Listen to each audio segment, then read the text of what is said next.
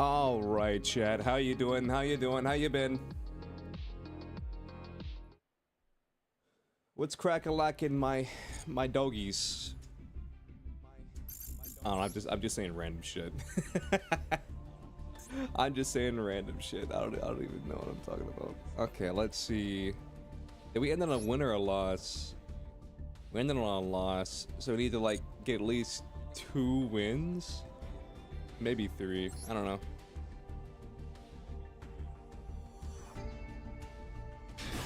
What's up, Jaden? You're so sick of this game, it keeps finding news to piss you off. Like, do you really need to turn White Forest Phoenix stun? That's crazy.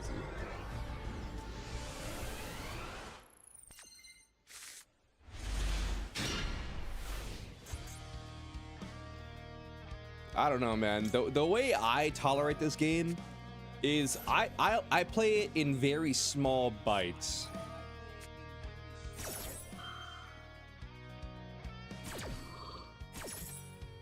I play it in very small bites.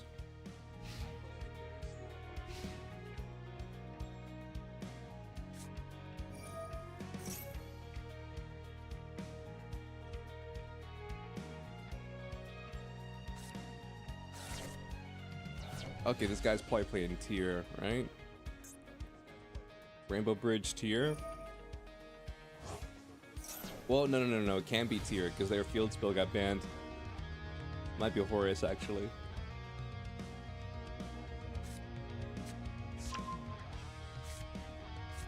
Yeah, it's Horus. It could still be tier elements, though.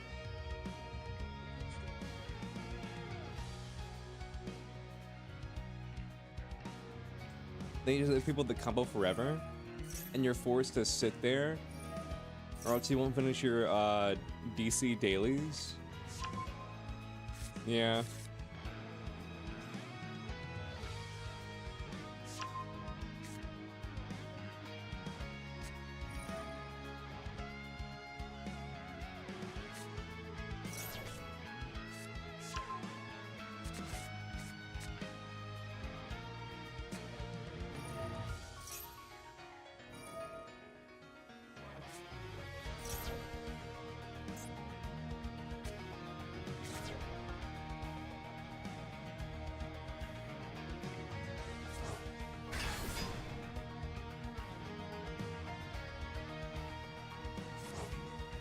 Dang, you know what might not be a bad idea? Evenly matched.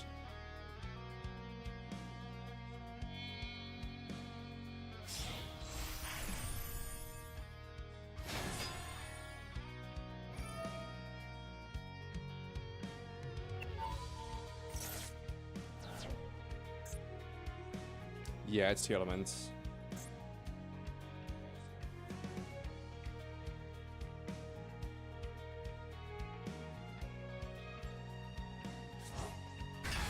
Why do you want this?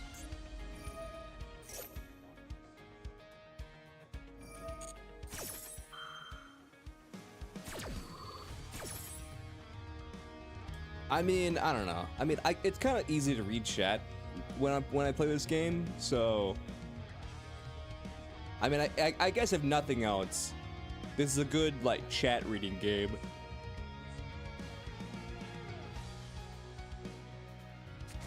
You feel me? You feel me?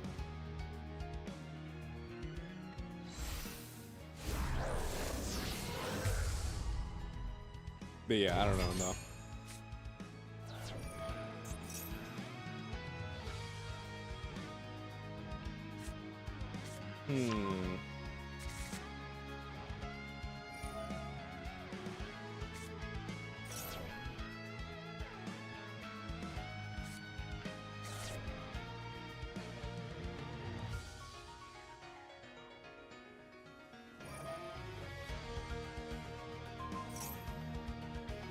Honestly, since I'm playing the Pirates map, it probably wouldn't be a bad idea to try and run Pepsi.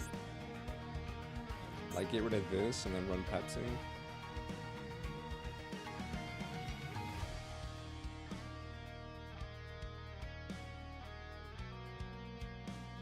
What did he just send? He sent Kit Kalos. Okay. I think Kit Kalos is gonna mill 5.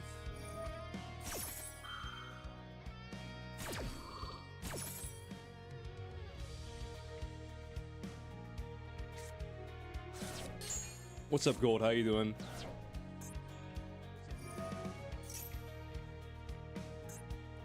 You hit 2 copies of left arm offering. Okay.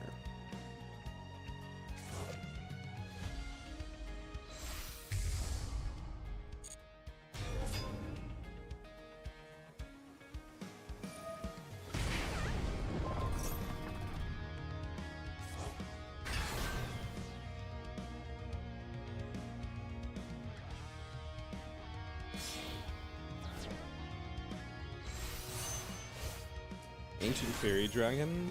Cool.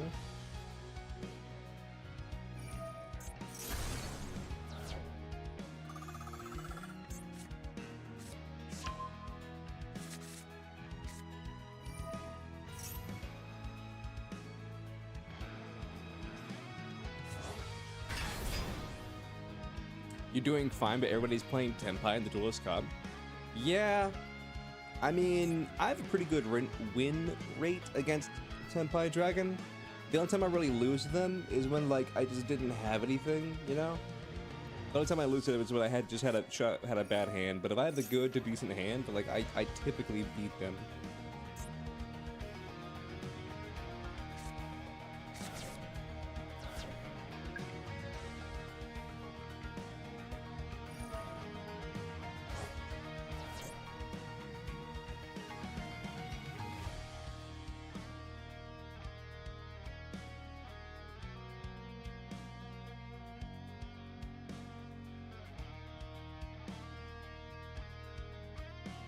Wait, did we duel King Crimson yesterday? What did you hit? You hit Phalanx? Why?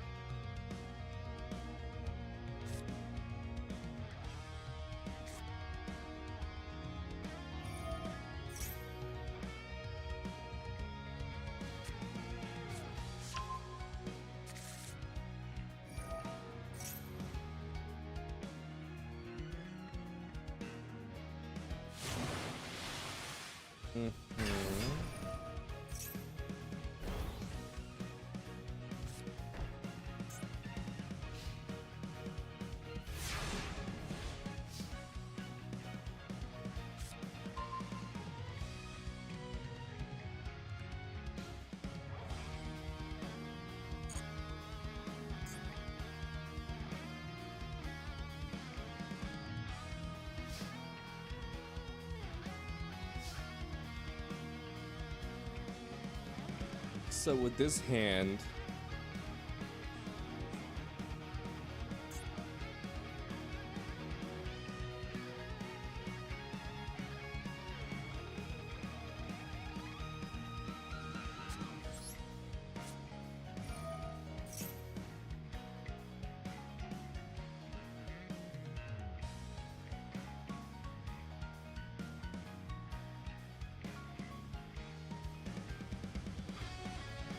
what decks do I use for fun?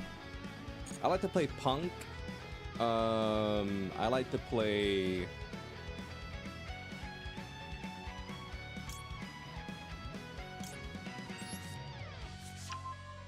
Yeah, I like to play Punk. I like to play Centurion. I like to play Ice Jade, Goaty.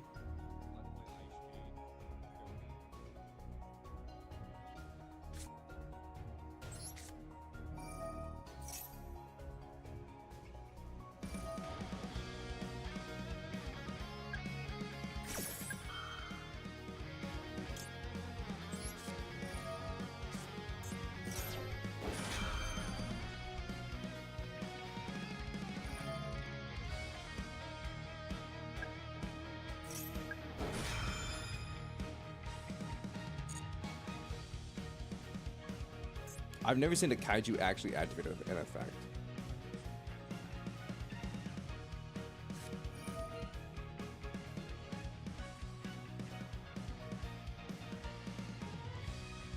What's up, Jira?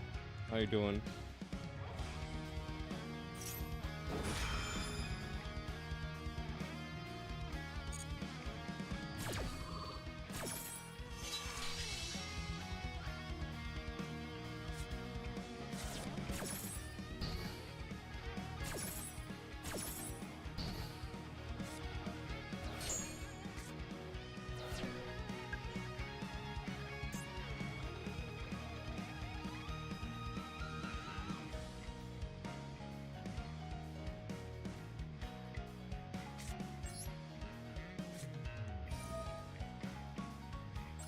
Hope you get Golden Requiem King Crimson. Oh, you know I don't.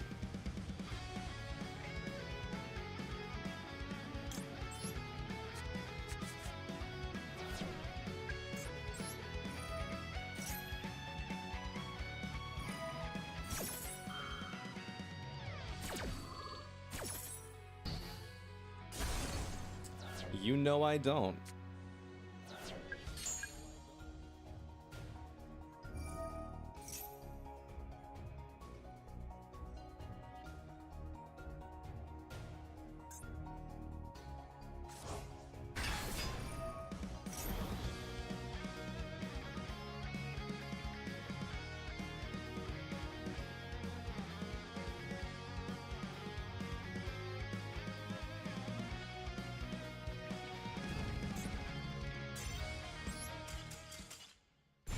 I didn't know his fucking kaiju had infinite negates on it.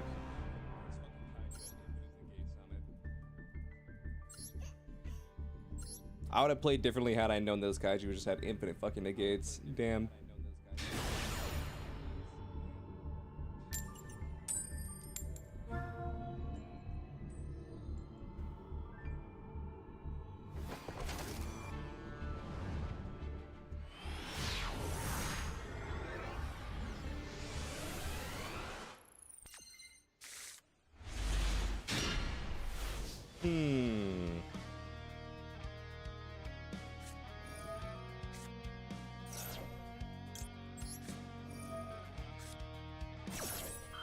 Gonna just grab food real quick, join for a duel. Alright, sounds good.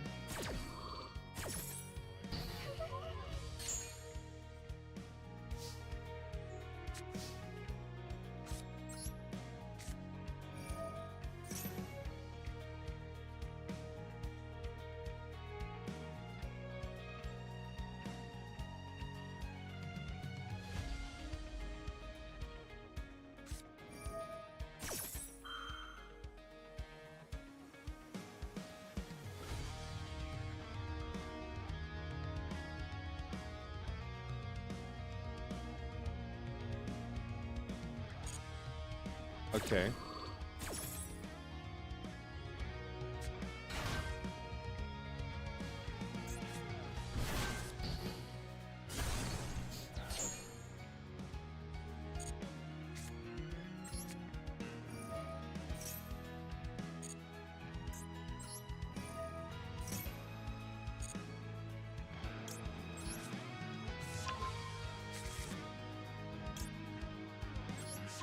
I'll send DD Crow. I don't need it right now.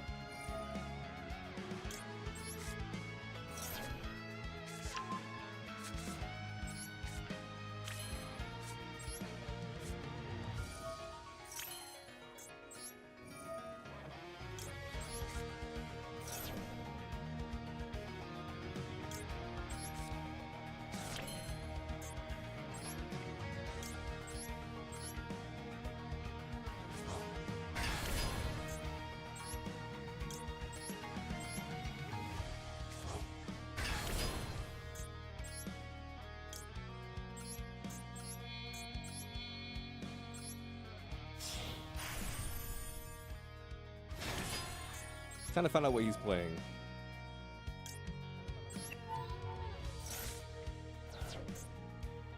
Okay, those were big hits. Those were big hits.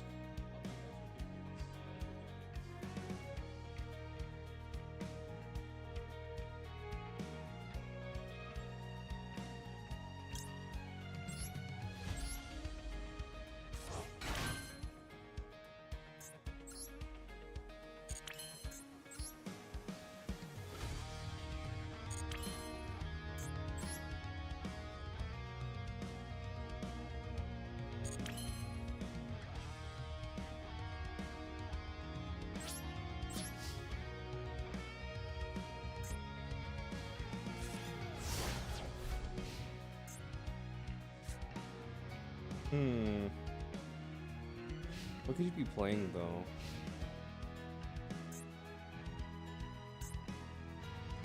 Two super polys.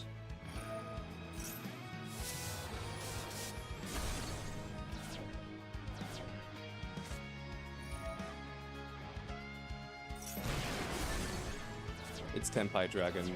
There, come on, man. There's no way. Okay. Okay.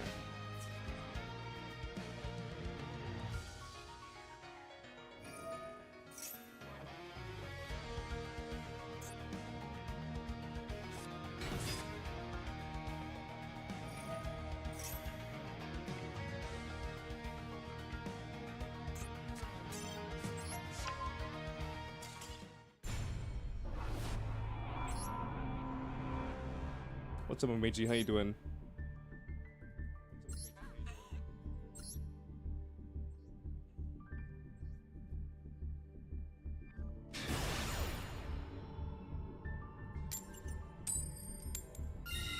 Hey, Julie. How you doing?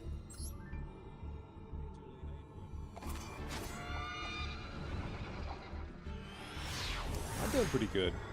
I mean, I'm playing Yu-Gi-Oh, so that's cringe. But besides that, I'm okay.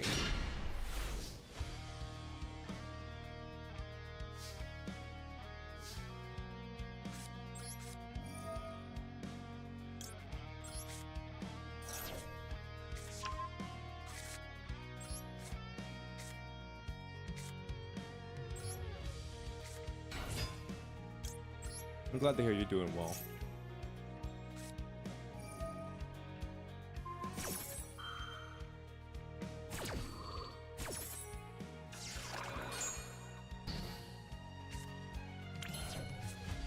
The Tenpai Cup? Yeah, I'm playing the Tenpai Cup.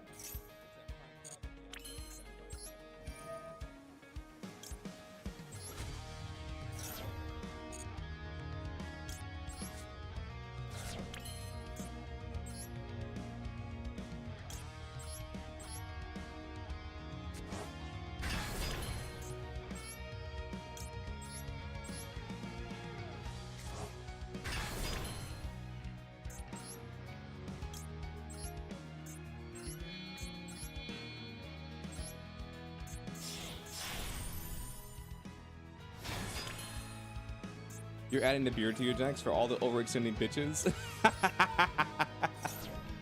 That's fair, that's fair.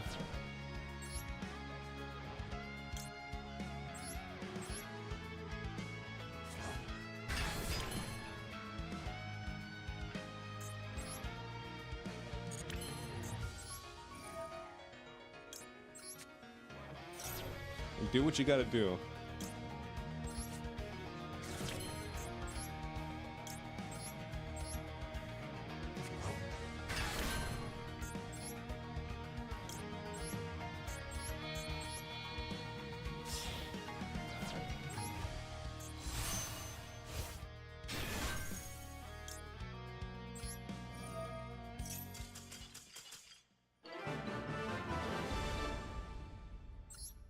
Poor guy. Been watching any animes lately? I have been watching a lot of anime. I'd say I've been watching most of the anime this season. I've been watching the Maid anime. I've been watching low-key, I think one of the Dandadan. I think Dandadan's probably the best anime this season out of all the new stuff. And then one of them that, like, it has a weird ass title, like my wife died and came back 10 years later as an elementary schooler or some shit like that. Has a weird ass title, but it's a really good story.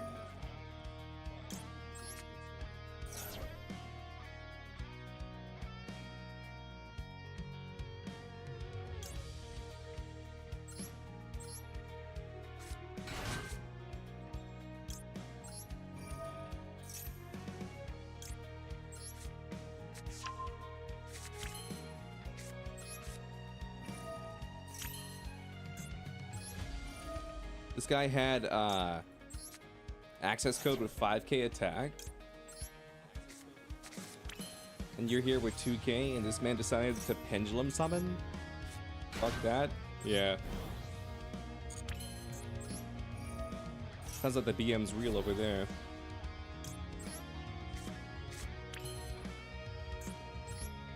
Have I heard what happened with the blue lock? Isn't like, didn't the quality drop between seasons? Is that what you're referring to? The quality drop?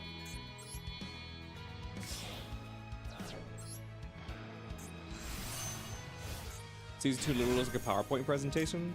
Yeah. That's what happens with a lot of studios, though.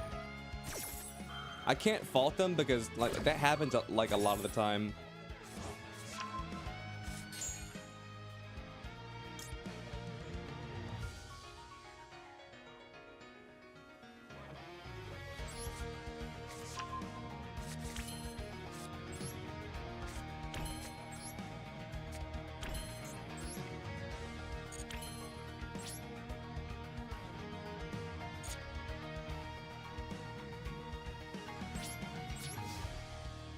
What's up, buddy? How you doing?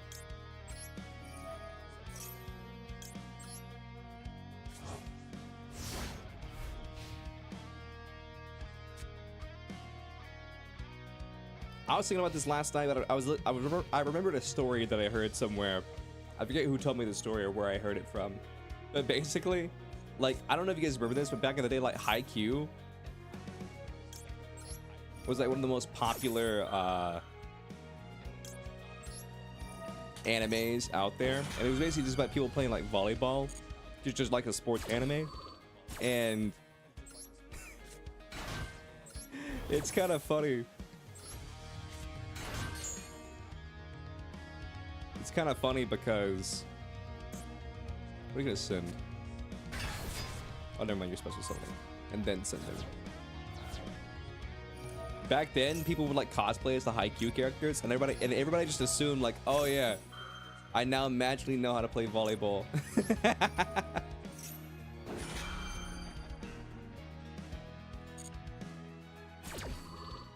The transitions are like Paige is flipping in a book. Yeah.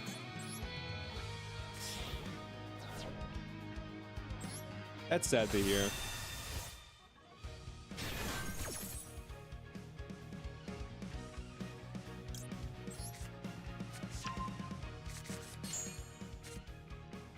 You just realized that the gimmick puppet can normal XE summon Zeus. Really? How did they do that?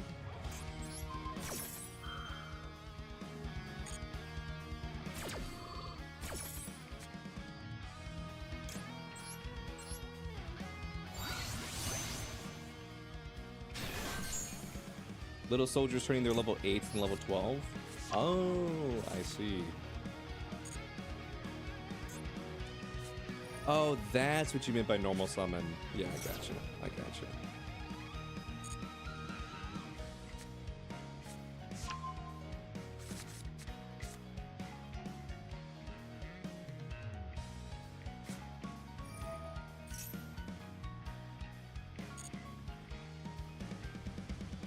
I should watch Banana Fish. It's about a 17-year-old boy, an important member of a New York street gang. Notices the man dying, then tries to find the meaning behind his last words. I do know what you're referring to.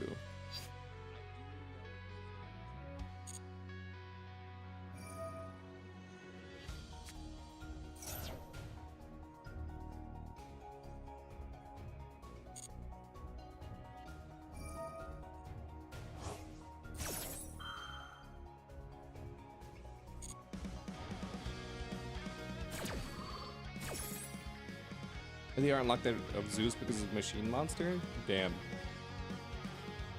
How's the grind game? It's going fine.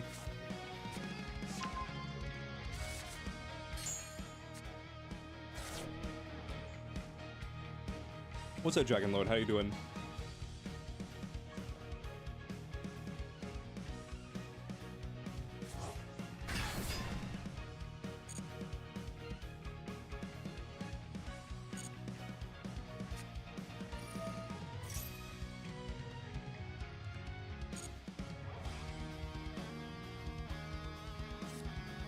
I'm gonna let you know right now. Nobody uses that color that you're using right now. That pinkish purple. No, I don't see anybody in chat use that color. Holy shit.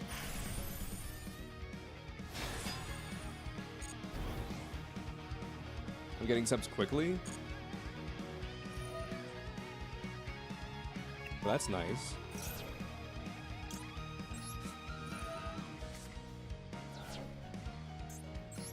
Just looking for knowledgeable souls for Yu-Gi-Oh! Jeopardy. I mean, I know a lot about Yu-Gi-Oh! But it would depend on what the questions are. If it's anything about YCS, it's like, who won the YCS in October 2022? I would just be like, I don't fucking know.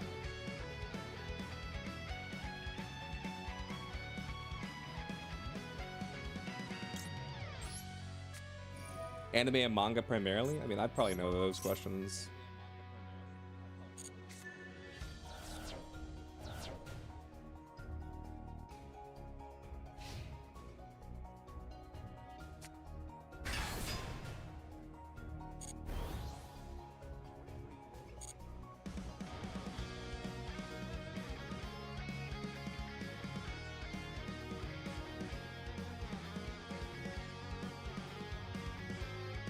You're the dumbest Yu-Gi-Oh player here? Damn.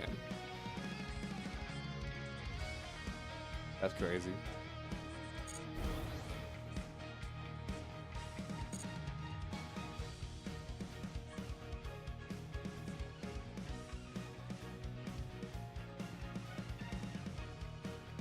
Can't wait for the Mimic archetype to come out. Credit plant Verti Anaconda.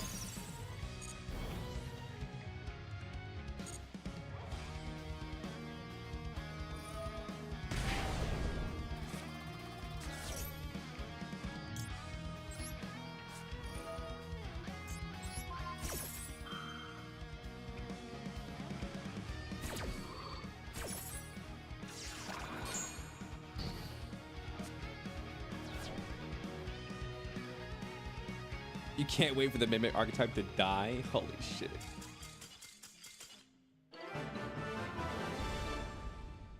I'm not gonna lie, chat, that's probably the world's worst tournament player. That's probably the world's worst tournament player.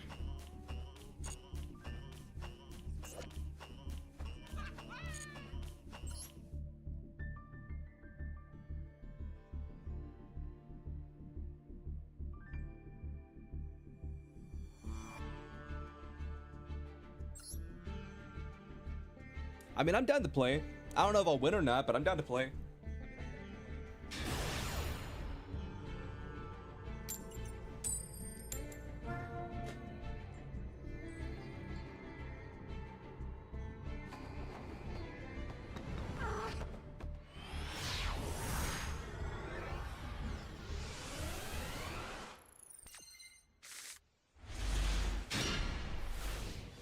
Dude, my hand is all hand traps. There's a spirit, Leo.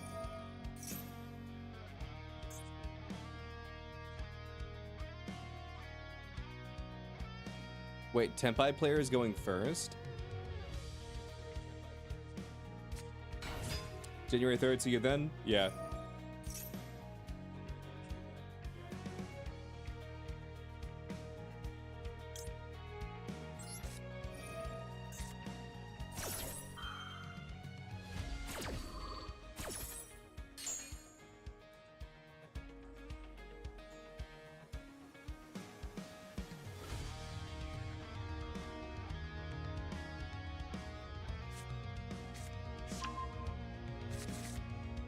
What did I forego? The field spell? Oh. Does a field spell negate something? Oh, they're unaffected. I thought they just couldn't be destroyed. No, I didn't forego. I just didn't fucking know. There's a difference between foregoing and just not fucking knowing this is an effect.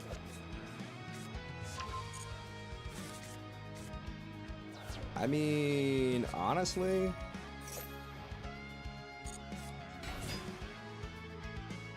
I mean, if he's playing going first Tenpai, then is this not like the The Black Rose variant.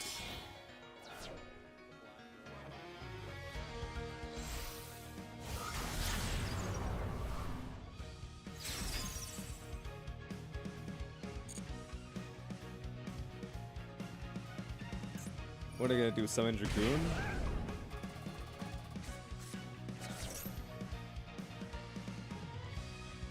Yeah.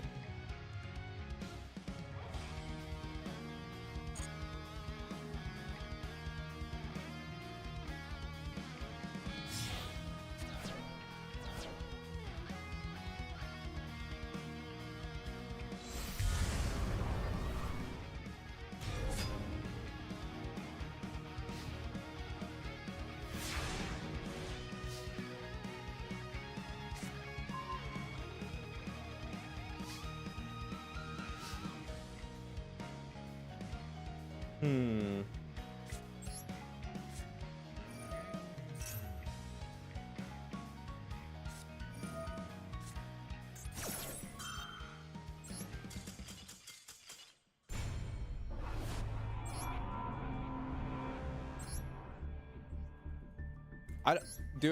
I don't know why I did it, but apparently I said no to activating my dragon, who exists purely to like stop links. So there's that.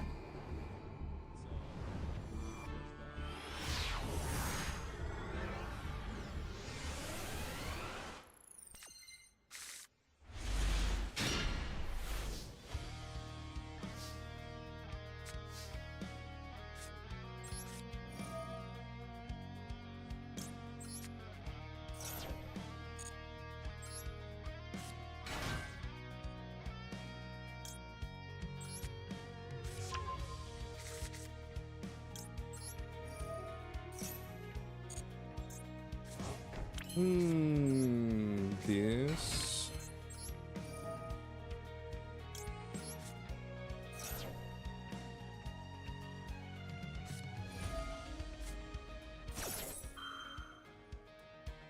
I mean, I don't care if you pop it.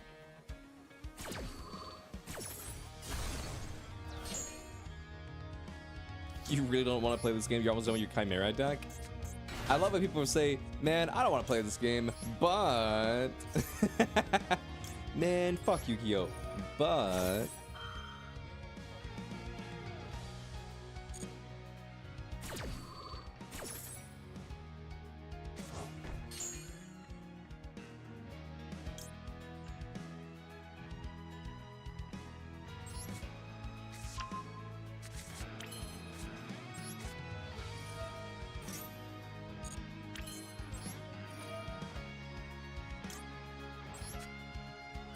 Send DD Crow.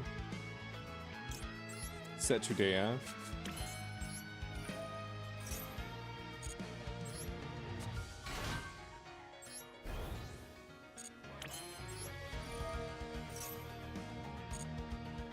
By the way, Hazard is better Doomfist? Yeah.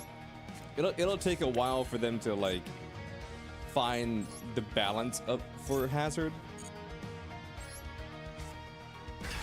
It'll take them a minute to find the balance for him, but when they do,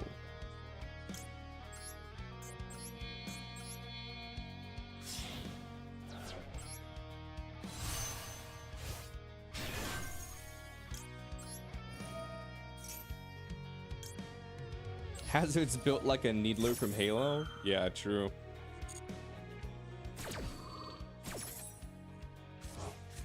I just think Hazard's a bit overtuned. That's just me. He kind of gives me the Life Weaver vibes, but with Life Weaver, like everything about Life Weaver was dog shit. So it was kind of like eh.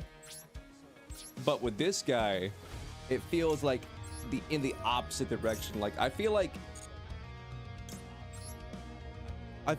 the May wall is a little bit too much.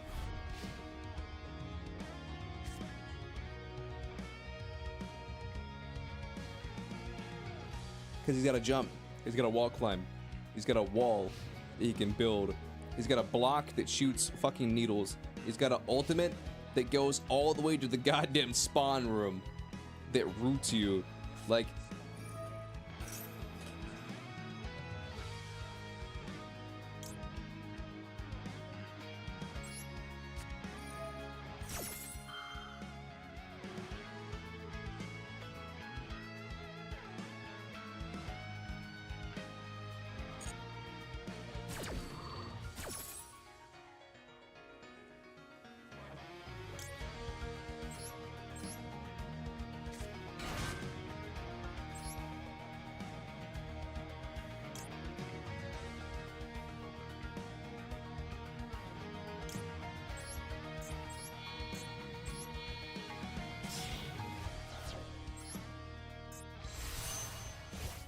they already nerfed the block and the wall. What do they do?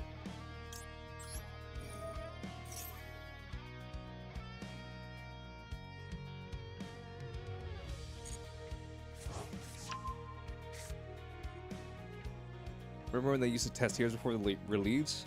Listen, I miss the PTR as much as the next guy, okay?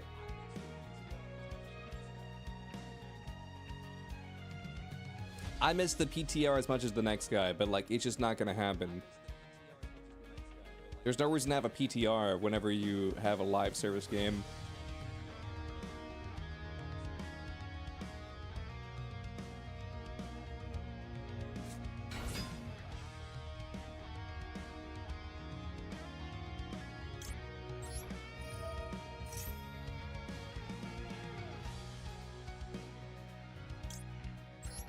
The block damage was turned down a lot, and now the wall does significantly less damage. It will break faster, but has 100 more health. Wait, what? It does more damage and will break faster, but it has more health. So you mean the timer is shorter on it? Like it stays up shorter?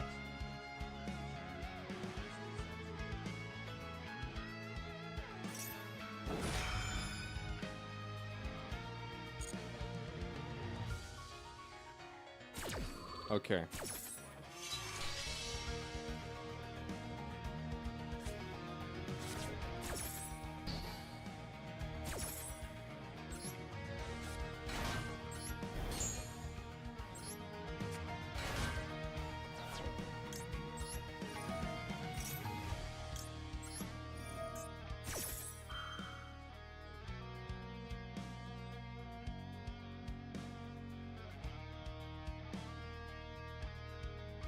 What could you have to respond to this? Oh, he's got the quick play spell in his hand, I think.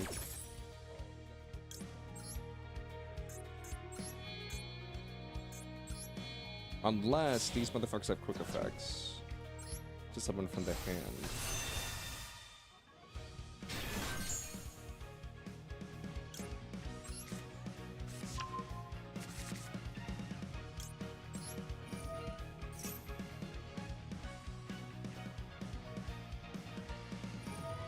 They did that because someone pointed out you could basically infinitely wall off somebody from the spawn as May.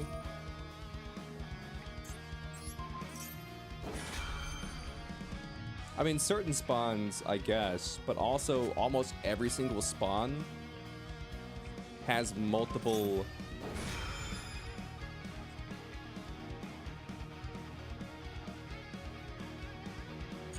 Almost every single spawn has multiple doors.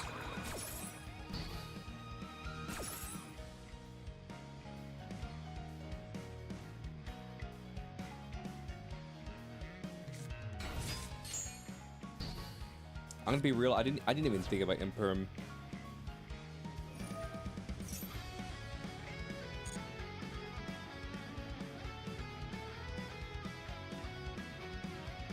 Well, now he just has full combo.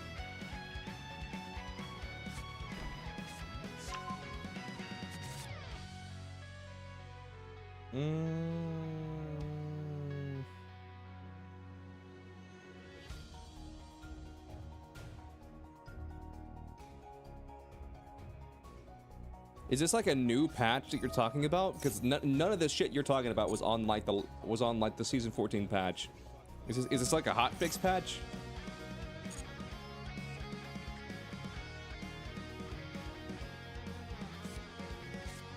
It's a hot fix? Okay.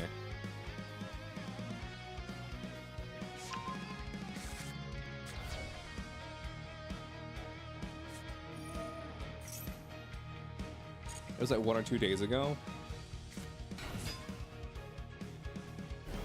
The season started 1 or 2 days ago, did it not?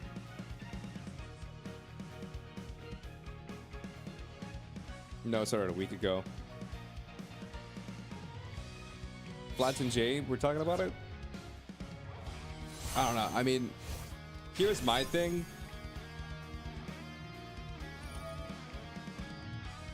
Them, like, adding, what would you call it? I'm just gonna toggle off for a minute.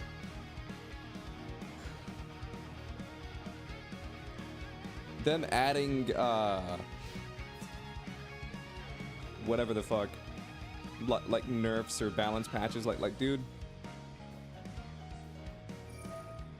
Like this is like the most dog shit fucking patch, or the season 14 patch is one of the most dog shit patches they've had in a minute. I thought the game was doing fine for a little while. You hope Konami dies in a ditch in 2025? I mean, I can guarantee they won't, but I respect your moxie.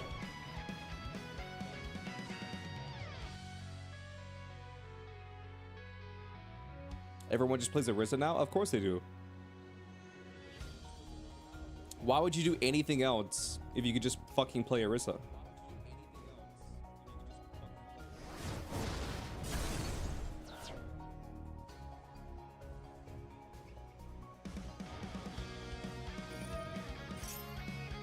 She's one of the most fucking brain dead characters ever.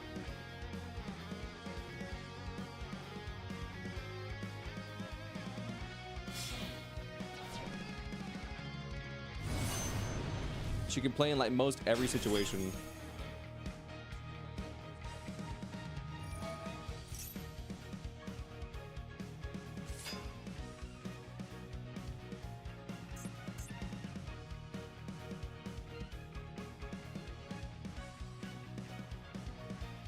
You've been flamed for not playing Arista and playing a Hazard? I mean, are you playing comp? Because if people are flaming you outside of comp, then like what? I don't know what the fuck.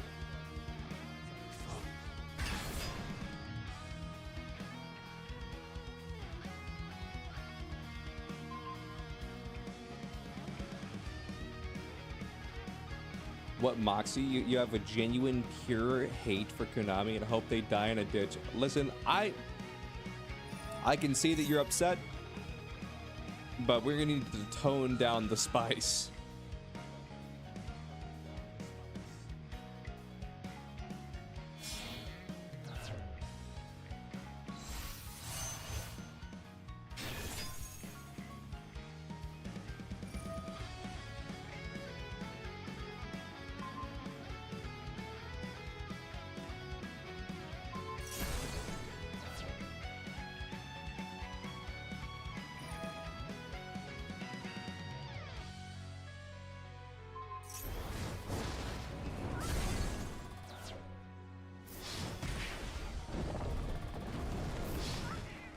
Oh, you can just attack multiple times. Fuck me, I guess. Damn.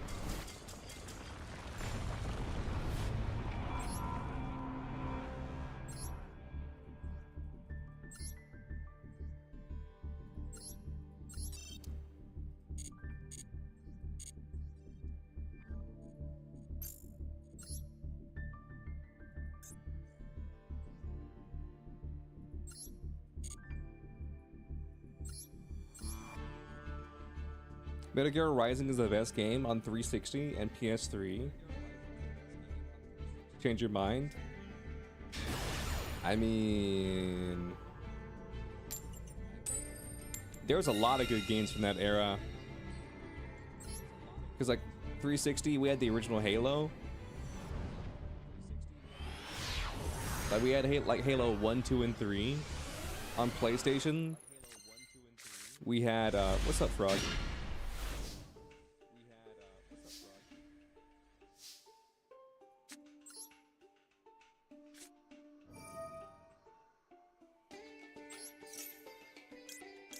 You see Metal Gear Rising is peak? I mean, that's fair.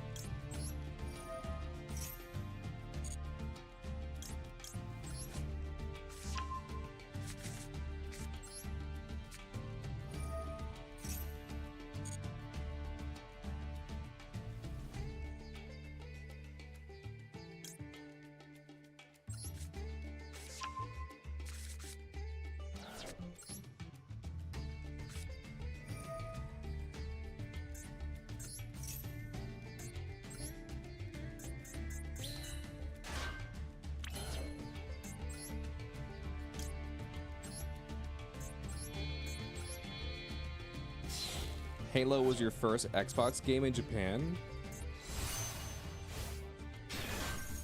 In Japan, you have Xboxes, they just sell horrible? I mean, yeah.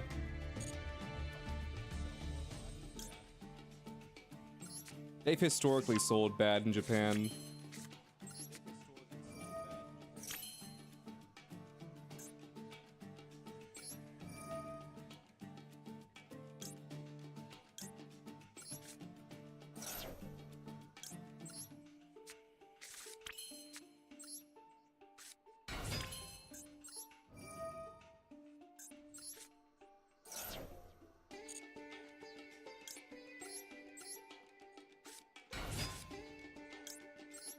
I'm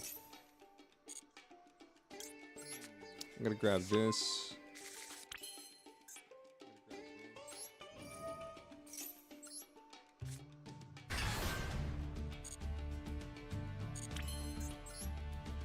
Nah, dude.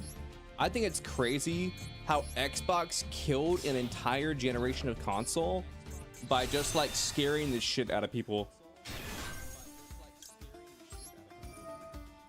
Like, it's crazy how they killed the Xbox One purely by just being like, this console is always online. You can never stop it. Even if you unplug it, you cannot escape Xbox One. It has to come with a Kinect. The Kinect is always watching you, always looking for your smallest and lightest movements.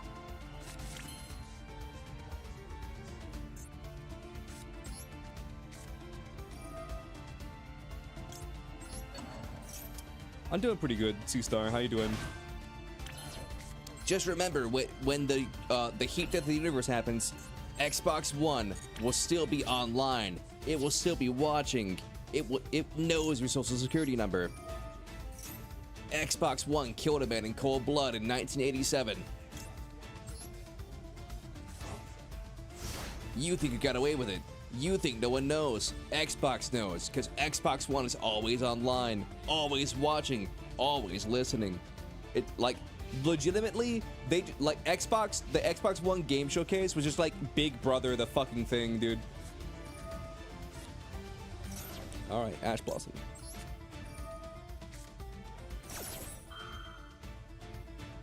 Awesome, we got Mr. Roboted.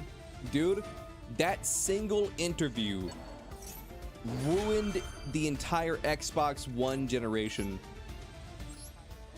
Like, you can even ask Microsoft. They point back to that. They point back to that moment, and they tried to do their damnedest to like recover from that, but it was just too late.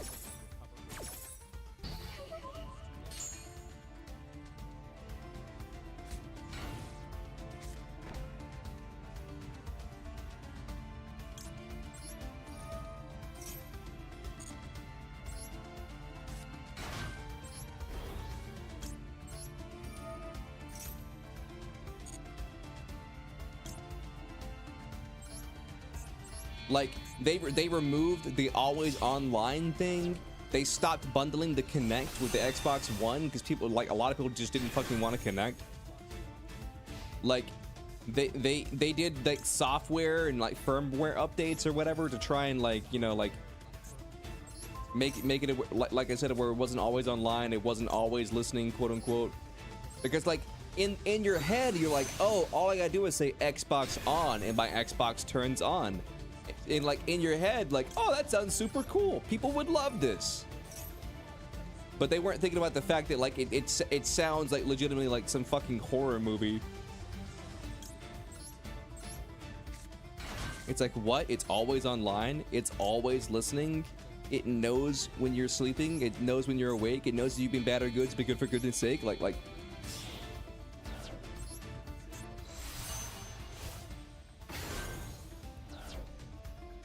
See, I feel like the problem was this is what happens when like big corpo heads like they like it's one of those things that we're like, I don't know, like say you're describing like it's like it reminds me of like when the girl who made Steven Universe, like I don't know how many of you watched Steven Universe, but in Steven Universe there was this one episode called like the Human Zoo or some shit like that, at where there was one episode called like the Human Zoo.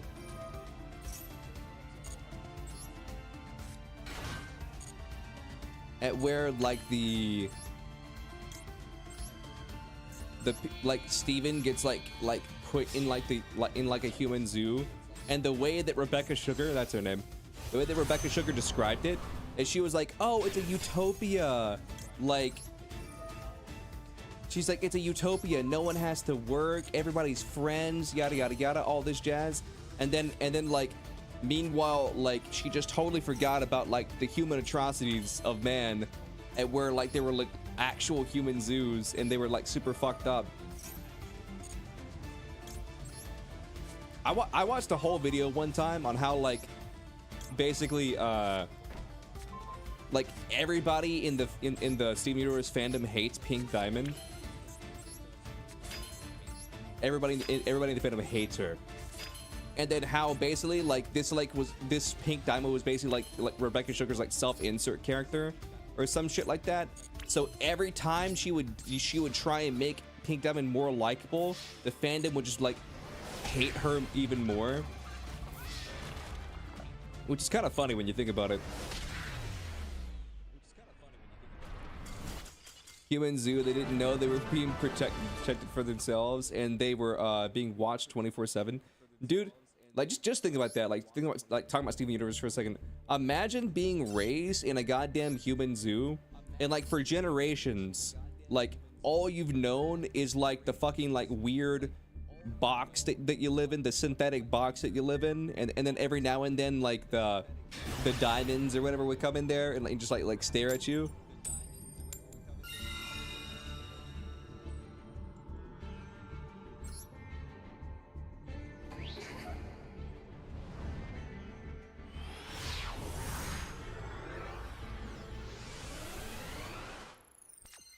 Wait, Pink Diamond was her self-insert? I mean, I don't know for certain that Pink Diamond was her self-insert. That's just what people kept saying, because it was one of those things that were like, I mean, spoilers for Steven Universe, I guess. Like when you find out that Rose, like one of the oldest fan theories was like Rose Quartz is Pink Diamond. Just and like you want to know what their whole theory behind that was? They're both pink. And then everybody would just be like whenever we found out that Rose Quartz was actually Pink Diamond, everybody was just like, oh, so like the oldest and like dumbest, most shallow fan theory like in the world was true. Well, damn, that kind of sucks. And then you go back and you start retroactively like looking at all the history and stuff like that. Is like, wait, so you're saying I'm echoing?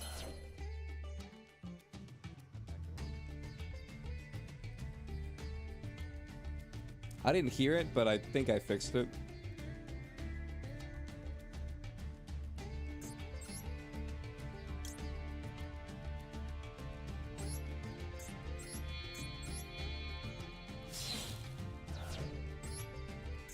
But yeah, and so they're like, wait a minute.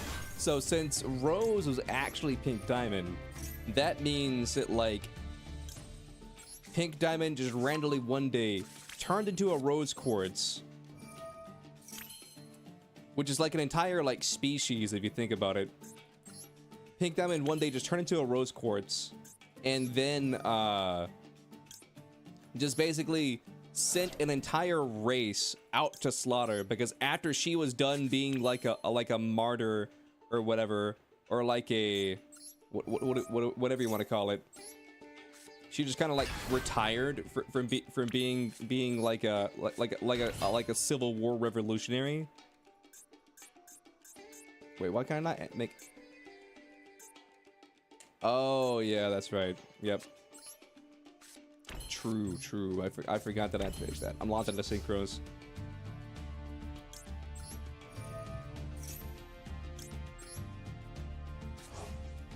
And then everybody was like, isn't it kind of fucked up that like Pink Diamond like just randomly one day turned into a rose quartz, and then one day stopped being a rose quartz, and then like she hid on Earth, and then the other diamonds, thinking that rose quartz got shattered thinking that Pink Diamond got shattered by a rose quartz, they just like genocided all of the rose quartz.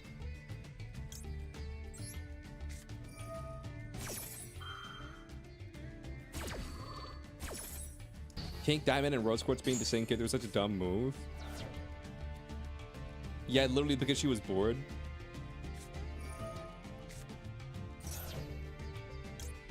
How long was I echoing for? Because again, I couldn't hear it.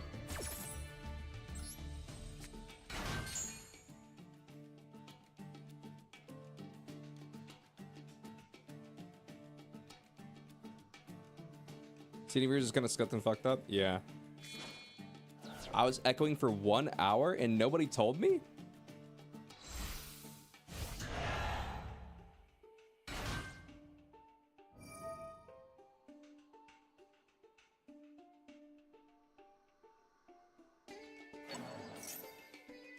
You tried to tell me? Okay, okay, gotcha. So this is where we just gaslight the streamer, gotcha.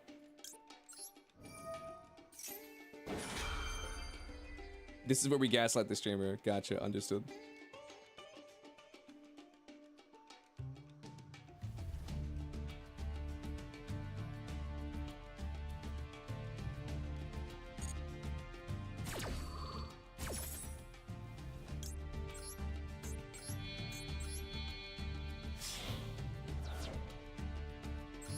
You literally didn't hear anything?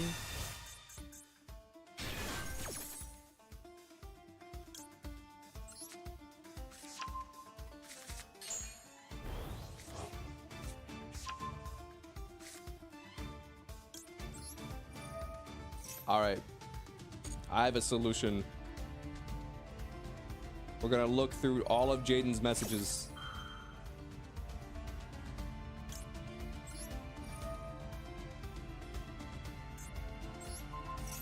We're gonna go back an hour.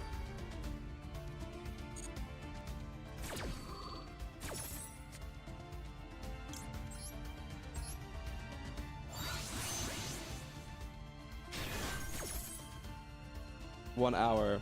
You sick of this game? Adding Nibiru? Fuck that. 40 card deck. Worst player. Don't want to play this game. How Konami dies in a ditch. Let's start this game. Yu-Gi-Oh! Leo, you're echoing. So you said this. You said it 5 minutes ago.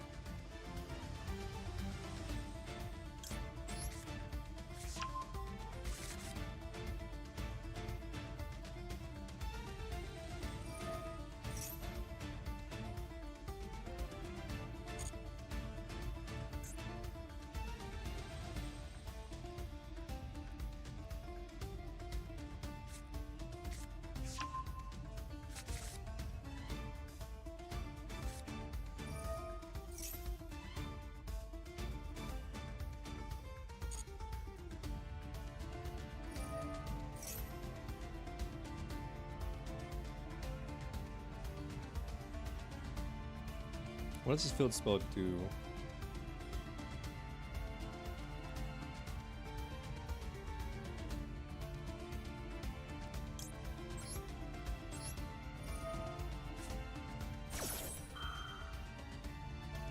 What's the code of the duel room? Yeah, I never posted it for you guys. Hold up.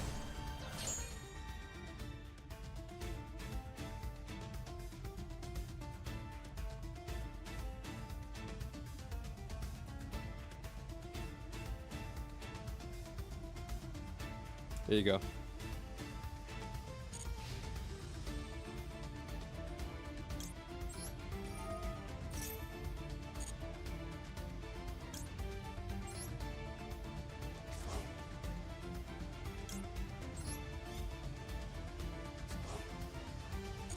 This is fine.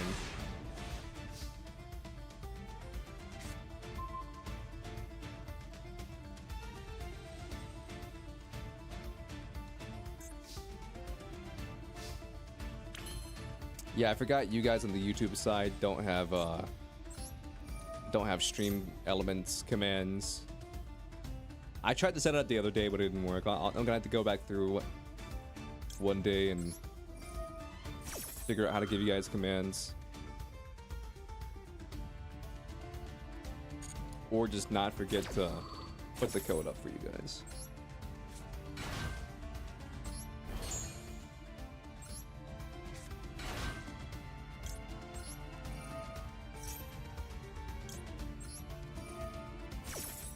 No, another weird thing about Steven Universe is whenever like White Diamond or whatever like rips out like Steven's gem, and like Steven just sitting there dying, and then she was basically just like, well, if I force you to regenerate or whatever, then you'll just turn back into White Diamond or Pink Diamond. You can always do it manually, it's easier. Yeah.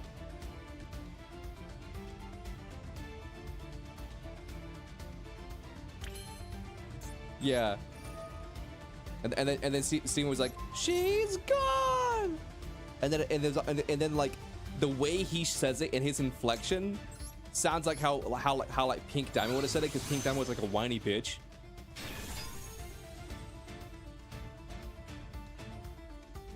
And so you just so in the back of my head I was thinking to myself, it's like sure, they just said that, but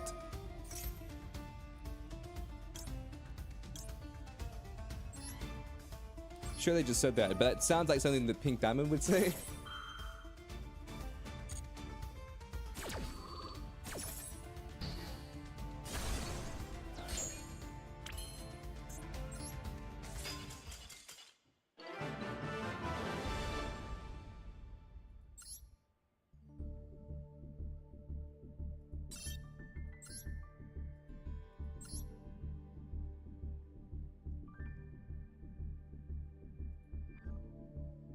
Nah, I'll never forget, like, I was at a convention one time, and, like, I met, the voice actor for Steven and Pearl, and, like, I don't know, I just got weird vibes from the Steven voice actor, and then, like, I think I kind of pissed off the Pearl voice actor, because, like, it was me, my friend, and my two brothers, and then he brought his ukulele, and so he starts, like, playing the Steven Universe theme song in front of her, and then we're all singing it. And then I accidentally fuck up and I sing like one verse ahead. I skipped a verse, and then I quickly stop, and then I get back on track with everybody else. And then I swear to God, dude, that Pearl voice actor, she fucking looked at me as if I had like killed her firstborn. She was like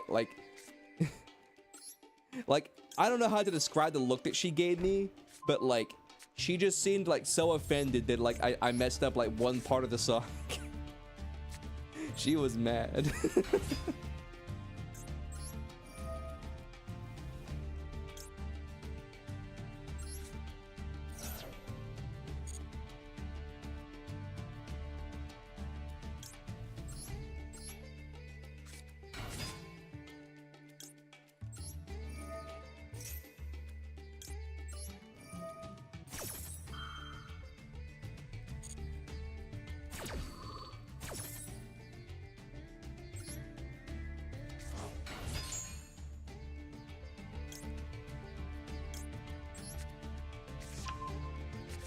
She kind of just gave me the look of like, what are you doing?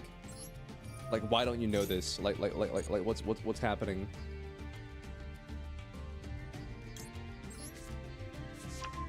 And I was just like, well, I was like, my bad.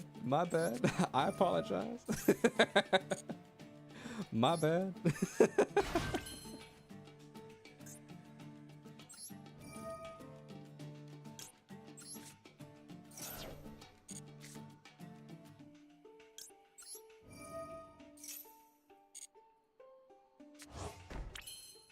But nah, and then the Steven Universe guy, like, I'm not gonna talk smack because I don't know him. He might be a very nice guy. You know what I mean? He may be super chill, super nice, you know, whatever. Like, I'm not gonna talk smack about somebody that I legitimately don't know. But like, he just came across, like, kind of cold. I don't know. It's hard to explain.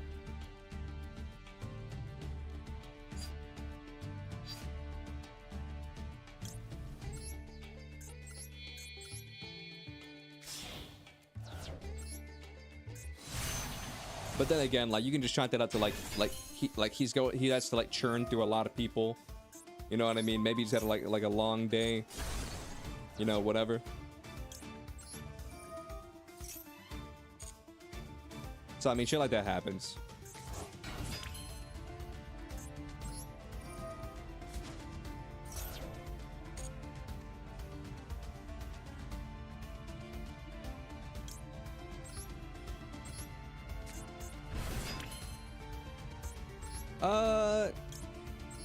I guess you could say it was his demeanor. I guess that's a way to describe it.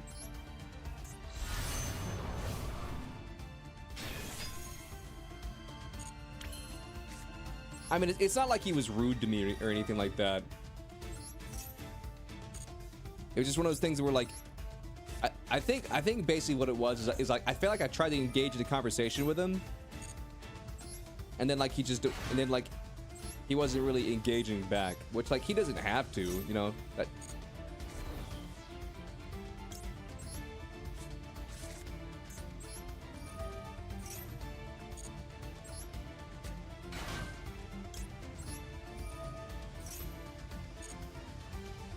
I don't know. Also, I think what it might have been,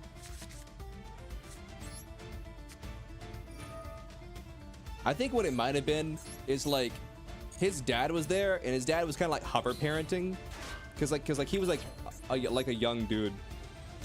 You know what I mean? Like, his dad was kind of like hover parenting or whatever, and like maybe it was one of those things where like he couldn't engage as much as he wanted to, because like his dad was like constantly over his shoulder.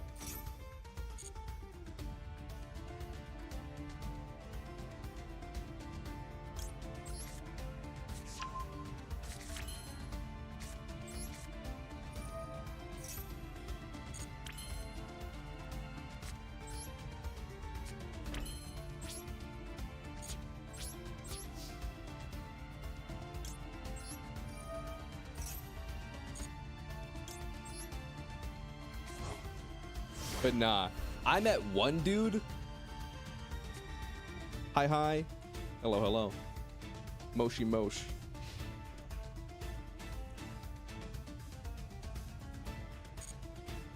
But nah, I met one dude at a convention. I won't say his name because, like, this guy, he was a YouTuber.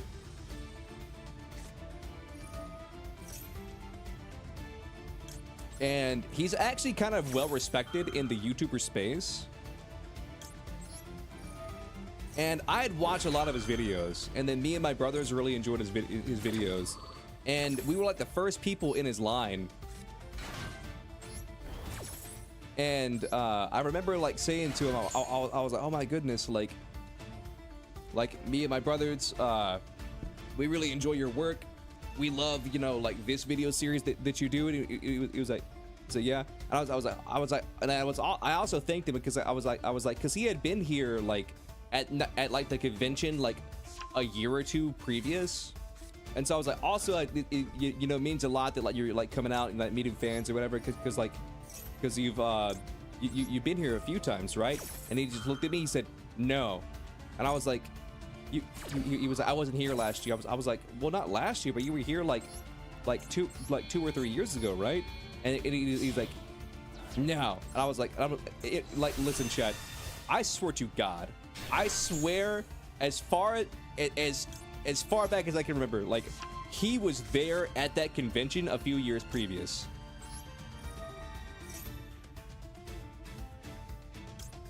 So that's just a fact. Like, I can look it up, but I know that he was there.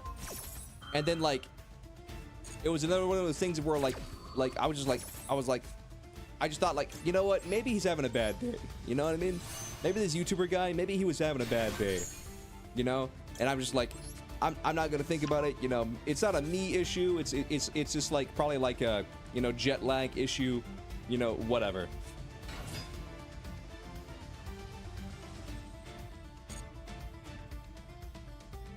And I was like, well, I was like, still like I really appreciate you.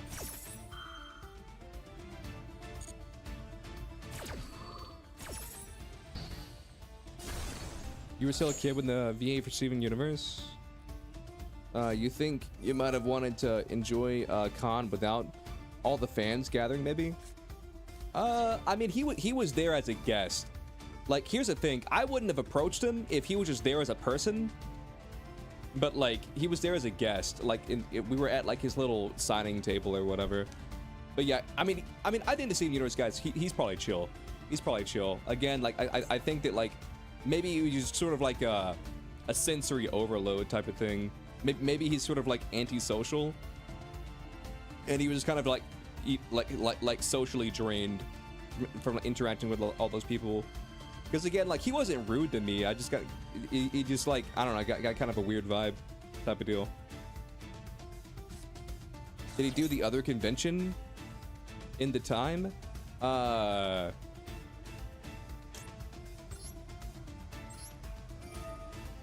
don't remember. Like, basically, like, the convention, it used to be like in my town, okay, near like my local college, and then it moved a couple towns over to a bigger venue because it just got too big for the venue. So he did it when it was smaller, and then I think that maybe what happened is he thought that, like, I thought that because he had never done it at this new venue, but I just meant like the convention itself.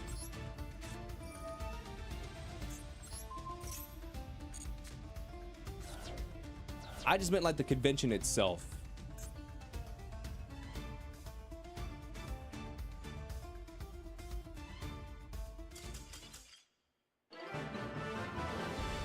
I'm not gonna lie, this hand was kind of crazy. This board went kind of fucking in Sicko Insano mode. Sorry, Gold. I'll swap decks in a minute. But no. And like, he was like super fucking rude. And then like, at least you survived a few negates? Yeah. But he was like super fucking rude to me. Cause like, like, chat, when I say I was nothing but nice to him, I was nothing but nice to him. We were the first people in his line. I thanked him for coming out, and how, like, you know, like me, my brothers, and like, you just, like, you know, I'm sure a lot of his fans appreciated, you know, him taking time out of his schedule to just like come to the convention or whatever. And then, what's a boba cat? It's a boba with a cat inside, and he dances.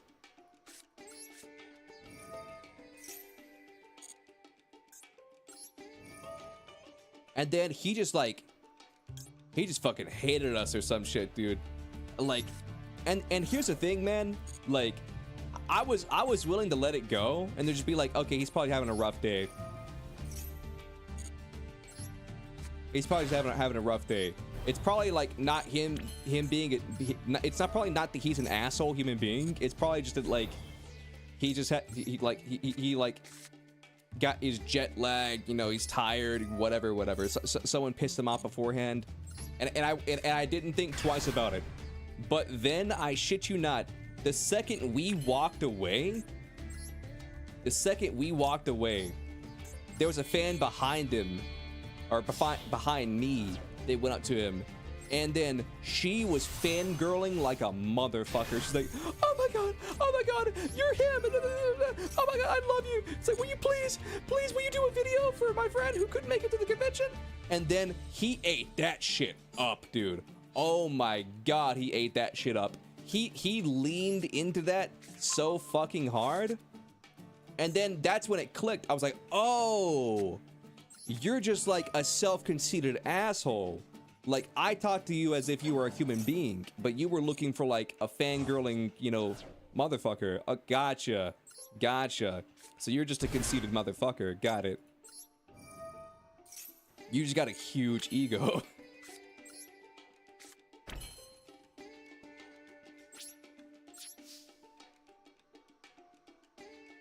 But nah. And then like, it was one of those things where like, I felt like everybody just kind of didn't like that YouTuber. They all thought he was a dick.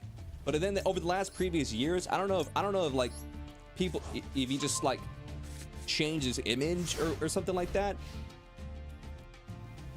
I don't know if he changed his image or something, but like he's done like a lot of collaborations with other YouTubers, and he's even been in like some like animated works with some YouTubers. It's time to taste my own medicine? No, thank you.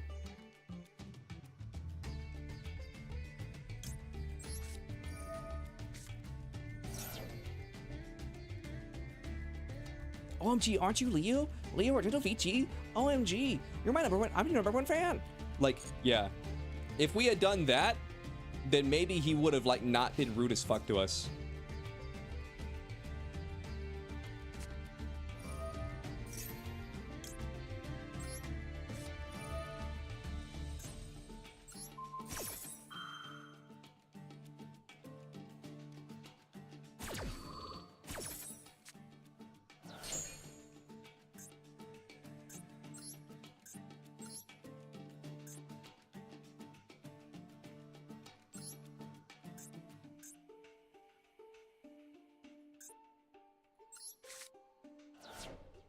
But nah, he was a dick.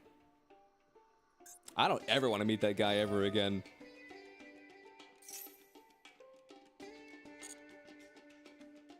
Guy was a fucking asshole.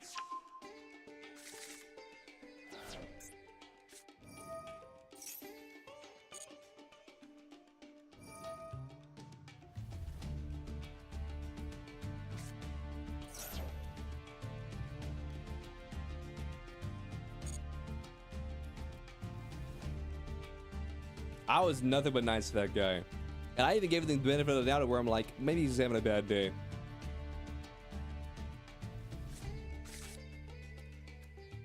I was willing to let all of it slide until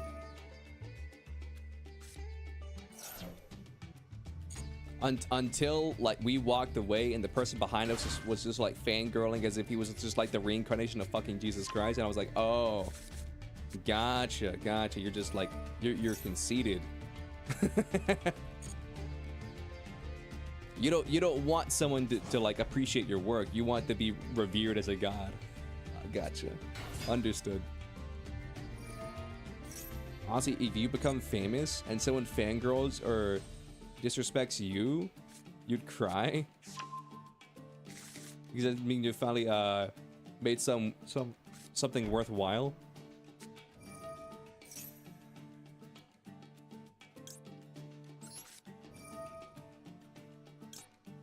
I swear, every single time you win in Yu-Gi-Oh, you lose even worse. How is that possible? Konami is such a bitch.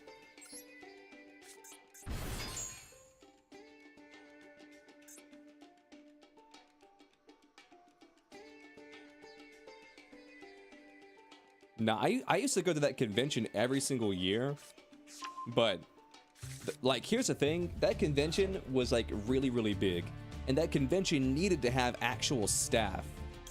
But the problem is that the convention didn't have any staff.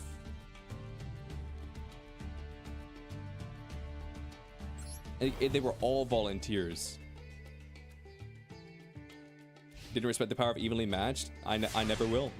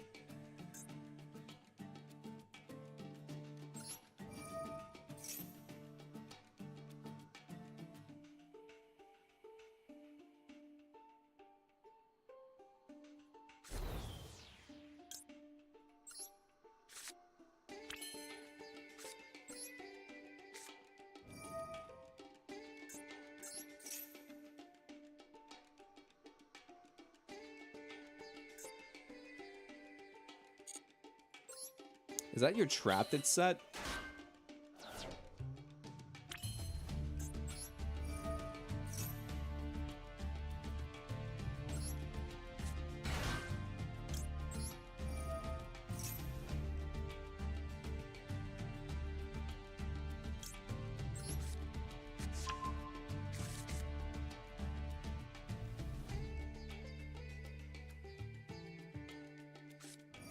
It is.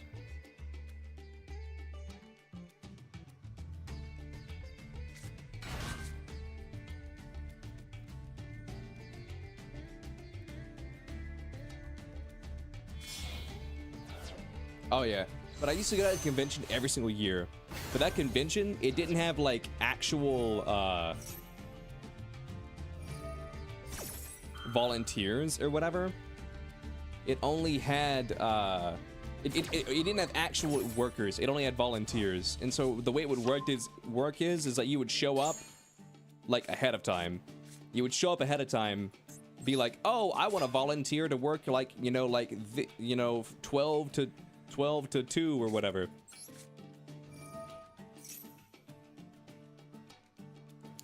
What would I do if I was successful like Nanners or another VTuber? Damn. And here I was thinking I was successful. If I was successful, damn.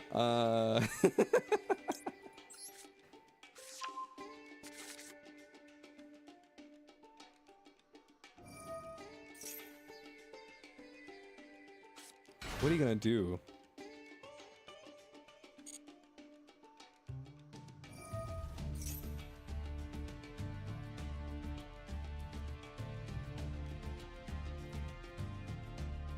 Nah, I'm just kidding. I don't know. I don't know what I would do. Like, here's the thing. Like, I feel like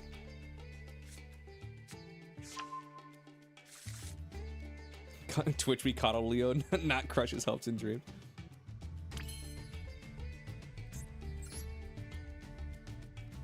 I mean, I feel like what I would do is I would just like I would do more of what I'm doing right now, but on a larger scale, you feel me?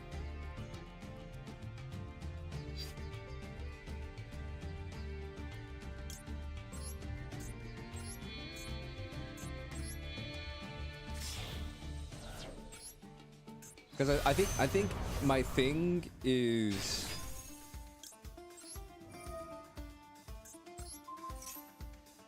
I'm gonna banish this and I'll send this. You feel like I make a great voice actor? I mean, that's one of the things that I've always wanted to do is voice act. But the only issue is it's hard to A, break into the industry, and B, like, I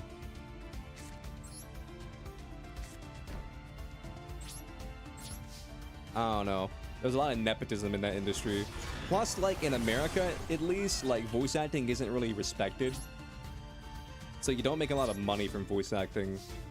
Which, like, money isn't the end of the world, but, like, it's hard to live off of just voice acting. That's why, like, if you go to an anime convention and you see, like, a voice actor there, like, they're not there because they want to be there. They're there because they're being paid to be there, and, like, that helps them keep the lights on. You feel me? So if it was like a side thing, like, I would 100% be down to do it as like a side gig, you know, kind of like how Connor Seadog VA does it. Don't come to America, this shithole. If I had my own cereal brand, what would it be called, and what would be the main flavor? I feel like if I had a cereal brand,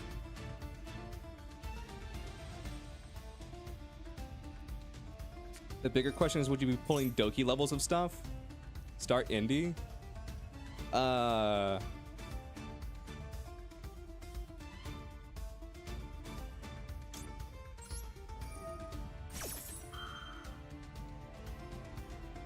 trying to think.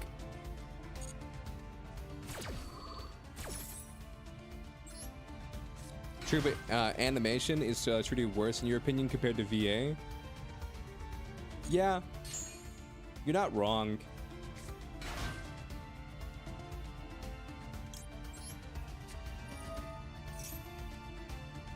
The Argento flavor of cheese. I mean, if I could have my own cereal, here's the thing, like, I'm kind of a basic bitch. I like Rice Krispies, or the Rice Krispie cereal, and I like the Special K cereal, so, where it's just like basically just like unfrosted frosted flakes with like some strawberries and stuff in there. So I feel like mine would just like, I would lean towards like the healthier side. Low key, I take a Magic Spoon sponsorship. I've never had their cereal, but I've heard a lot of good, like I've heard more good things than bad things about their cereal.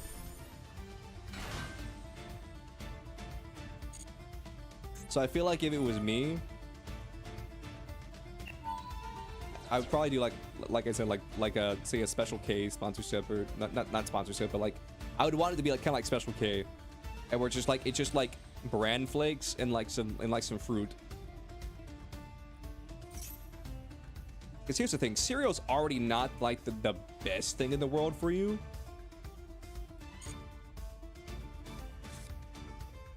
Wish you luck on a 10 pull? I wish you luck on a 10 pull.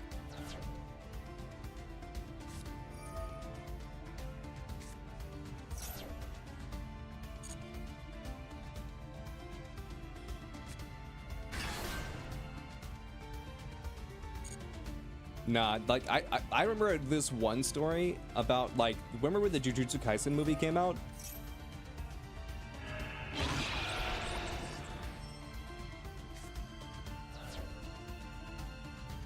I heard this one movie about the Jujutsu Kaisen movie, and where like all the VAs for that movie got paid like $300 a piece, like or like even less.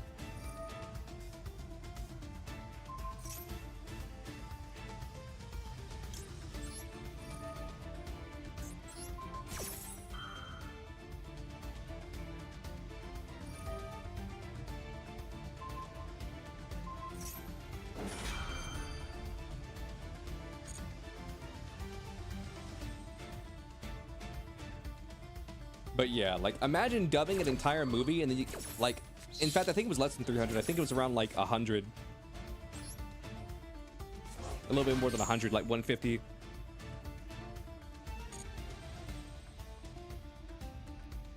You don't know what to do with your life anymore?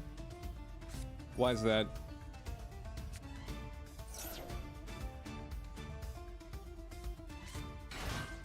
But nah, if I was a more successful, or I guess the better way to put it is like if I was a more financially endowed streamer,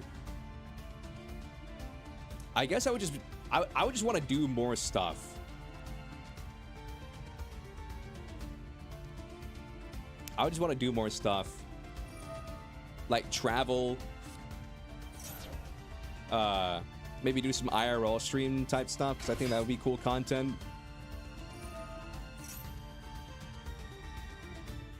DJK has had a lot of controversies around it lately, hasn't it? I don't fucking know. That movie came out like 4 years ago, 5 years ago.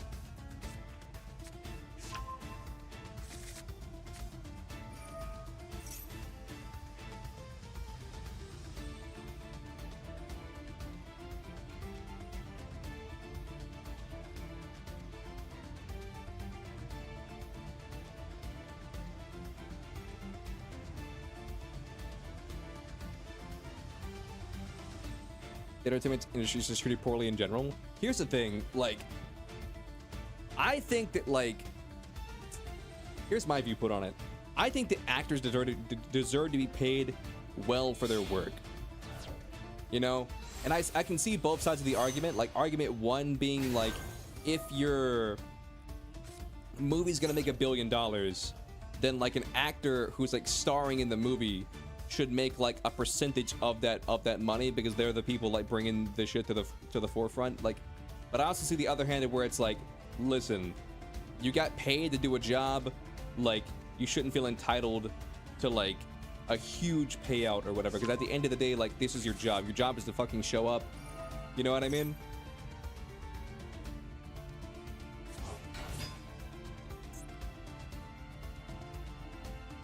So I think the actors should be paid like good money, but I think that like we can all agree that like when you get to like triple A star celebrity status or triple S, whatever when you become an A-list actor, that's what it's called.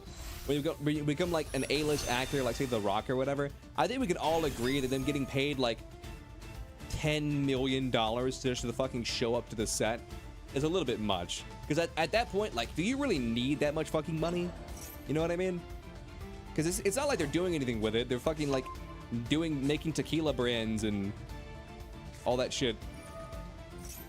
No, they should be paid fair, but I think at a certain point, like being paid what was Robert Downey Jr. being paid at the end of like the Marvel movies? Like he was being paid like what, like 50 million a fucking appearance or some shit like that, something crazy.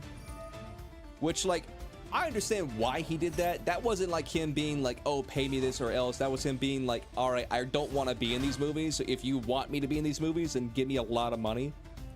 I understand that. So that's kind of a different scenario, but like, I don't know. In the age of like Hollywood, and where like every other movie is a flop.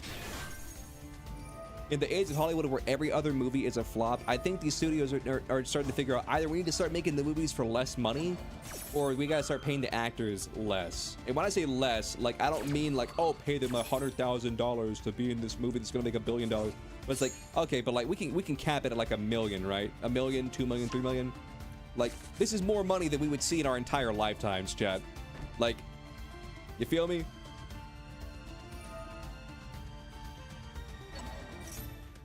It kind of sucks that the big names who get paid livable wages, the people who make everything work treated like dirt. Yeah, dude, I would never feel more sorry for anybody than the people who have to what's it called? I would never feel more sorry for anybody than the people who have to. What are you doing? Than the people who had to like do the CGI for the Marvel movies. You want to make time to do stuff you want? You don't want to be used and abused by randoms anymore. It's hard to move on. Your state has nothing but retail warehouses.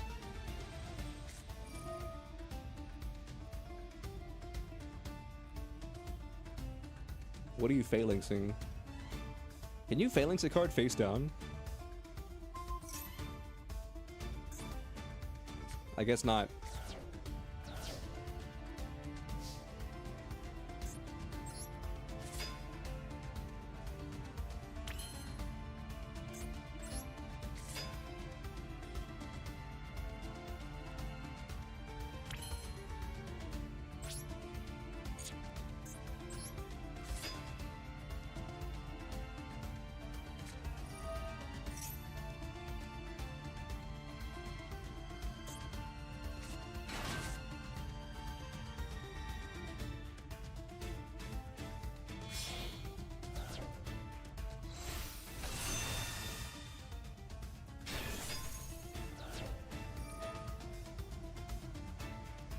You're just happily waiting for superhero movies to stop being a thing? Yeah.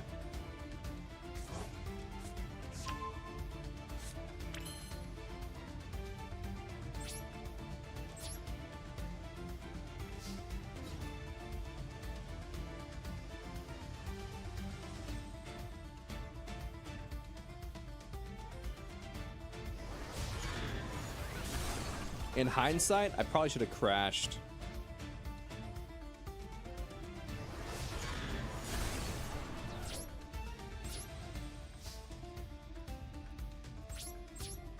In hindsight, I probably should have crashed there.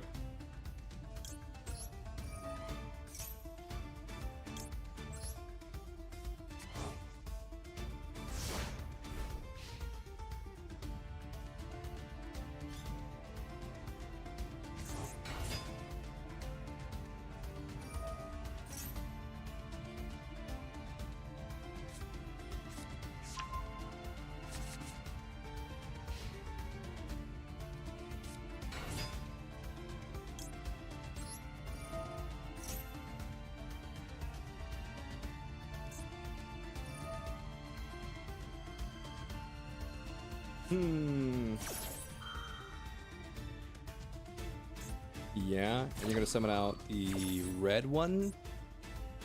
No, your red one's in your grave, unless you play 2 of them. Oh, never mind. You can summon it from the grave. Oh, that's cool. I didn't know that.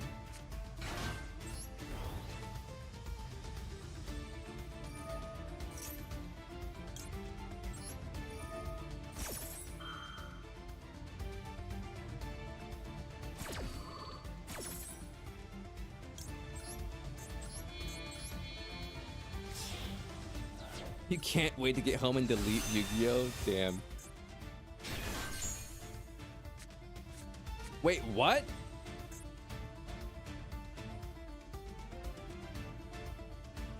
But they're unaffected by monster effects. What the fuck just happened? They're that was a monster effect. What the fuck just happened?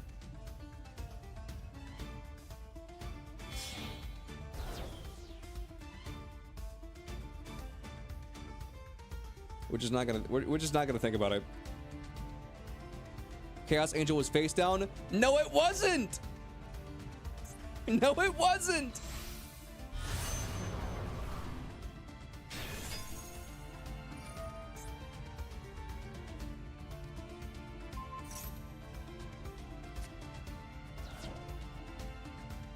When I flipped it back over, both of these dots were lit up, which means it still had its inherent summon or whatever it's called.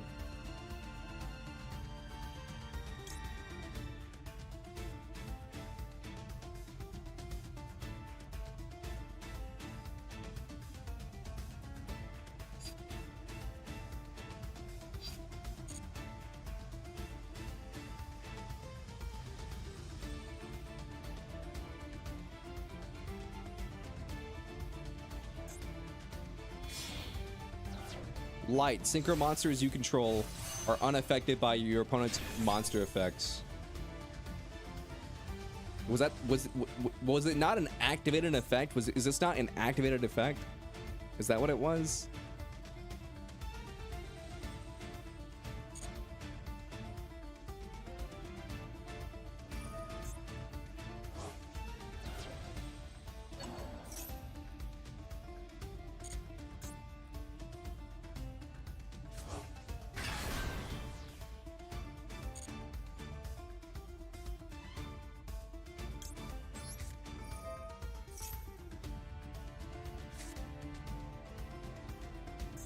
Oh yeah, that's right. Fuck this game, dude. Fuck this game.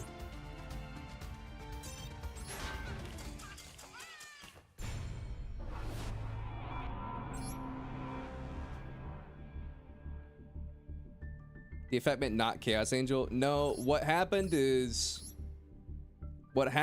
this. Chaos Angel got flipped face down. Then when I flipped it face back up, it didn't remember this, and so even though both of these dots are still lit up, insinuating that it fucking remembered, it didn't remember. That's what it was. Because otherwise, when it flipped back over, whenever the Chaos Angel attacked into it, it wouldn't have been destroyed. But it did get destroyed, which means it didn't remember. Which means these dots were just lit up for no fucking reason. You're simply better? Okay, cool. He's simply better, chat.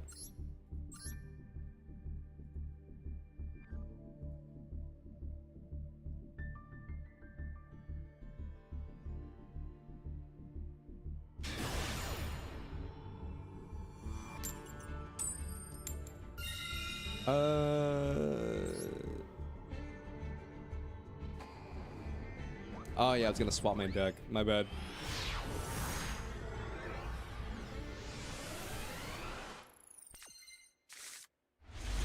When a face down monster is face down, it's a random monster no matter what. Yeah, I know that.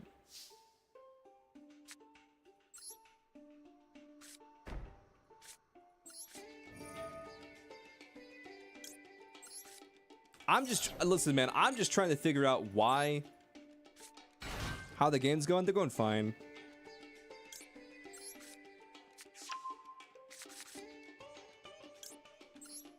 I'm just trying to figure out why like you were able to flip my monster face down when my synchro monsters were unaffected by monster effects. Like the only way I can see it happening is if like that wasn't an activated effect.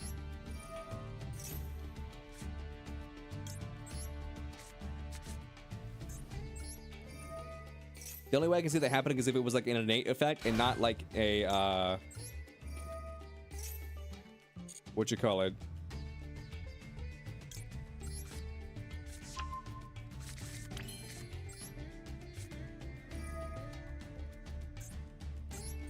Because the reason I went into Crimson is because I'm like, okay, you're activating this effect, but I'm gonna be unaffected by it because it's gonna be a synchro monster, and then you flipped all my monsters face down, and I was like, what the fuck? But they're unaffected by monster or activated monster effects. So the only way that I can be affected by is either A, Chaos Angel didn't remember that it was didn't remember how it was summoned, which it should have, I'm pretty sure, or B, like your effect wasn't an activated effect, it was like an innate effect.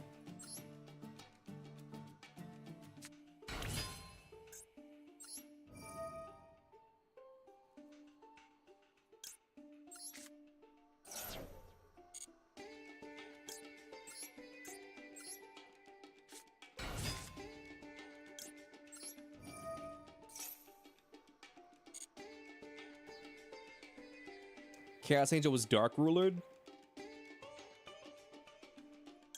But does that change anything?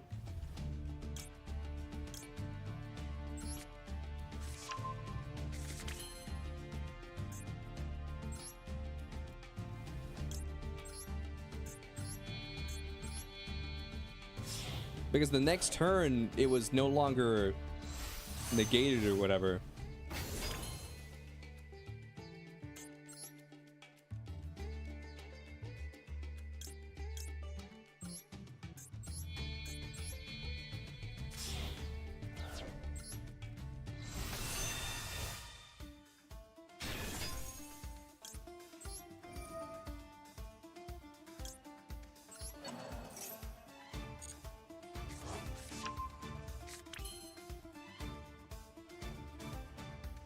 You flipped my Chaos Angel face down when it was negated?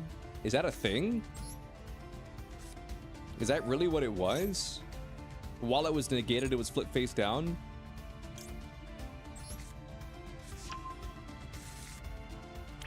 Dude, Yu-Gi-Oh's so damn dumb. Like, this is what I mean. It took, like, everybody in chat to try and figure out why Chaos Angel didn't work. It took every one of us in chat to figure out why this happened.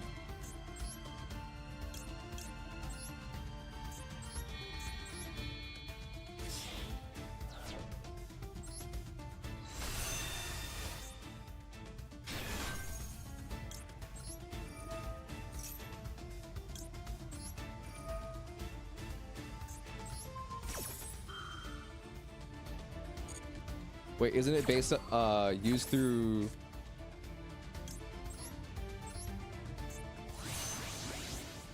Isn't it with the mats used for it though? So it should be continuous even when flip face down and then back up. Listen, man, all I'm saying is that like when it had the dots.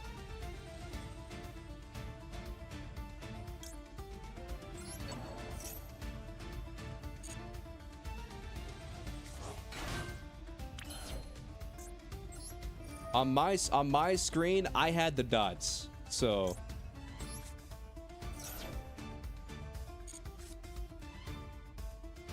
like I have no issue with if it's like, oh, you know, XYZ reason, whatever. But like my issue is that like it was still displaying that it had the fucking dots. That's the part that perturbs me. On my screen, I still had the dots. I guess it was like a visual bug.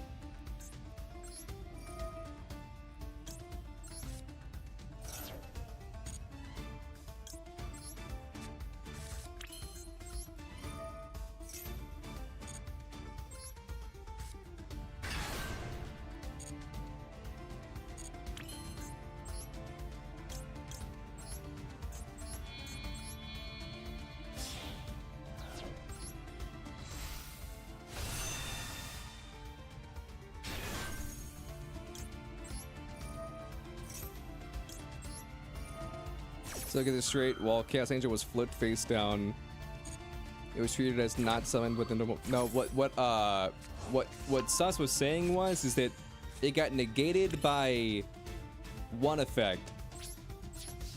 So while it was face down, it was negated. Well, while it was face up, it was negated, and then after it was negated, it was flipped face down. Therefore, it forgot when it was flipped face back up that it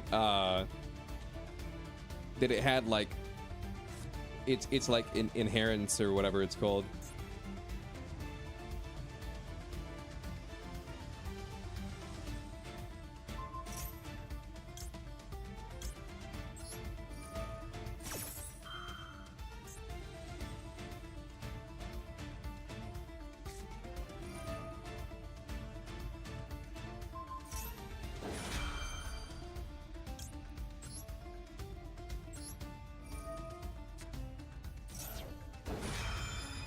It's gonna come down to who has more bullshit.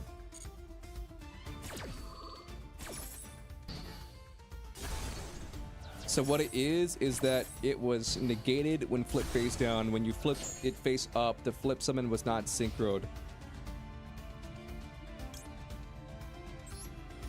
Something like that.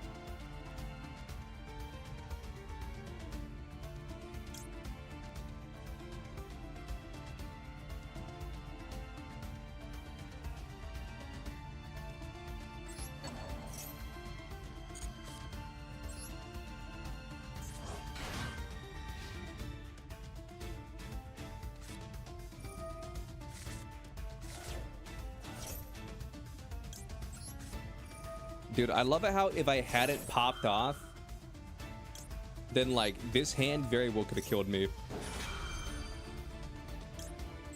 I mean, it still might.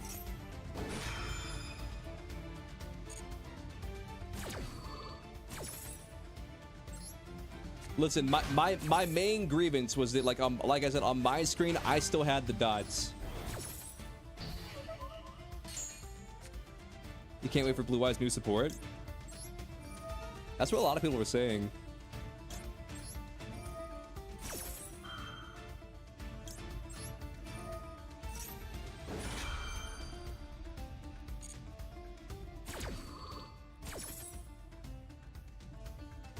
Because like I've been in a similar situation before. Like, listen, chat, I'm willing to take the L. You know what I mean? Obviously, there was some reason that happened, and like I'm willing to take the L. My only thing was this, like on my screen I still had the dots, and so that was the one thing that frustrated me, because I'm like, you shouldn't be like, because I went down two rabbit holes. One, either it's like a glitch and I shouldn't have had the dots when it said that I had them, or two,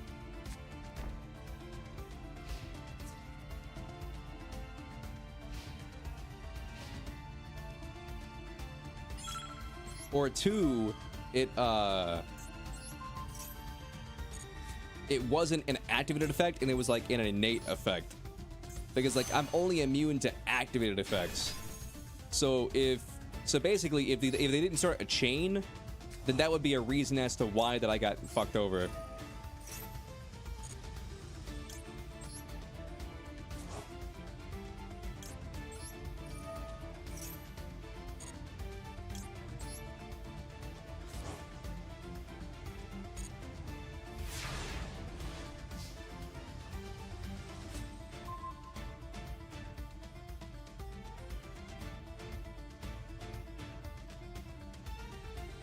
But no, this is what I mean, man. Like Yu-Gi-Oh has so many weird ass rules.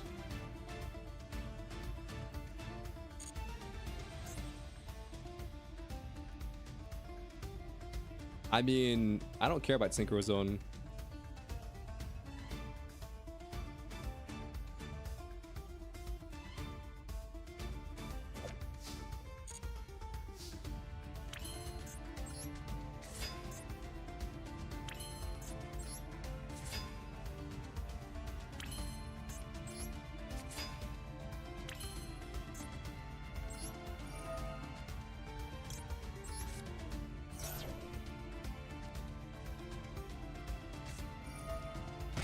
Skill drain? Okay, here's the thing. I gotta get rid of skill drain.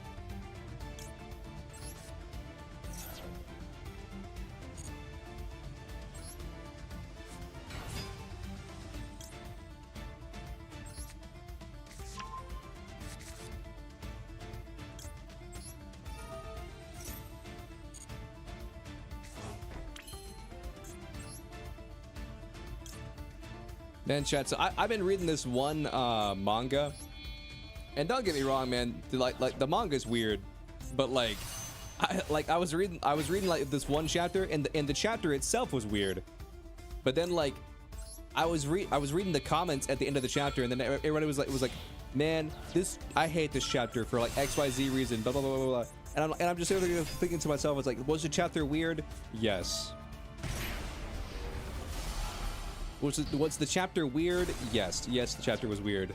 But like we're in like chapter 35. Like, this is the series. This is what you signed up for.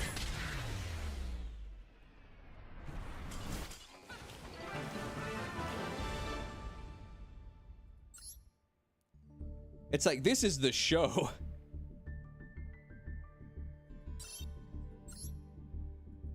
How weird.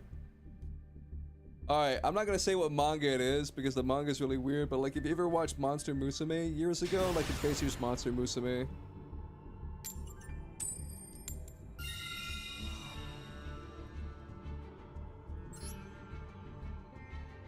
I've got the change again? Shit, you're right.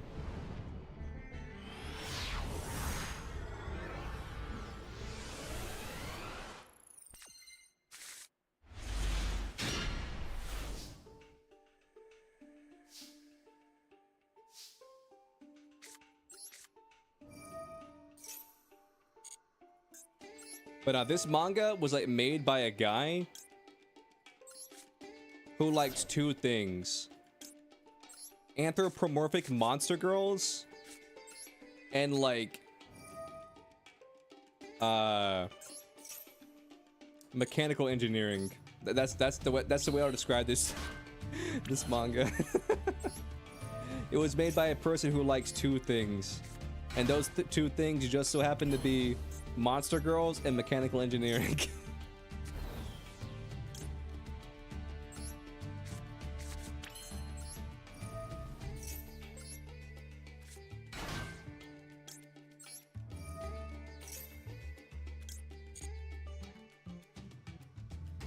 Mechanical monster girls?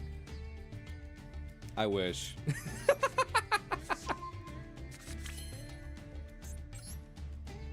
Could you imagine? Mechanical monster girls? What would that even be? Honestly, I feel like that's the year 2050, mechanical monster girls.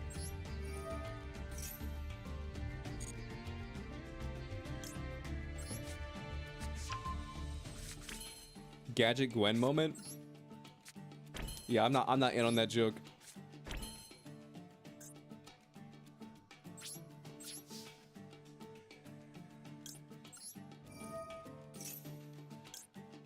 Nah, dude, I'm telling you, like, the future is just gonna be Chobits to anime.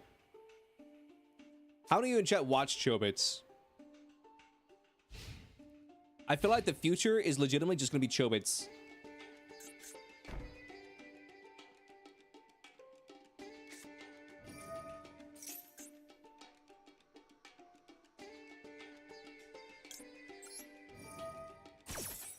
And where everybody's gonna have this little like robot hanging out with them, and then guys gonna be like, and I think even women too in the show, guys are just gonna be like, listen, man, why would I have a woman when I can just have like a robot?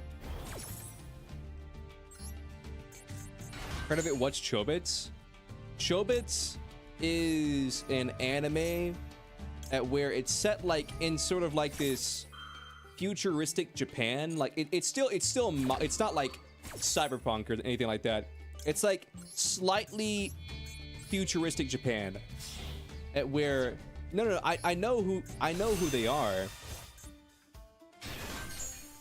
but like I just didn't get the reference is what I was meaning.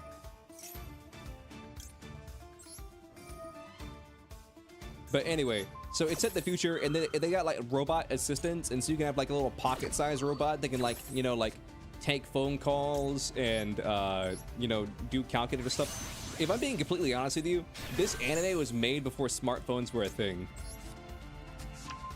This anime was made before smartphones were a thing, and so a lot of stuff in this anime are just like, it's just a smartphone. A lot of things these robots do are just smartphone things. And so you have like this guy who's friends with this girl, and this girl hates robots. And the reason she hates robots is because like guys are just like giving up on like being in relationships. Honestly, it's kind of like modern day Japan. These like guys are giving up on women and being in like real relationships, and they're like dating robots. And then she's like, I hate robots and I hate anybody who has robots. And then one day he finds like Chi, like the main character robot, like discarded in the trash. And so he picks her up and then brings her back to his place. And he's like never had a robot before. And he's like trying to figure out like what's going on with it. That's just modern day in general. Yeah. But there's even this one part in the story where like he goes out of his way to talk to this one guy who was like the first human being to marry a robot. And I think the funny thing is I think the English VA for that guy is Steve Bloom. I think the English VA for the guy who married a robot is Steve Bloom. That's kind of funny.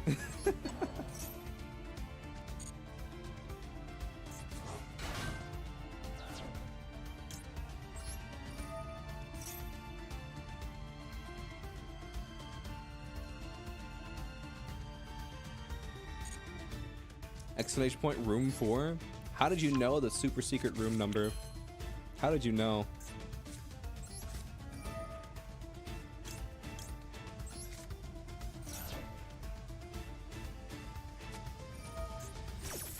Ooh, a counter trap.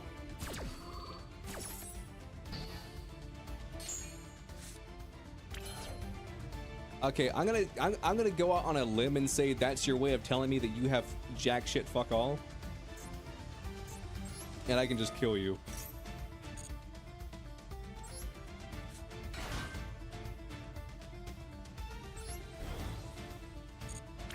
Wappa weeba.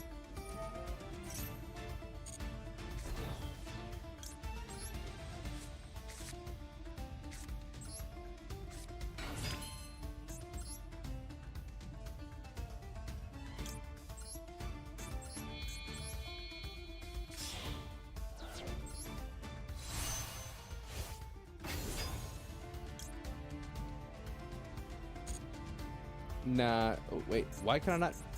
No, I accidentally activated your effect. No. Oof. Okay. I mean, it's fine. It's fine.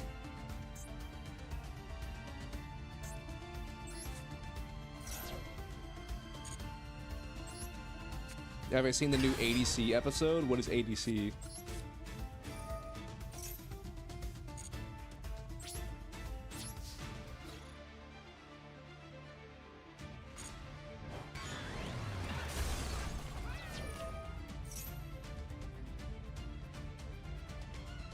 What effect is this?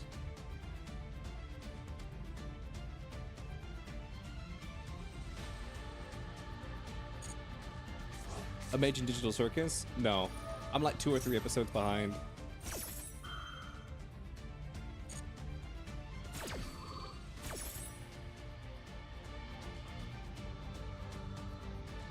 I think I saw that it was on Netflix though.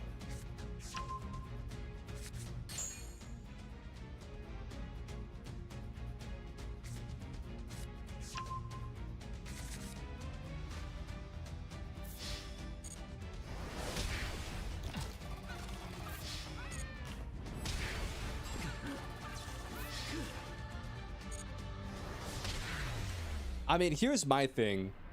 Like, I just hope that like whatever their deal with Netflix was is basically like, okay, like we still retained all the rights to the show.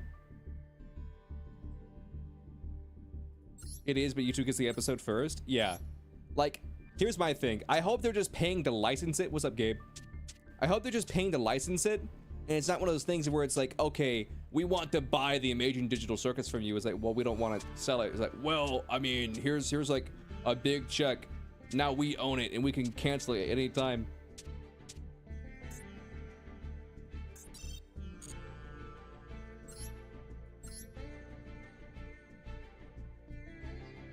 Yeah, I mean, Netflix, like, that's typically how they do stuff, and where they don't typically, like, they're not like, say, like Cartoon Network or Nickelodeon, where it's like, oh, we want to buy SpongeBob, and then we own SpongeBob. Typically, they just license out stuff. Like, they didn't buy the Office. Like, they bought the streaming rights for like X amount of time. You know what I mean? You gonna go easy on me? Sure.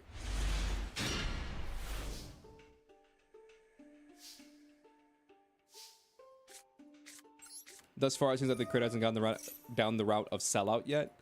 I mean, listen, man. I feel like we live in the modern age at where like creators don't have to sell out. You know what I mean?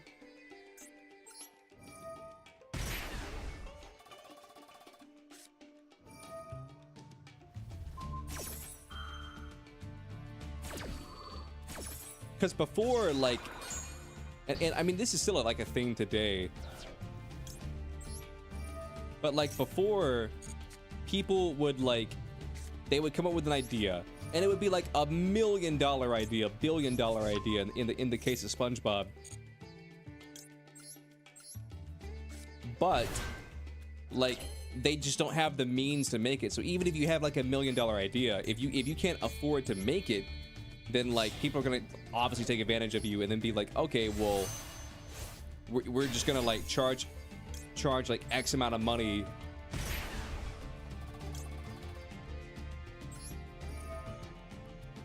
for your idea, and then we'll own your idea.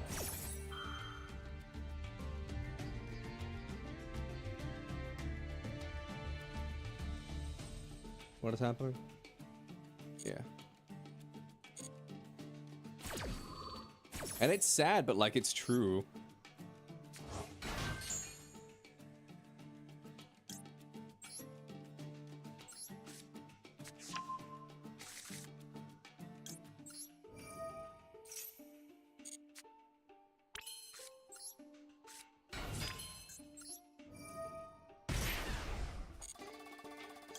But I mean, with the Amazing Digital Circus, like here's the great thing: they had enough money to make the project. They greenlit it themselves, and then it popped off, and then now it has like a name behind it. It's not because like a lot of things that'll happen with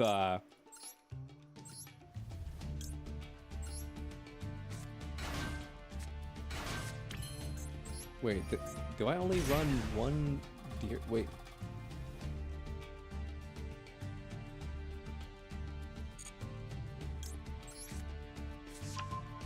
I'm confused.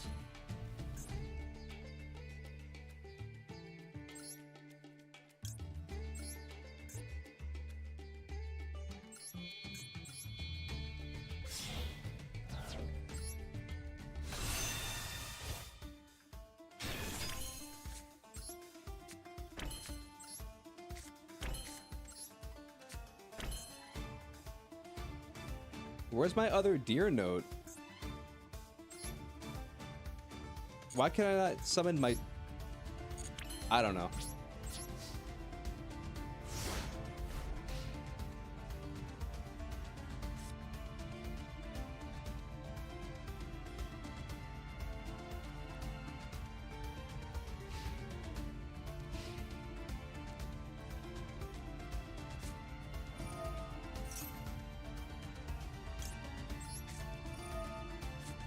True, but people tend to think of how much they can gain in the now rather than the interest they could get later on if they retained it. Listen, I'm telling you, like, this is just my opinion as someone who has like a creative mind, but like in my head, I think people would much rather make a little bit less money but keep the rights to their work than they would than they would to make more money in the short term, but sell all the rights to their work. Yeah, here's my deer nut right here. What the fuck?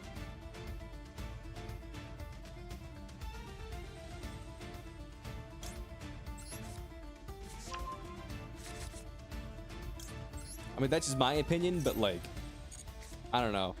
Like, if the creator of SpongeBob, like, if Steven Hillenburg had the option to, like, A, sell 100% of his rights to SpongeBob, you know, and then make, like, X amount of money, or B,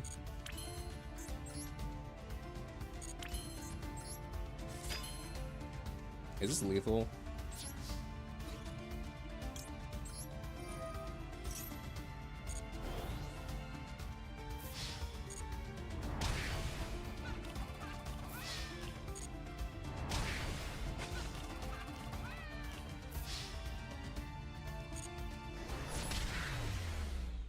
Like, I'm pretty sure people would like there's this one example of where there was this one creator who, you guys have probably never heard of it, but like, it was a webcomic made by this one person, and the webcomic was called Making Fiends. GG. The webcomic was called Making Fiends. Instead of Making Friends, it was Making Fiends. And then Nickelodeon bought the rights to Making Fiends. They made it a TV show and put it on their Nicktoons network. And then the show didn't do that well, and then they canceled it. And so, because they canceled it, like the show was over, and this creator who like had this like IP that they loved, they could no longer do anything with it because they didn't own the rights to it. So they couldn't just start like, oh, the show's canceled, I'm just gonna start making the webcomic again. They couldn't do it because they no longer owned it.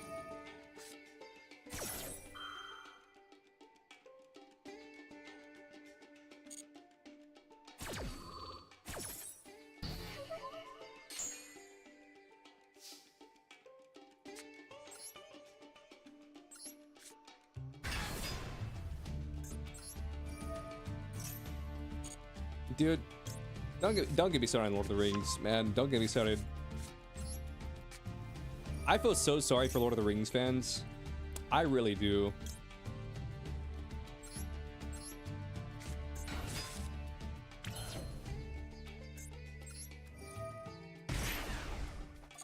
Nah, it's worse than that. They didn't even give the show a chance. They put it on the Death Channel. Yeah, that's true.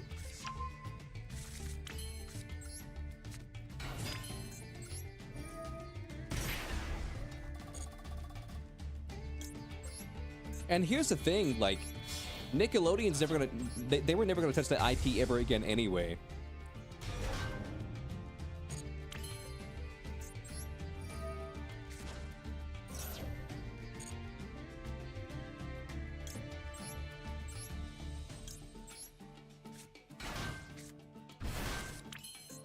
So legitimately, the only reason they held on to it, or have it in the first place, thanks for the follow.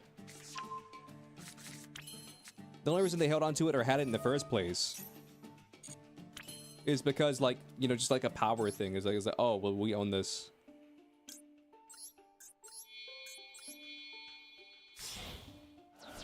But no, I think what Disney's done with Star Wars is just like so dumb. Like, I've got to the point now at where I feel the same way about Star Wars that I do about what's it called? I feel the same way about Star Wars that I do about Marvel. And we're like, I don't even care about Star Wars anymore.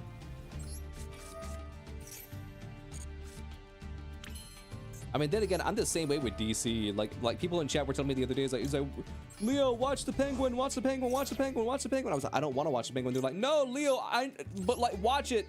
It's really good. I'm like, chat, I do not care. Like, I become so disassociated with DC that like, I just don't care anymore. It's like you said, you don't want to see a 90-year-old Indiana Jones.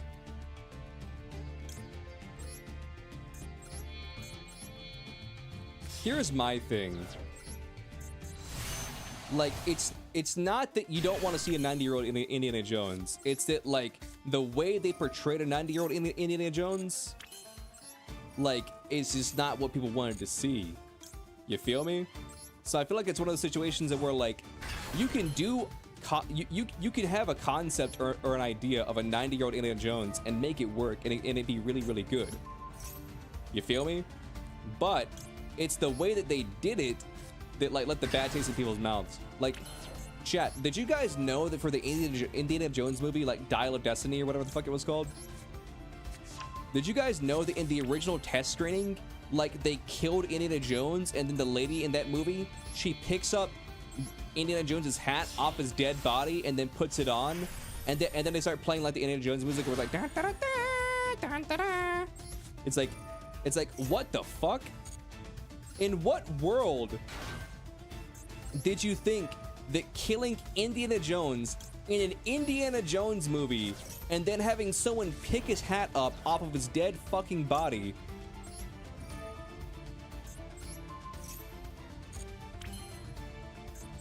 and then putting it on and then playing the Indiana Jones music, in what world did you think that was like gonna like go over well with people?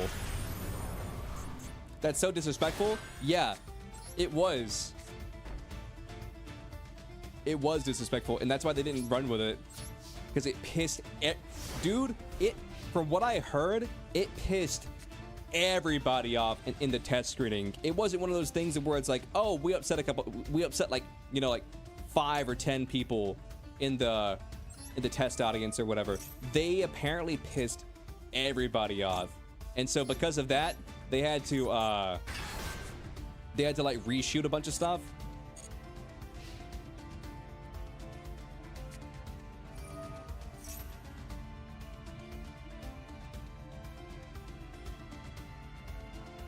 Do I care about this? No.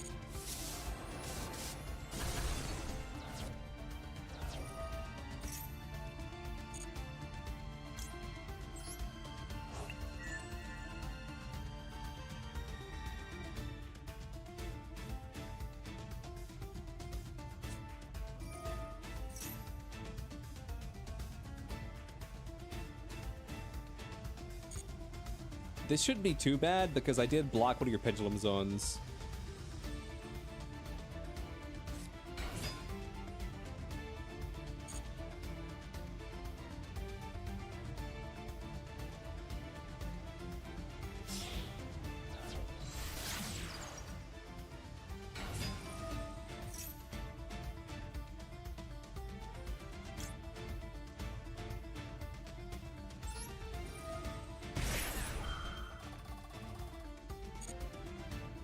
I mean, if I'm being honest with you, the way they did the movie wasn't much better.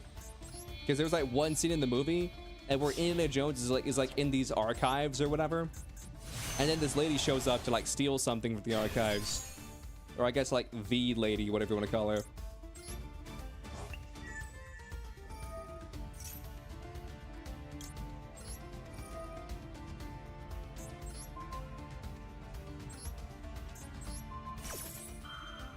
And then like she's being chased by like this like guy who's like trying to kill her, and then like what she does is she runs up those stairs in the archives, and then she locks the door behind her and then leaves Indiana fucking Jones to die.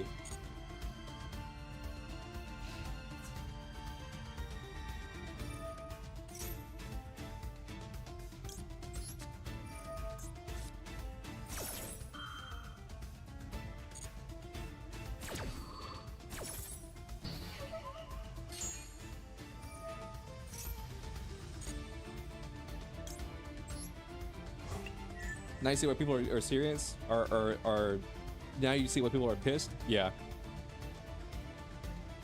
But like my thing is this, like even if the movie was good, I still probably wouldn't have seen it. Because my viewpoint is this. A, the movie theaters are expensive, and B, nothing hurts worse. Is there a queue, or do you just join the room? You just join the room.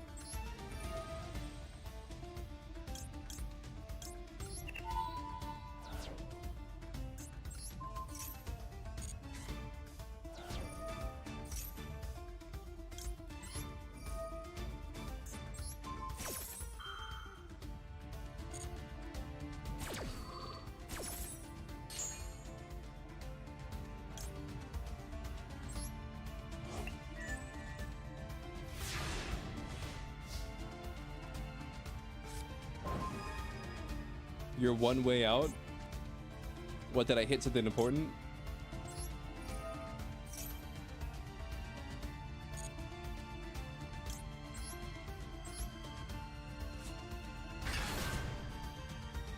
Now you have evenly face down for no reason? No, you don't.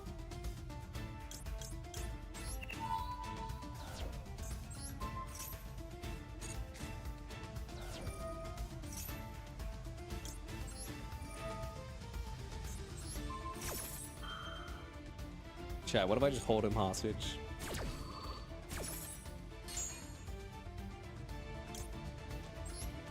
Like, in theory, what would you do if I just held you hostage here?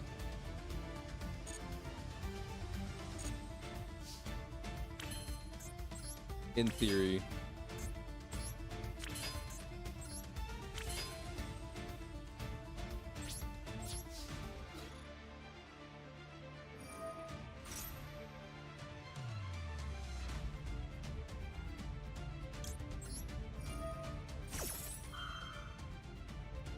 Your Karibo that could do nothing for here?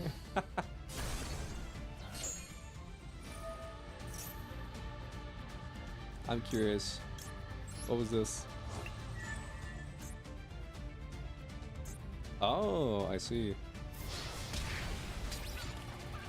But yeah, what allegedly what happened in the movie is like, because there's time travel in the original version of the movie, a young Indiana Jones sacrifices himself to save the main character lady, and then because he dies, like the other Indiana Jones like fades from existence because he doesn't exist anymore, and then the hat just kind of falls on the ground,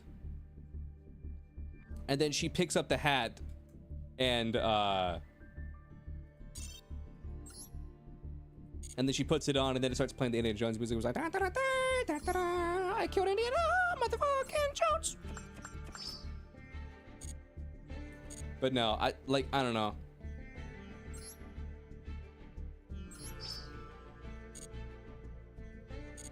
Because here's the thing, like, if they wanted a younger Indiana Jones and they wanted to recast Indiana Jones, that'd be one thing.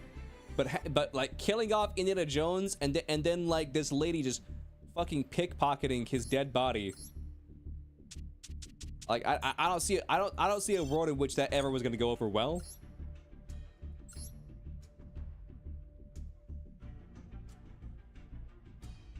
So you wipe the main character from existence? Yeah, in the original cut of the movie, young Indiana Jones dies, old Indiana Jones fades away from existence, never to be seen again, and then like because he just gets fucking blipped. And then the hat falls to the ground, and then she fucking picks up his hat off the ground, puts it on, like apparently like looks dead into the camera, and then like the Indiana Jones music starts playing in the background.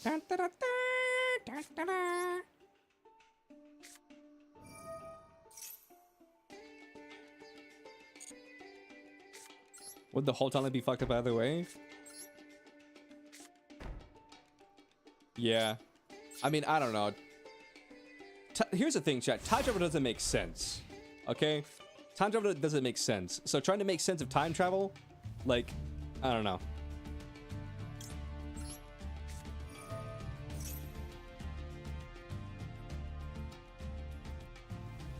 You hate when players hold hostage regardless if they win or lose. It's so annoying. Yeah. Listen, Light said it to me before. Light's one of the most disrespectful players you've ever met in your life.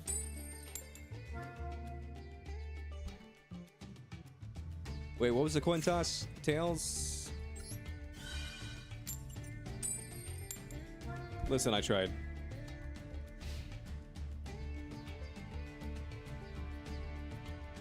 No wonder Gyro doesn't get ratioed. That wasn't the final cut. That was the original cut.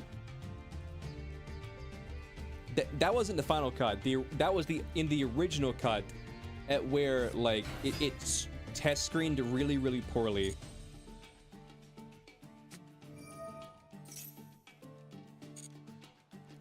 Yeah, man, I don't know. Like me personally, like I didn't like when they added aliens to Indiana Jones. Cause like here's the thing, you can argue that like Indiana Jones has always had some weird shit going on.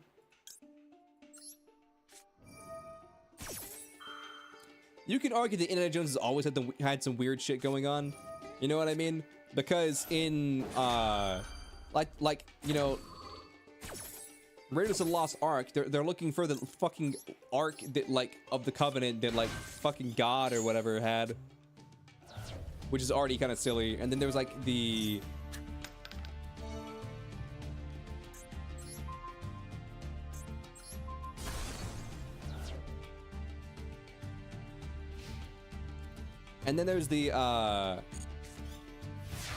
the other thing where it's like, how do I put it?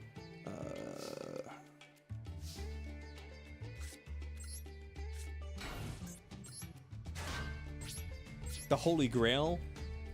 The Holy Grail. They find the Holy Grail, which like legitimately like makes you immortal. They find the Ark. There's always been like mysterious stuff to Indiana Jones, but I think Aliens was a little bit too far, and then like time travel is way too far.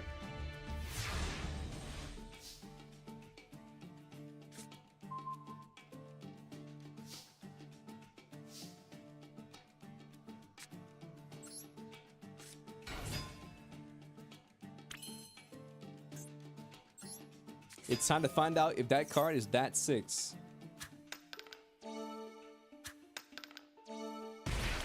Boom.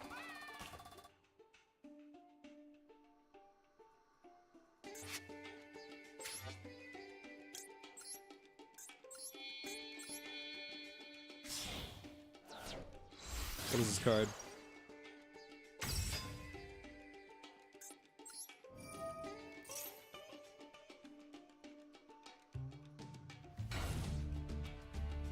Ah, it's the Fool.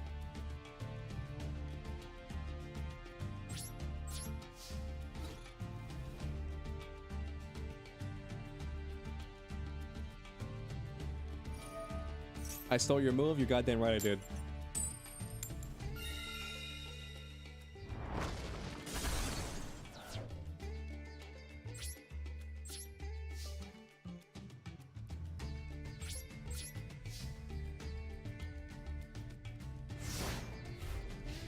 It only works if you're going for causality or a closed loop.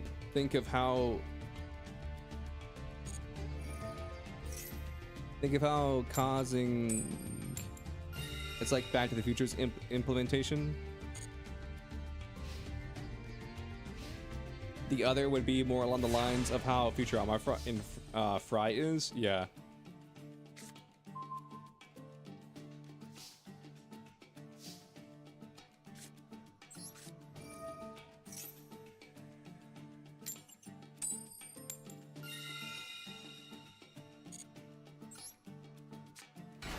Draw some cards, baby.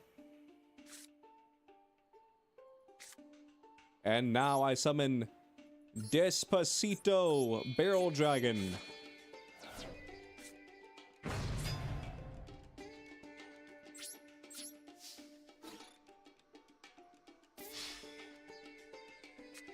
Fairy box? Yeah, I figured.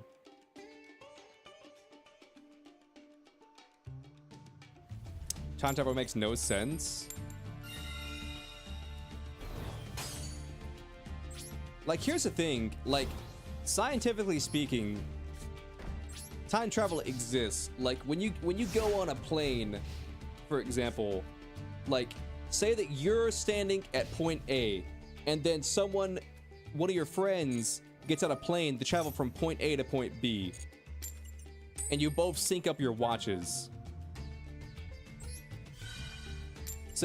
So like, say it takes an hour to get from point A to point B, and so both your watches are synced up to 12 o'clock.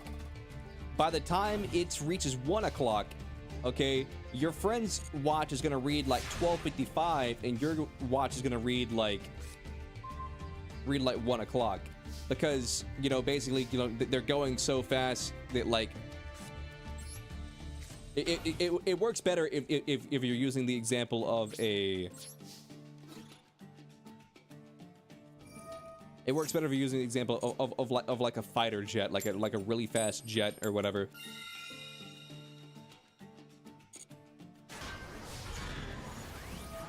Give me a 6. I'll take that. Fuck. Anyway. But like time travel makes sense. Like it's easy to do going forward. It's like when you're going backwards that like it gets hard.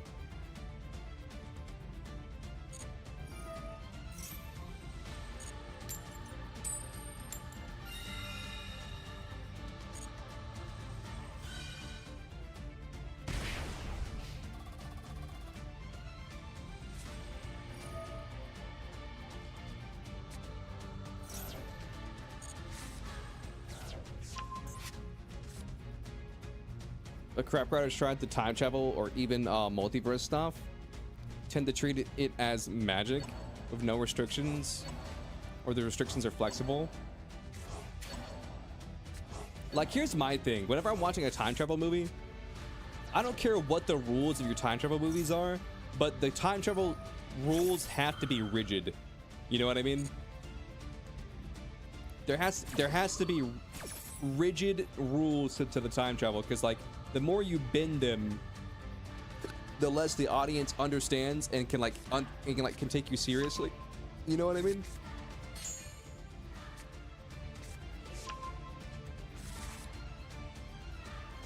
So it ends up being one of those things that where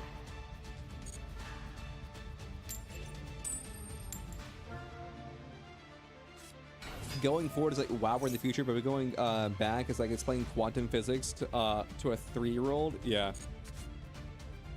Yo, thanks, homie. I appreciate this card. What are you called buying?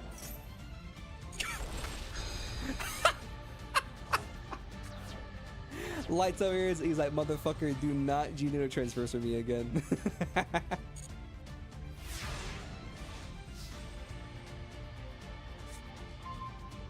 And cost, there's usually a cost. Yeah, that's true.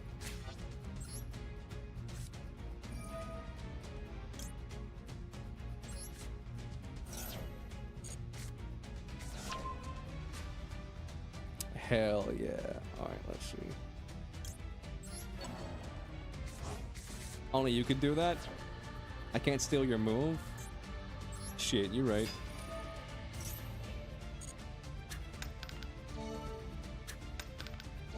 Fuck. Anyway.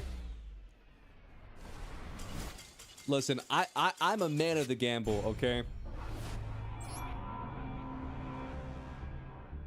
Remember, kid, stay in your timeline. Exactly.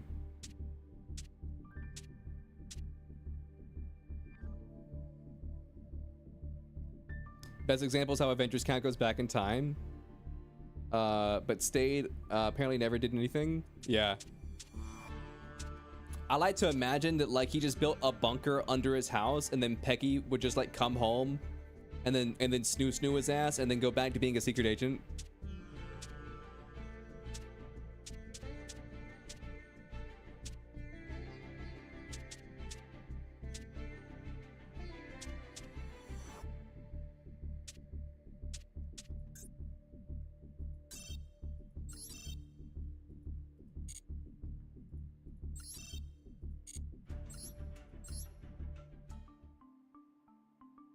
Wait, this got limited to 1?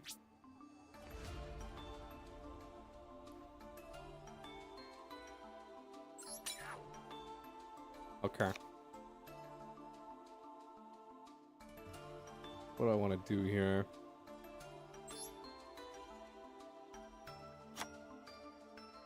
There we go. Give me a second, chat. I need to check and make sure that I'm not missing out on dust.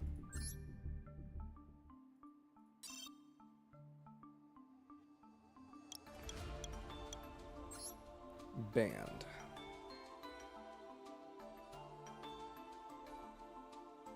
Okay.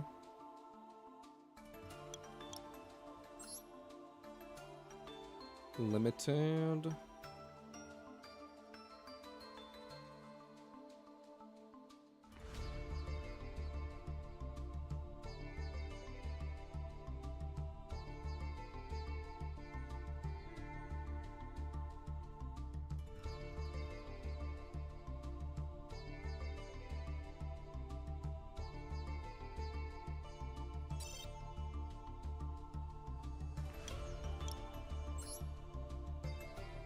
Prosp was banned? Yeah, I already hit Prosp.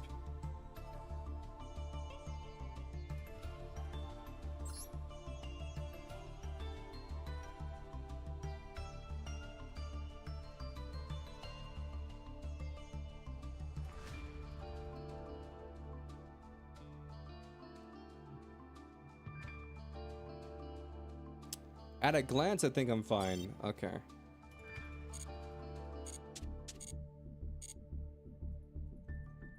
I think the only thing that I really needed to hit was D-shifter.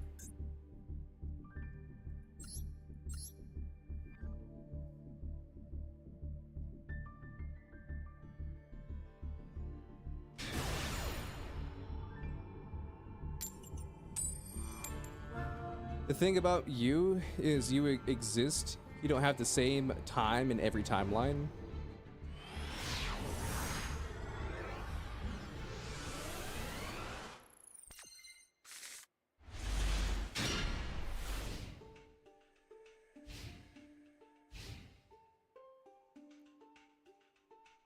Nah, I think the best example of just like bad timeline bullshit is like Doctor Who.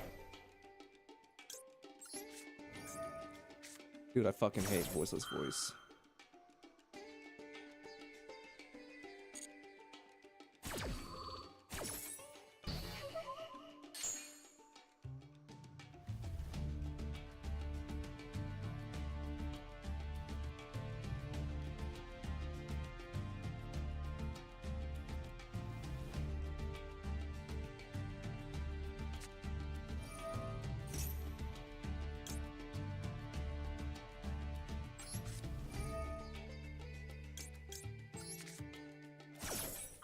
How bad is Doctor Who's time travel?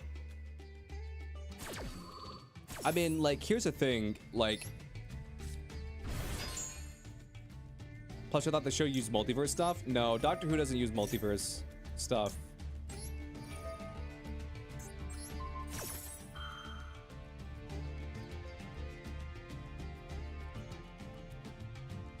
The way that Doctor Who works is like the TARDIS prevents paradoxes or whatever.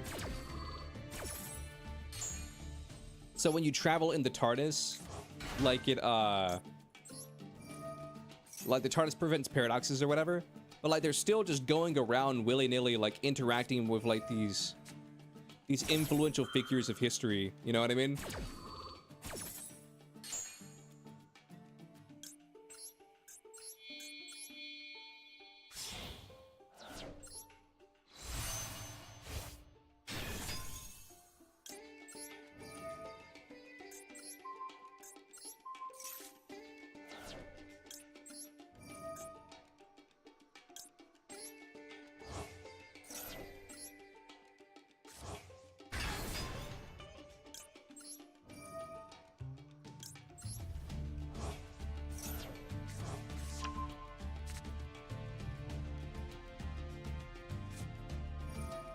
But no, as far as I know, there's no multiverse in Doctor Who. But like Doctor Who, another thing that pisses me off about Doctor Who is like they don't follow their own damn rules.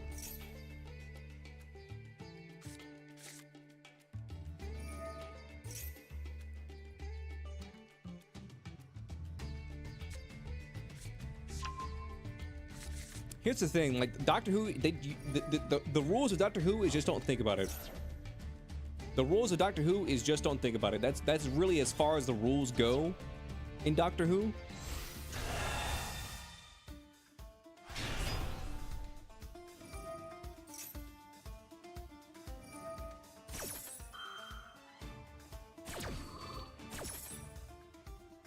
Dude, I fucking hate voiceless voice, man. Like the only time that like paradoxes have ever really been brought up in Doctor Who, as far as I can tell, is like in like the first season of the reboot, and where the Doctor is like, okay, choose the day you want to go back to, and she's like, oh, Christmas Eve 1994 or some bullshit like that, and he's like, that's very, and the Doctor was like, that's a very specific date.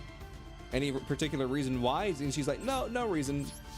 And then she and then he's like, oh, you can't interact with yourself because it'll create a paradox. And then like Rose's mom accidentally like hands baby Rose over to real Rose, or like modern day Rose, and that creates a time paradox, and like these fucking Cthulhu creatures come from a different dimension and like start eating the universe or whatever. And the doctor's like, I told you the timeline, I told you. And then he starts being really racist about humans, like, you humans are all the same. I give you the universe. And you humans take advantage of it. Blah, blah, blah, blah, whatever.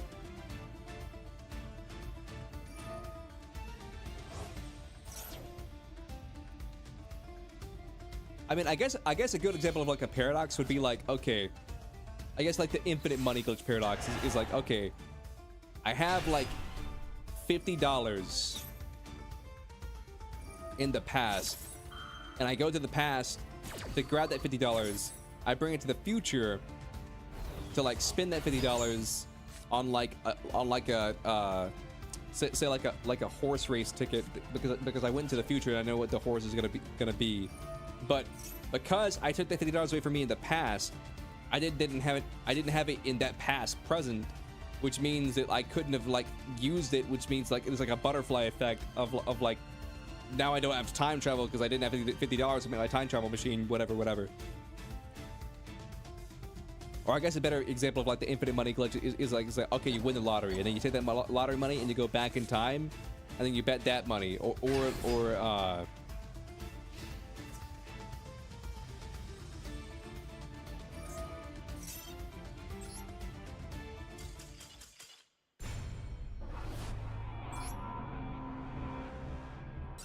the idea is like you go back in time right before you're about to spend the money.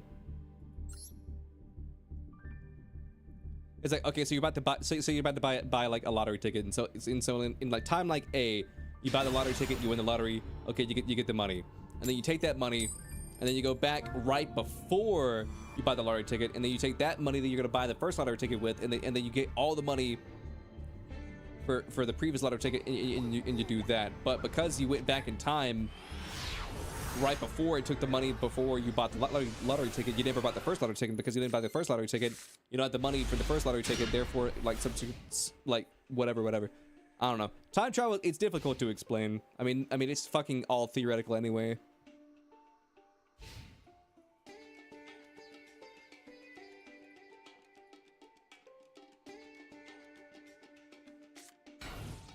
But no, I fucking hate voiceless voice. I'm gonna be completely honest with you.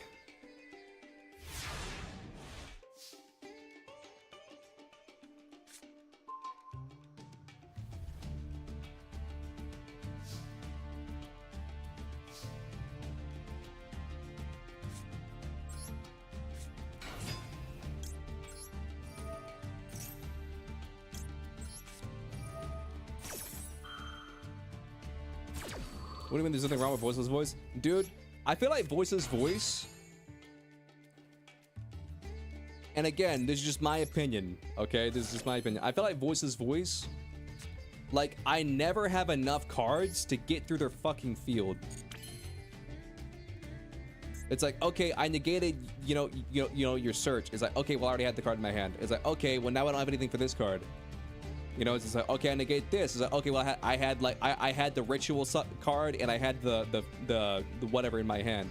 So then you summon that. It's like, okay, well, I have a third negate. It's like, well, you don't have a third negate because I had this in the graveyard. I special summoned it, and I have the Omni negate. And just like, okay, cool. I just don't know how to fucking play against it.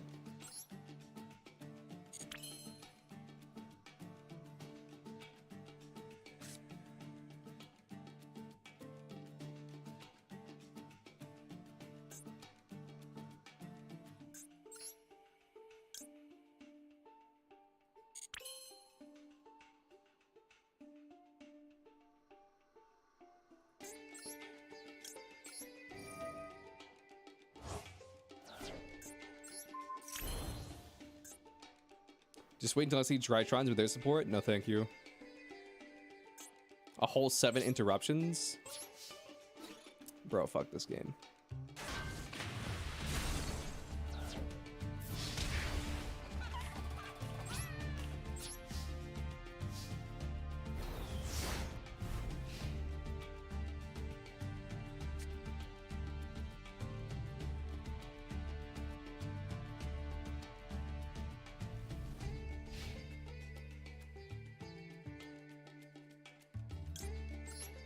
Dude, I can't wait for the day in Yu-Gi-Oh! In which the game becomes so fucking ridiculous, in which it's gonna take 17 judges just to keep up with all the goddamn chain links and interruptions.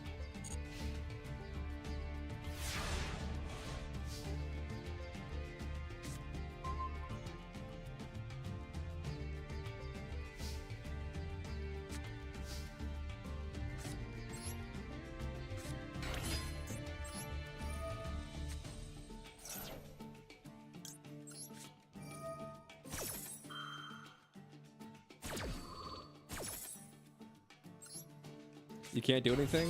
Damn.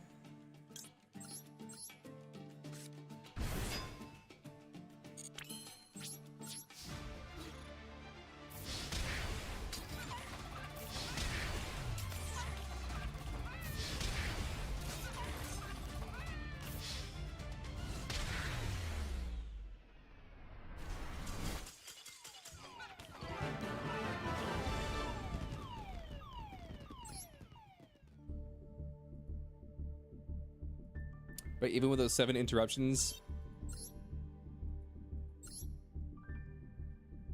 Drytron's still mid?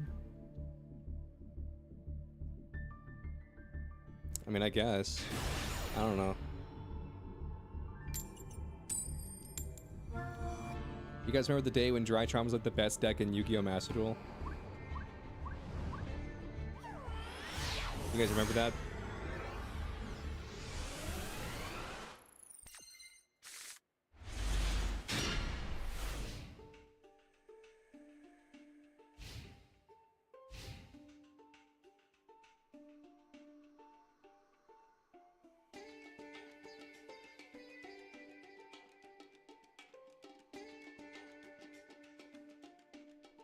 God, I hope they're not actually playing Rika Fairy, though.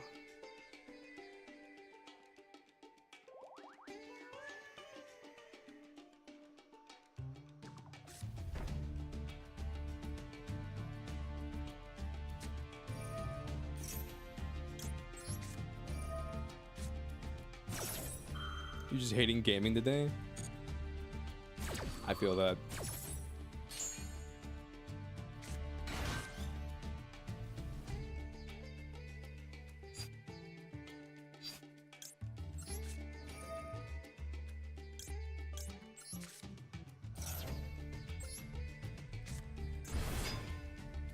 You made a Tenpai player rage quit? Nice.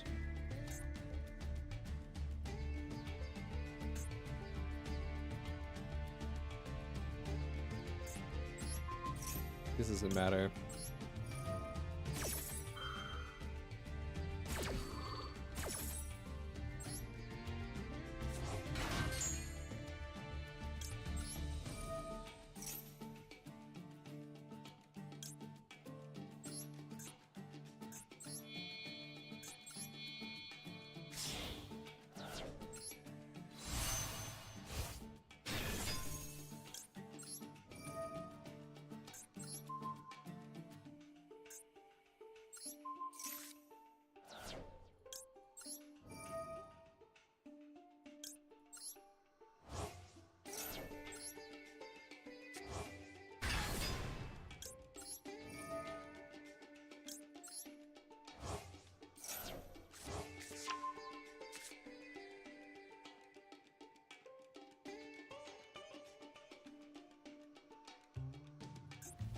Yeah, I don't remember a lot about Rika Fairy, but I remember this card being kind of annoying.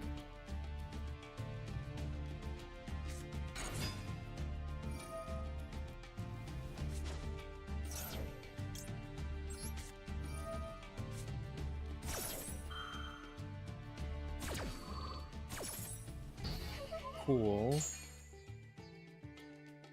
What do you do now? End phase? Nice.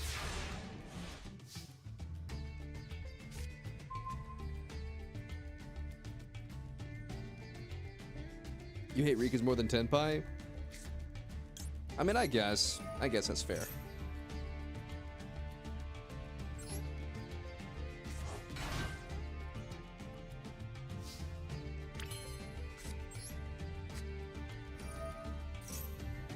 Yeah, dude.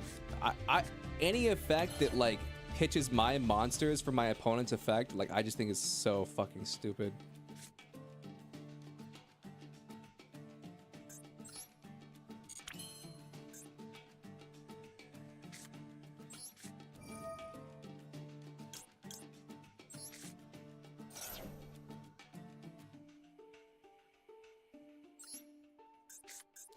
I just don't think there's a world in which I should ever have to pay my opponent's cost.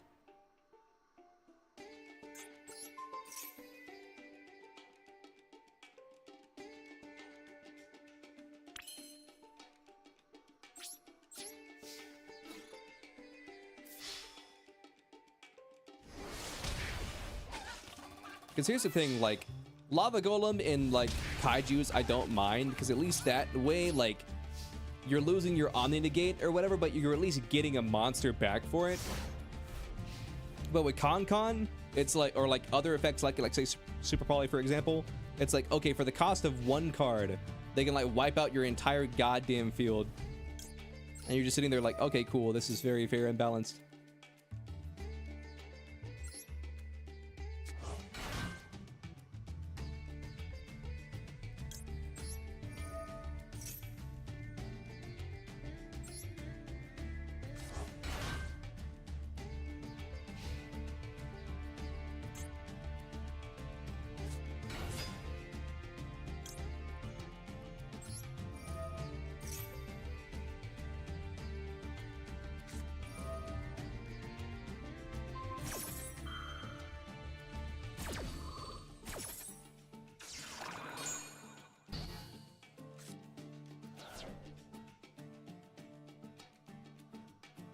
Imagine they make an archetype that makes your opponent pay for life point, pay for your effects to resolve.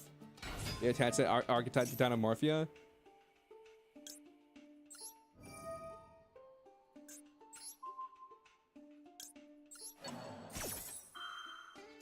Listen, man. I don't think any of us are ready for that.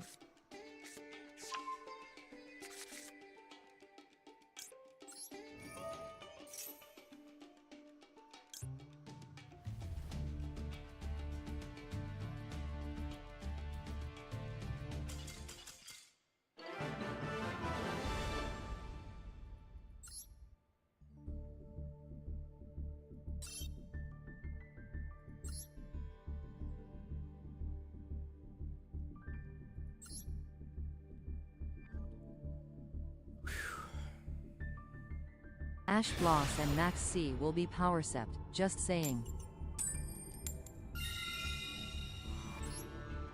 I mean, we're already seeing the future of Yu-Gi-Oh! Where like they're making the Mel Charmies or whatever. So Ash Blossom, like, the only way you power creep Ash Blossom is if you make it hard once per turn.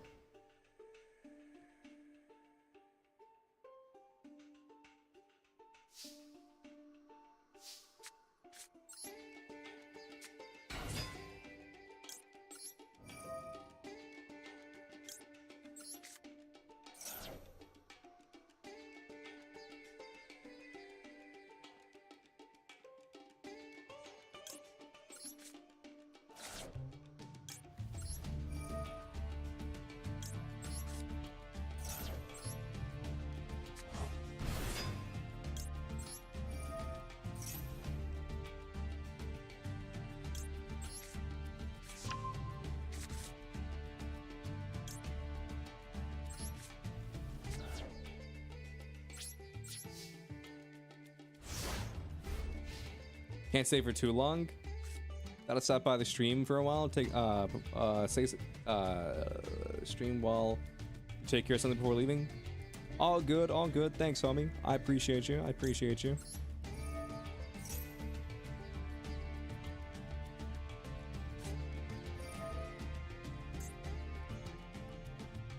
Is this a goatee mirror?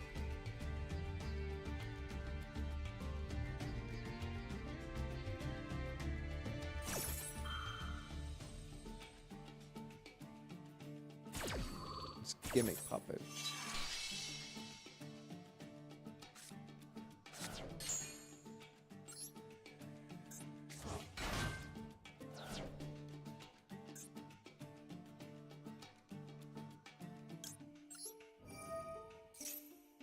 Hmm.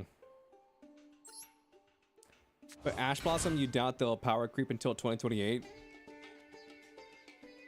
Yeah, I mean, listen, here's how you creep Ash Blossom. It's like, you make it at where, A, it's not hard once per turn.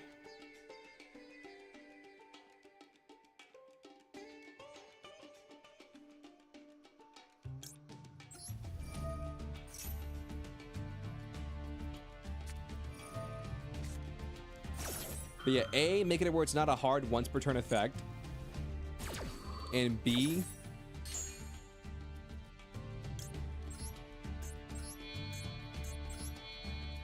make it where like it can do multiple things. Like, make it where like it can do like all of the Ghost Girl effects in one.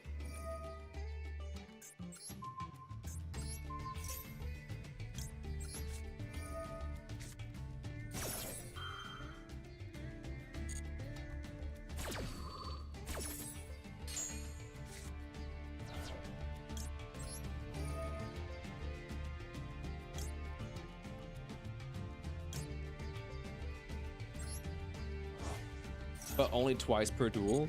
Listen, you asked me to make a power crept Ash Blossom. You didn't ask me to make it balanced. You asked me to power creep Ash Blossom. You didn't ask me to make it balanced.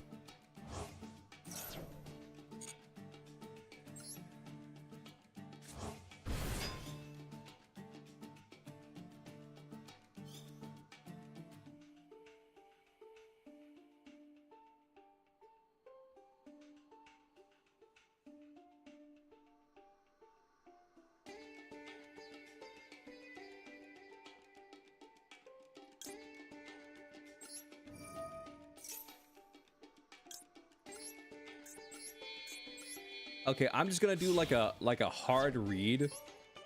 This is evenly.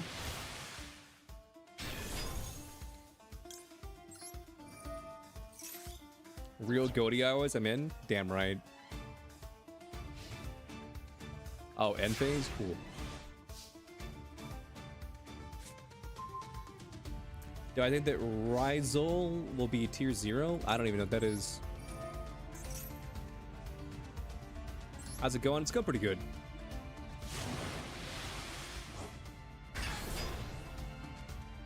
You made a 10-pipe player rage quit? Nice. Anytime we can bully a 10-pipe player is a time that I'm down for it.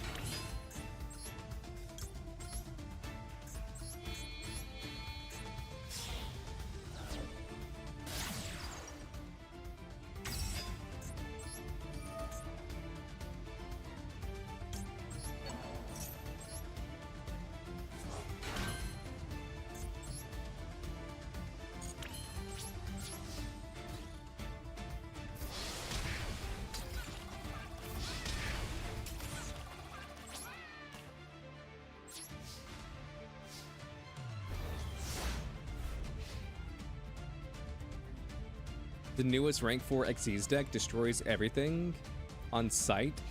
What is it? Oh, the Rizal.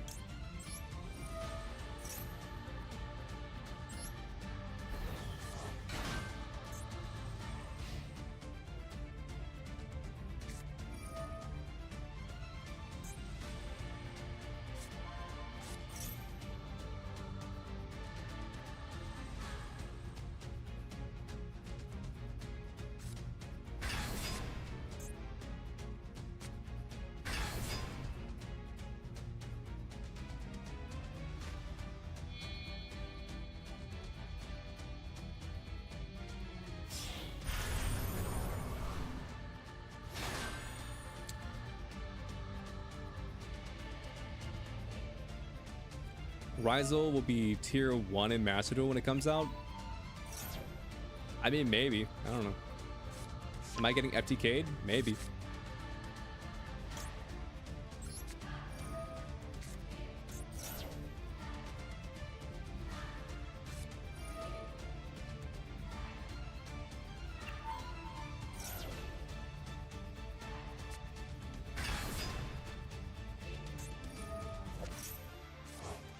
My biggest mistake was like fearing the evenly.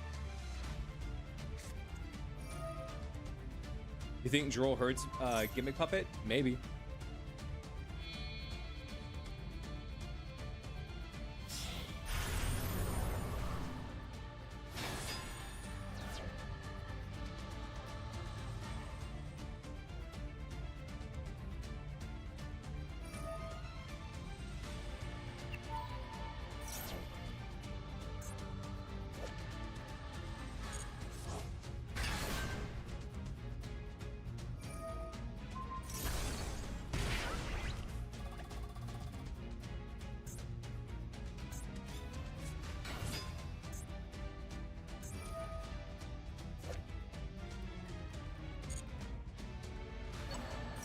Chat, wasn't Gimmick Puppet in anime deck? Or no? It was?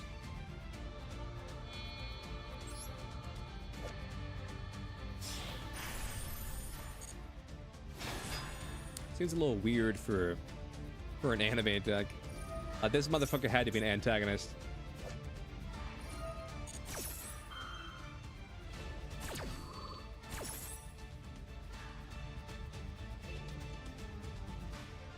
Like Gimmick Puppet does not give off pro tag energy.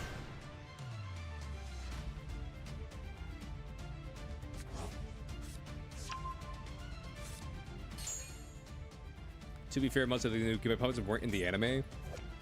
Yeah, I mean, I imagine like all of these guys were, you know, minus maybe these two.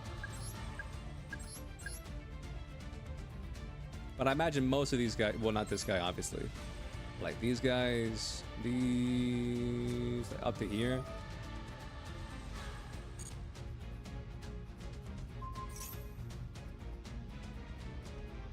Fantix is actually the owner of the deck as a monster. What does that mean?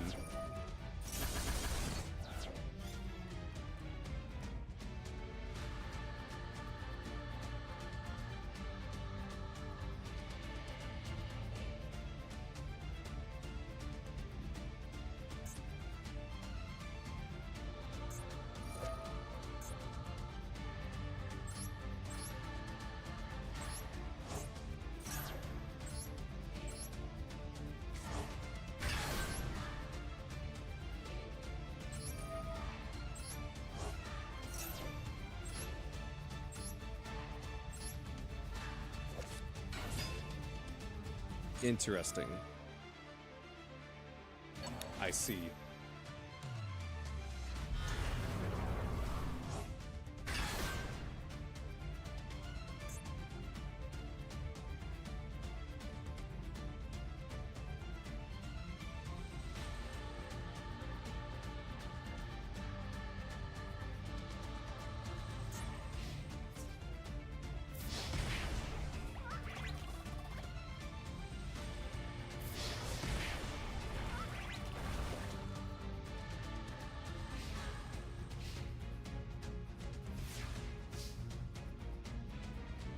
He can't OTK Droll did stuff. I mean,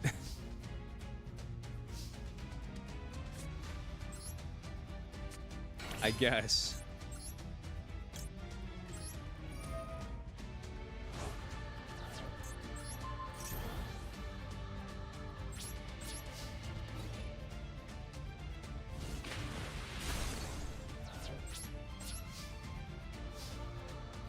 We're pretty dead. I mean,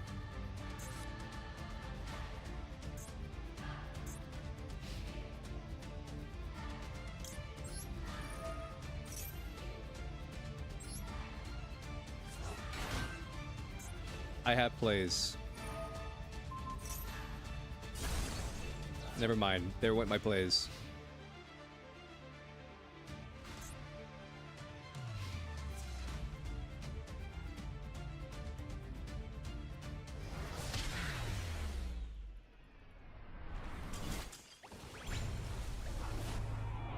Are you guys doing replays or just viewer tools? Just viewer tools. Replays, you gotta pay for a replay. And like this one. Sure. So what's wrong with this deck? Prosperity. And I'll swap out Prosperity with... Do I have a second one of these? I don't. I got a second one of these, though.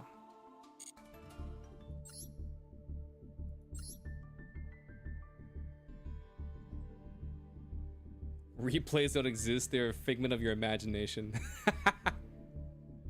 I mean, yeah, that's fair. They're a figment of your imagination. They don't exist. They never existed. Oh my god, this person's name is Jaden. Presumably Jaden Yuki. Flame Wingman.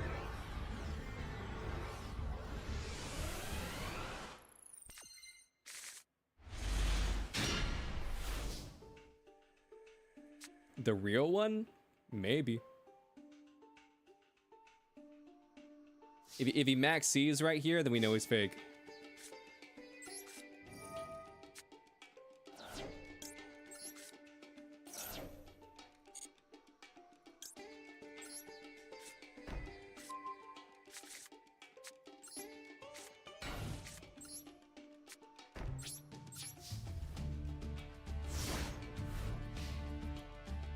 GG, GG.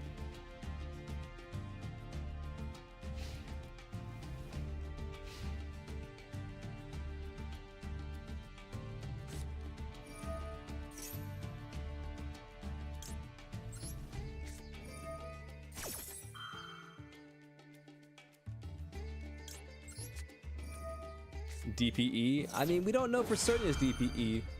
Listen, Jaden Yuki would never play DPE. He's not a monster, Chad. He's not a monster.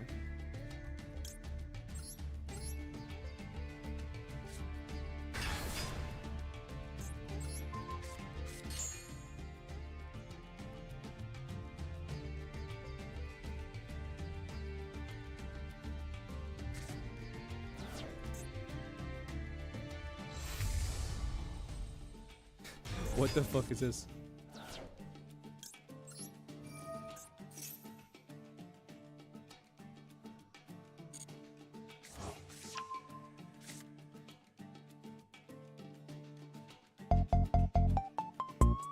Damn right, Bubba Cat.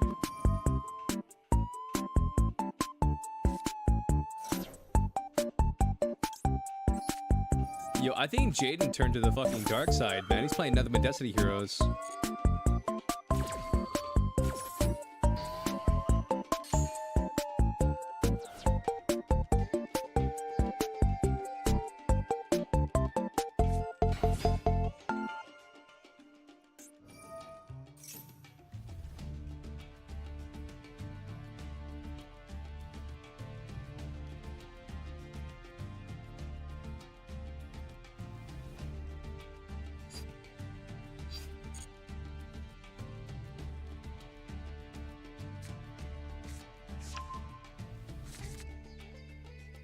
So real goon hours? Yeah. Polly?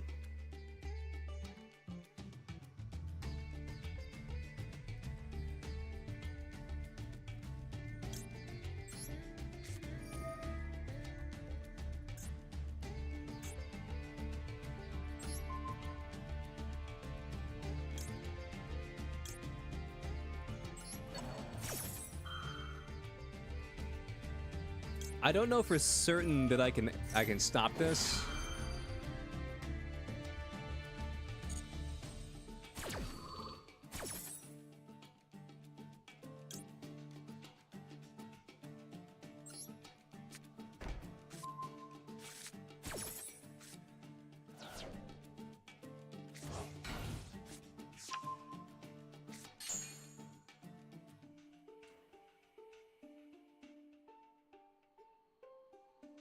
Okay, so I couldn't stop it. What? It knew that that was a face down malicious?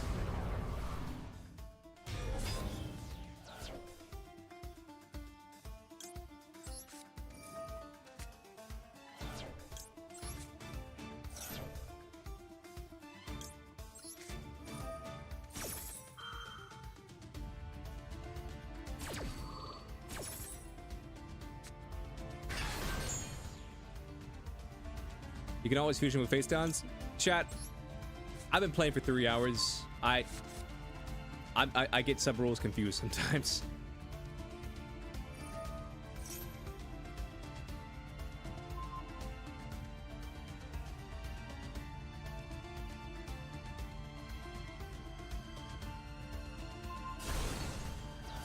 Okay, they don't know what my cards do. Understood.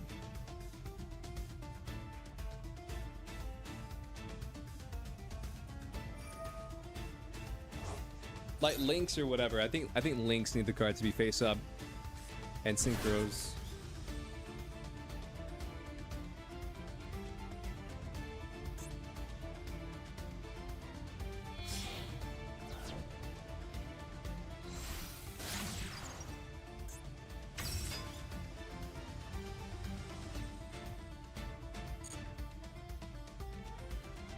Links, synchros, and XEs needed face up? Yeah.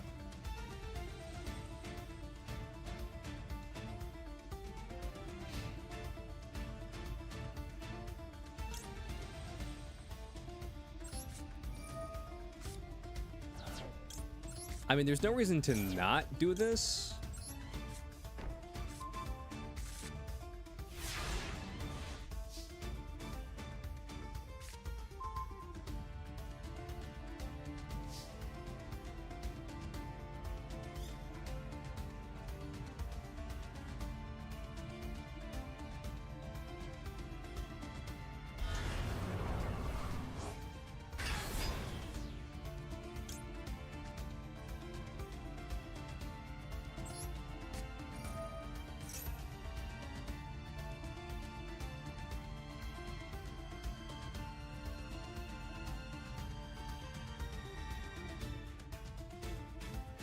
This should just be game.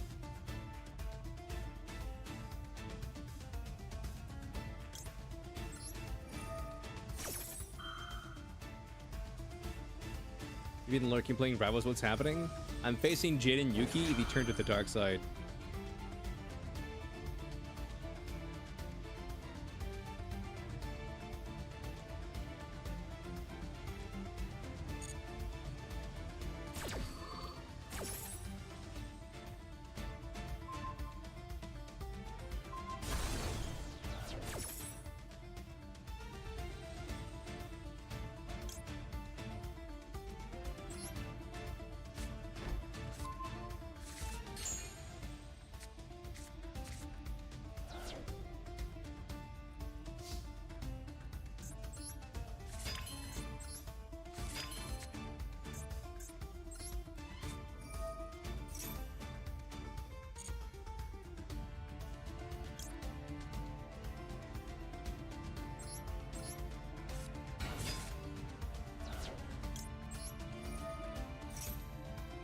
We lost Jin and Yuki to the dark side.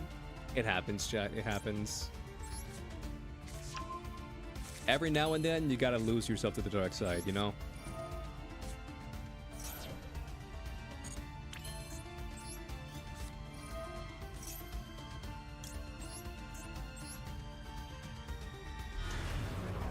Can you fix him? I'll try.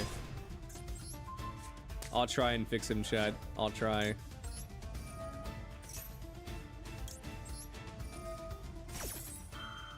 What's up, CG? How you doing?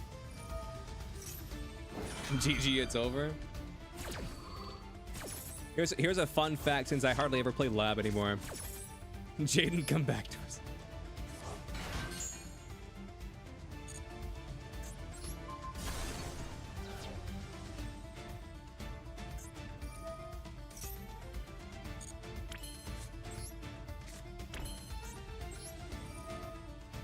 You doing all right? But here's some fun Leo lore for all you guys at home. The reason why I built Lab is because I like the fact that they can make big chain links. I was doing a Lab player and I was like, ooh, that's a big chain link. That looks fun.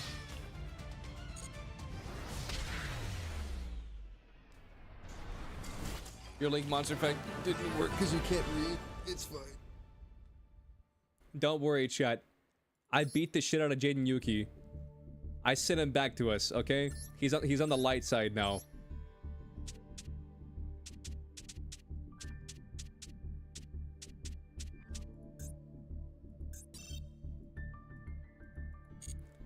He's playing heroes again. Now you just need to chain burn to... Almost all Yu-Gi-Oh players can't read. Yeah, that's true. Very fair. Very fair assessment.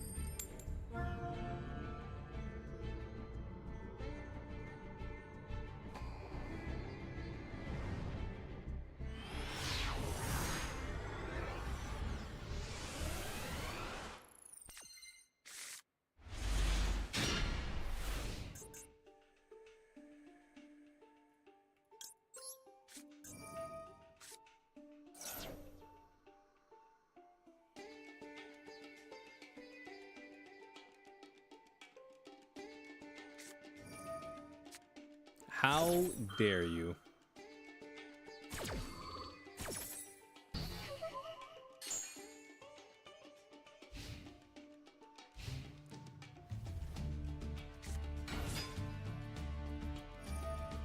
Even in the anime, you will never forget how they called swords revealing light lightsabers. Exactly.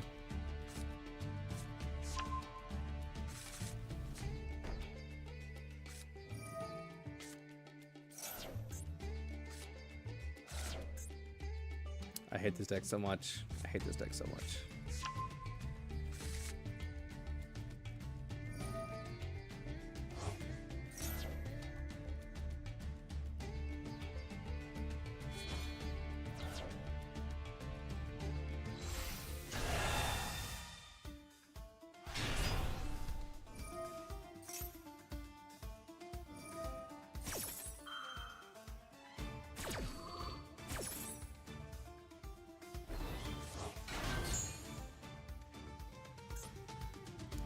Okay, what does the trap do? So I know what I'm looking out for.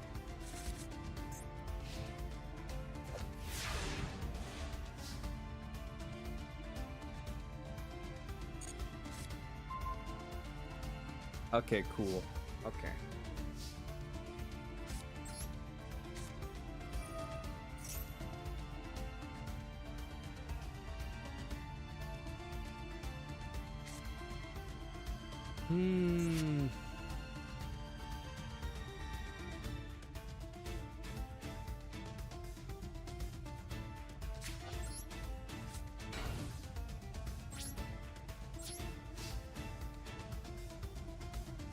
Pegasus. I'm sorry, Yugi. I summoned the lightsabers. You can only attack me after watching Star Wars for the first season.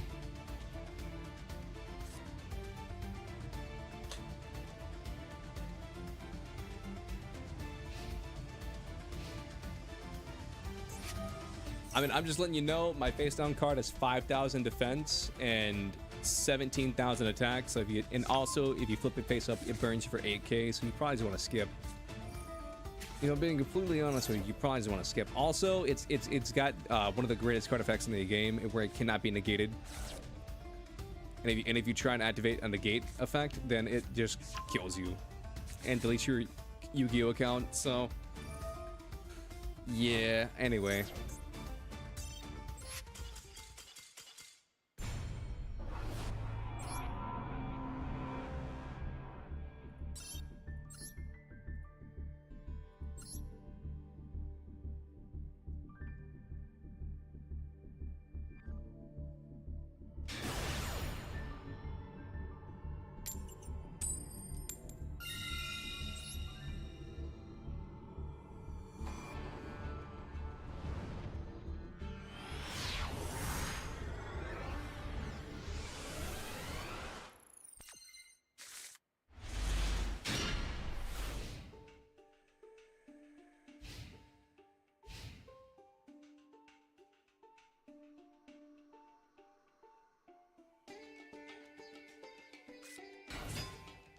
Hey, Unizombie. I like it. I respect it.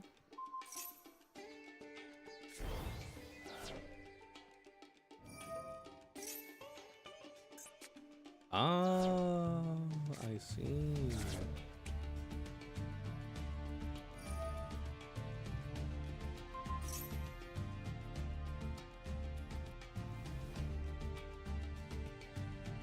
Unfortunately, Voice of Voice is your weakest deck. Listen, man. It's not the deck. It's the fact that I just don't know how to play against the deck.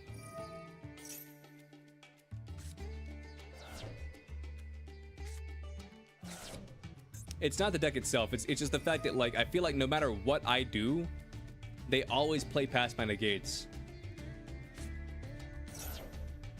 It's like negate their search, they already had it in their hand. Negate what they have in the hand, they have another way to get it out. Negate what they get out is that they have some other thing. I'm like, dude, I've only got so many fucking negates.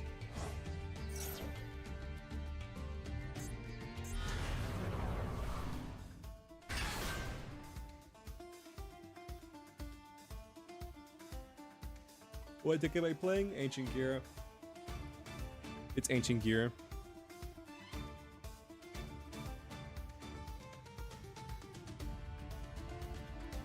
I kind of just chose a random deck, I'm gonna be honest.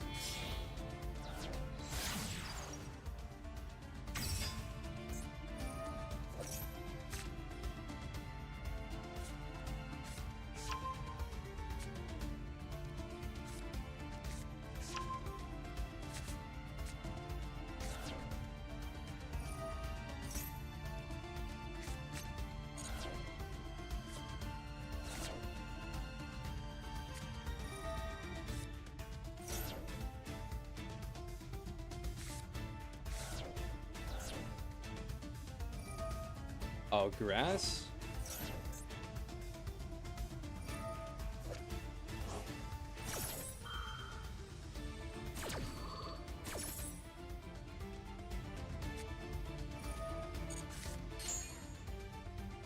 Ah, Zombie World.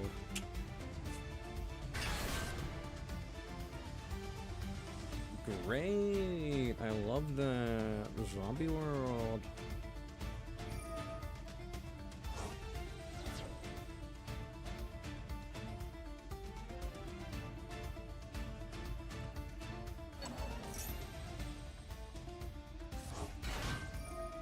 Vampires aren't zombies? True. They're vampires?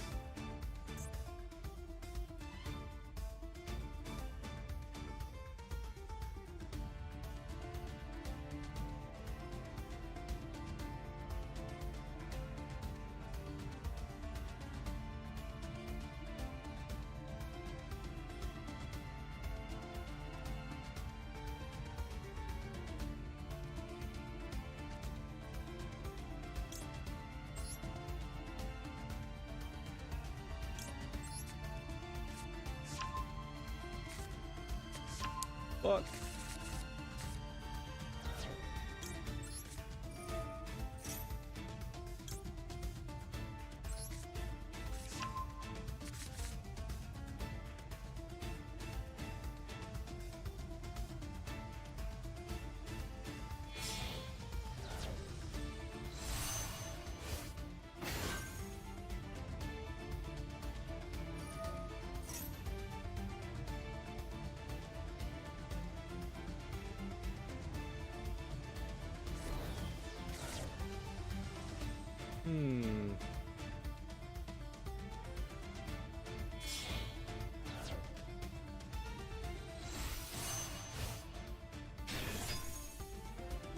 Red Eyes, Zombie Dragon Lord.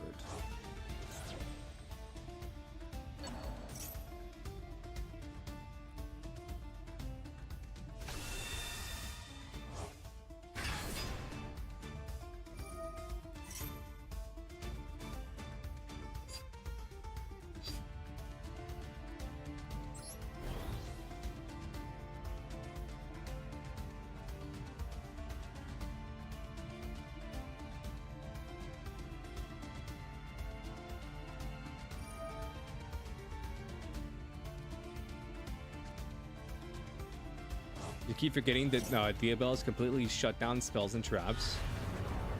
Oh shit, you're right. It does, actually.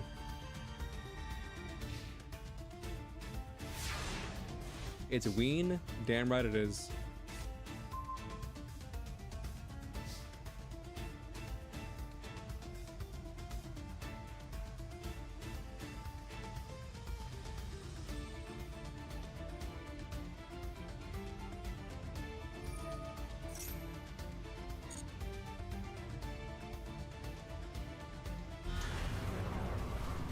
Devos means the only reason you play Chimera. Nice.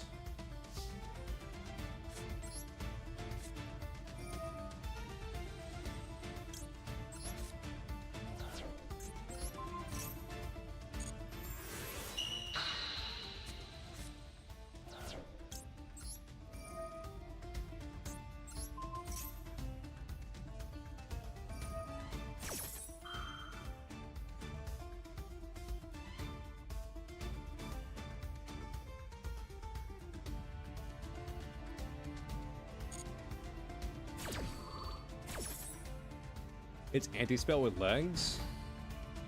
Yeah.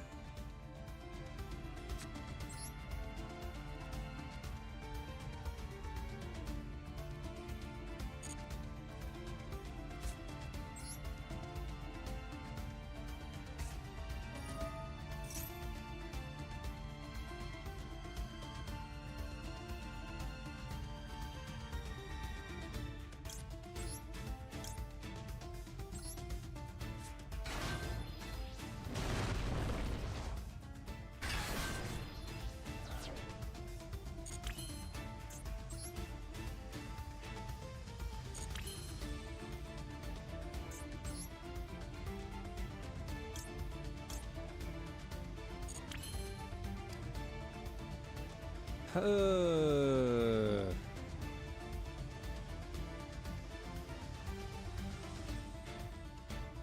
um.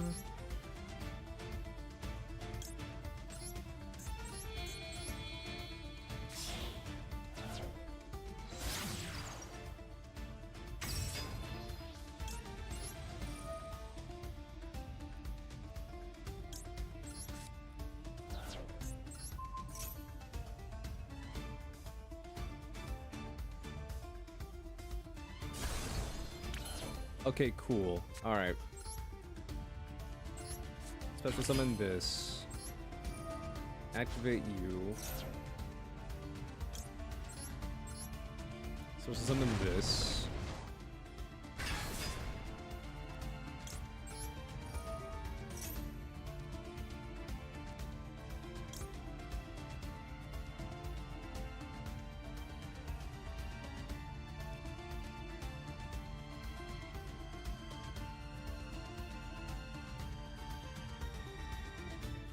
Okay, so I need this card. And I guess this.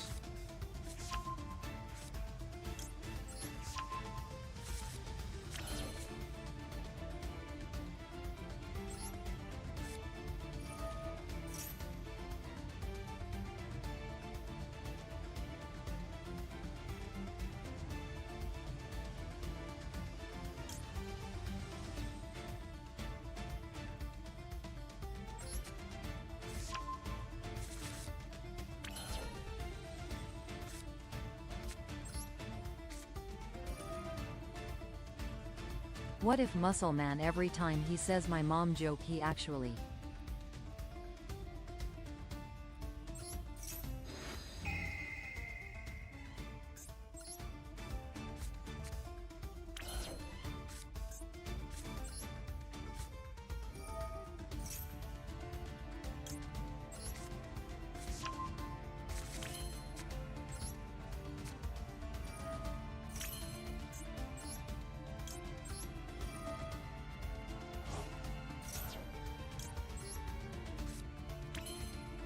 Fortress hits the field.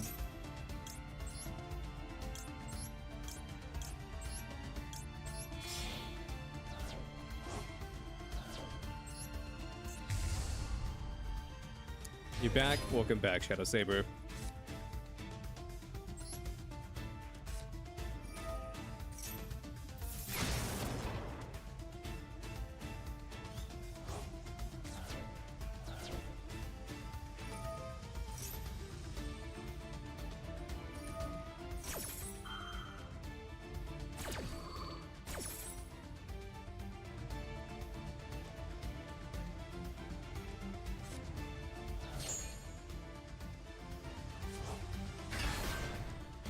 I think you just killed yourself, honestly.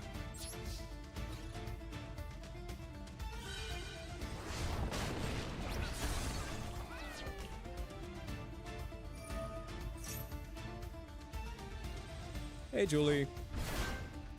You just saw that 14K beat stick?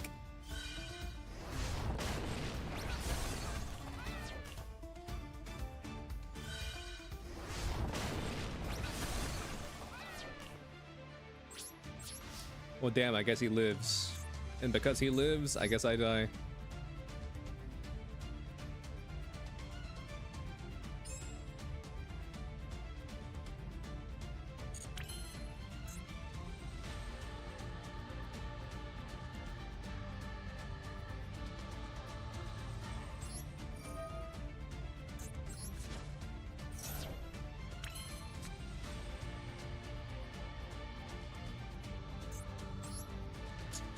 That would have been useful.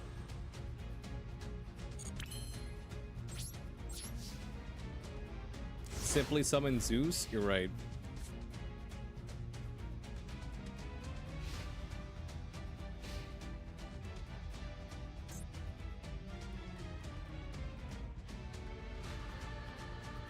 Yeah, that zombie world fucked me over, man. It really did.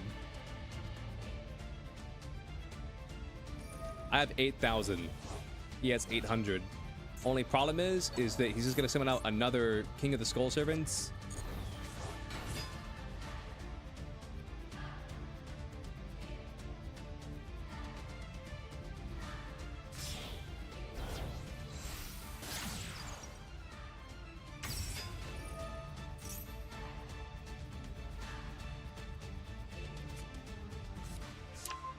You got this? I mean, maybe. I'll try.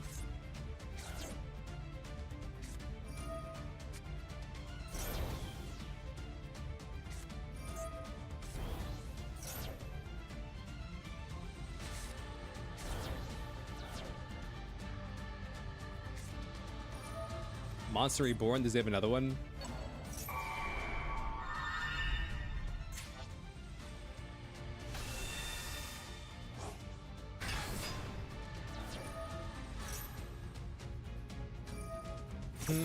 Megas and Filling Wall? Hope you feel better.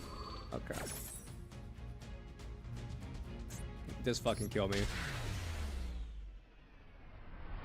Dude, I fucking hate Zombie World, dude. Like, I can get past a lot of stuff in Zombie World, like the fact that it turns everything into zombies, like on the field and in the hand and in the grave into zombies. Like, I can look past a lot of stuff with Zombie World. But like the tributing thing is annoying. It's like, oh no, you can't summon this. It's like, why can't I summon this? Is it because it's not a zombie? Fucking idiot, fucking dumbass, lobotomized troglodyte. Like, you fucking idiot. Like what do you mean? What do you mean? It's like, well, it's not a, but like why? It's like, oh, you see, like, fuck you. That's why. It's like, oh, gotcha. I'm playing Yu-Gi-Oh. Of course, that's why Zombie World exists. My bad. I apologize. I forgot I was playing Yu-Gi-Oh. Shit. Zombie World is better DNA surgery? Dude, it's the tributing thing, man. That's what screws you over.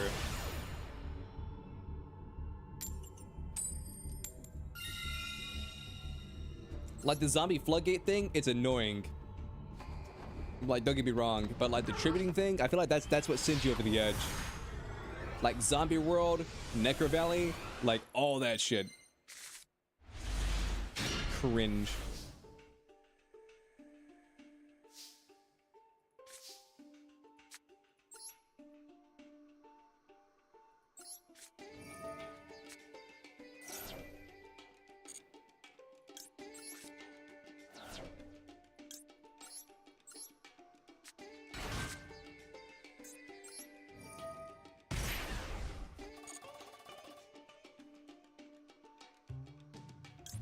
Zombie World was around the Monarch era. So you think they added the tribute thing? Yeah. What's up, Soph?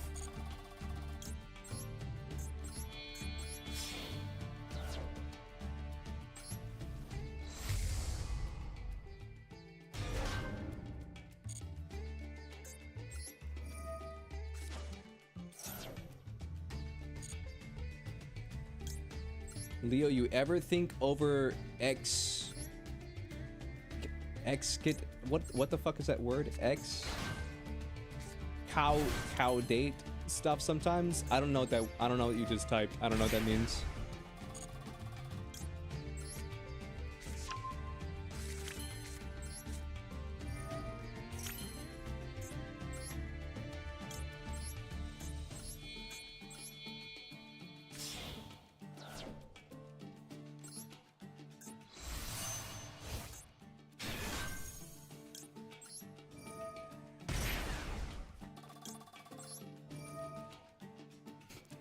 Okay, start, rate your hand 1 to 10.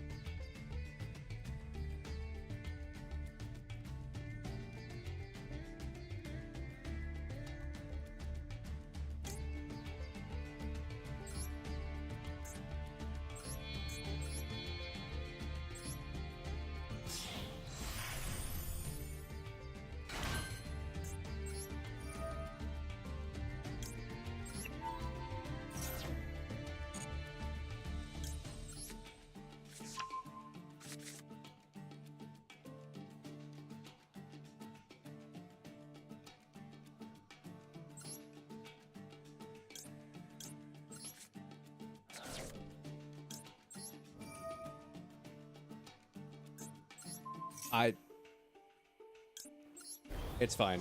It's fine. It's fine. That was misplay by me. It's fine.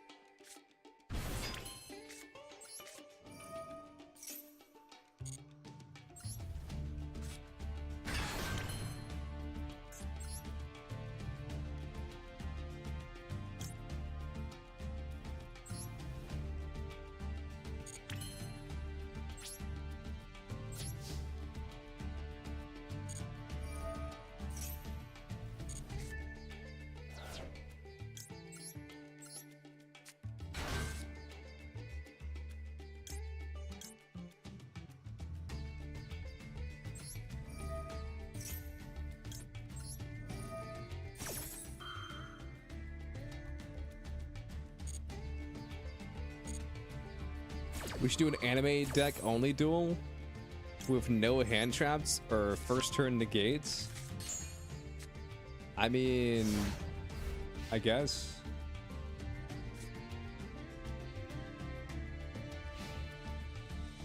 All right, later, Meg.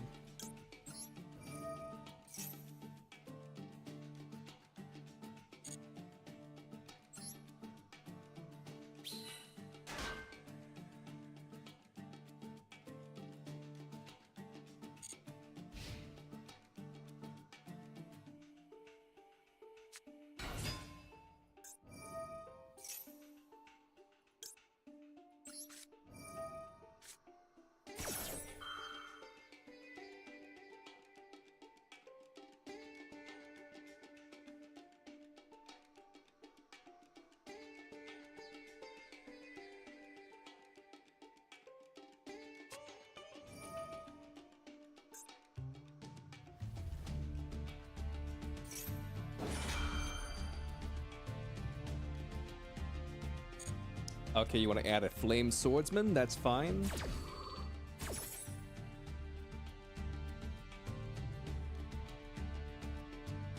You're way too addicted to Marvel Rivals that you barely play Sparking Zero?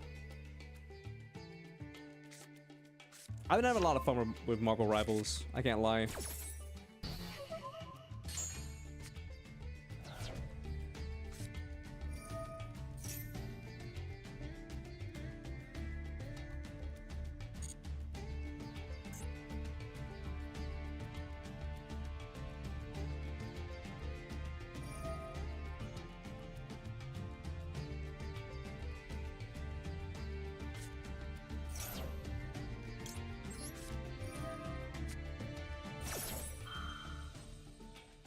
I mean, I'm gonna be real with you. I haven't touched Sparking Zero in a minute.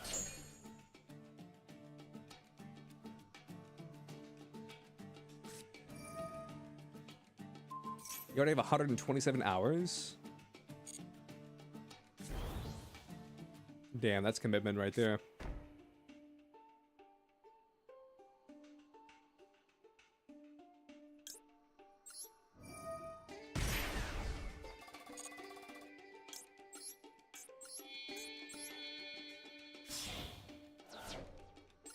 Sparking Zero got a nice patch. Yeah, I saw the patch notes.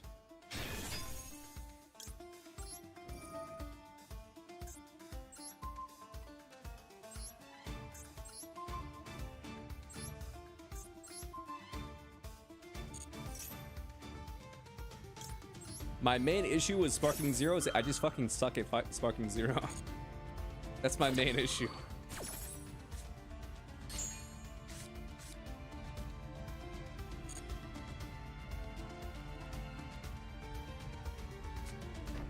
You so glad the vanishing is more skill based?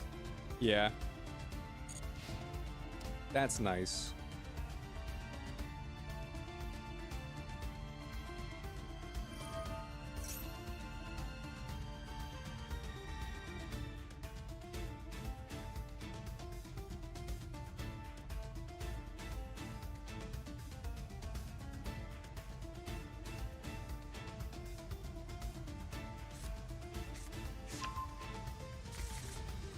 But yeah, Gold. I used to have a Dark Magician deck that was like my anime deck, for when people wanted anime duels.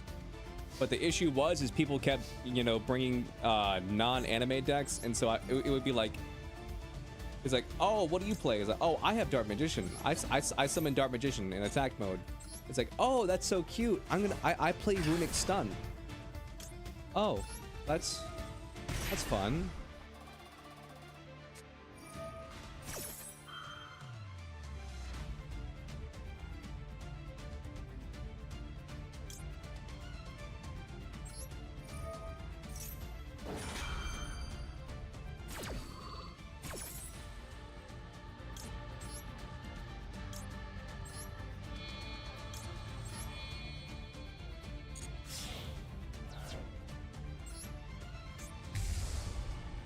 All you need is one frame. Exactly. You wish they would increase the super counter window by one frame. Facts.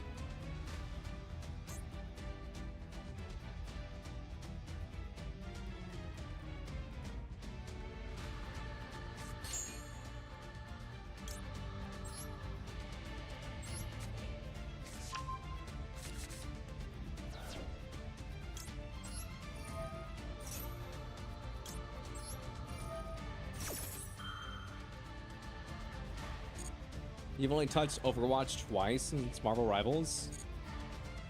That's fair.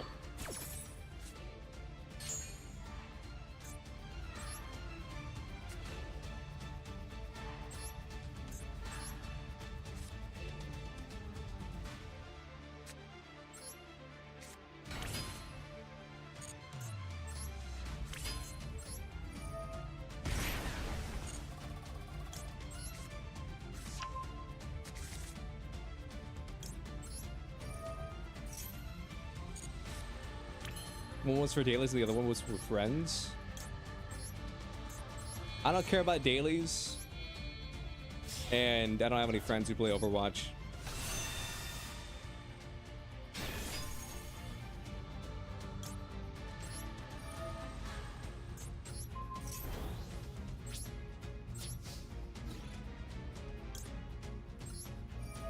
Behold, Big Pepsi.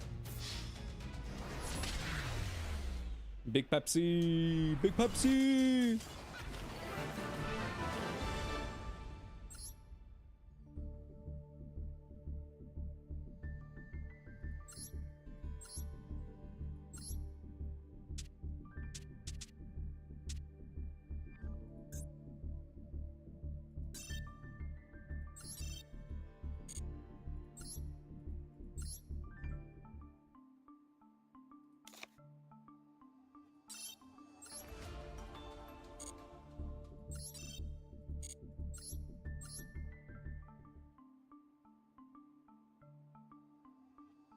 Wait, this got limited to 1?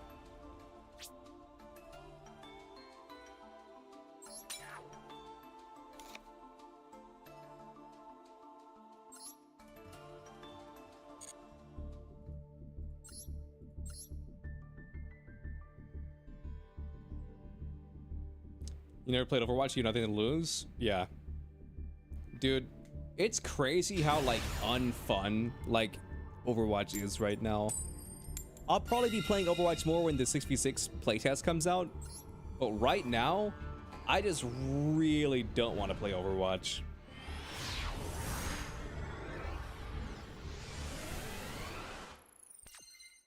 The patch sucks, the meta sucks, the game sucks.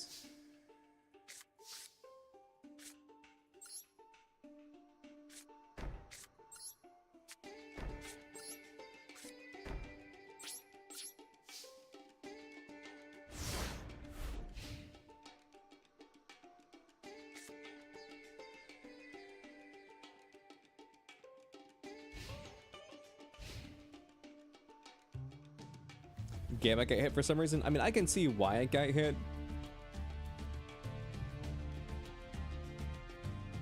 I'm not too beat up about it. I don't care.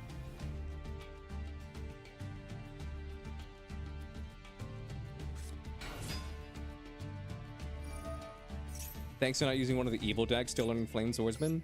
Anytime, brother, anytime.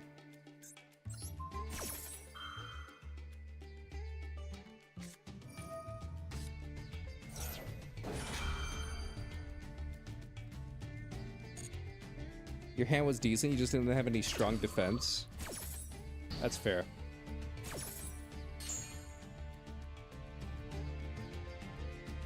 Yeah, Ashe is non-targeting, yeah. I learned that the hard way. And where it's like, even though it's like legitimately fucking targeting your card, it's like, because it doesn't say targeting, it's a non-targeting effect. Which is just so stupid.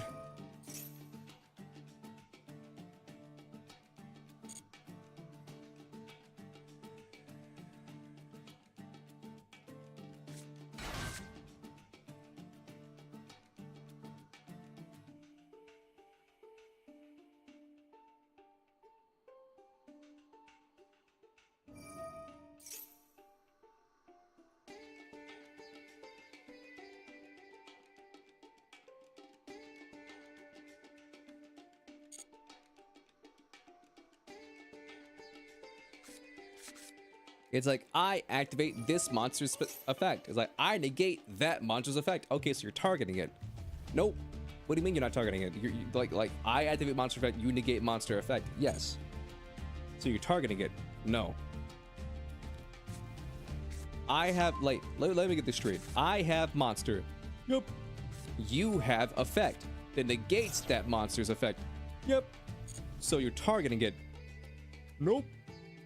It's not targeting. I feel like it's like the fucking man ray scene from SpongeBob.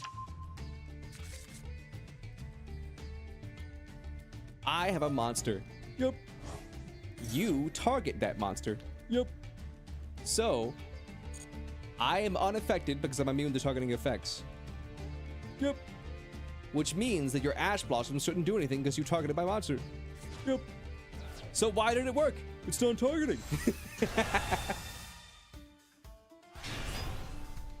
Oh no, I'm just gonna scoop. I'm just gonna scoop.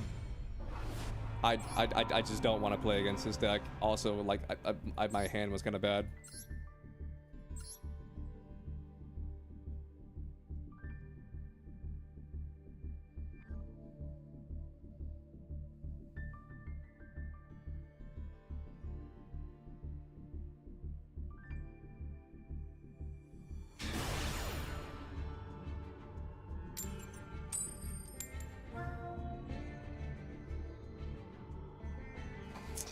Ooh, that's rough.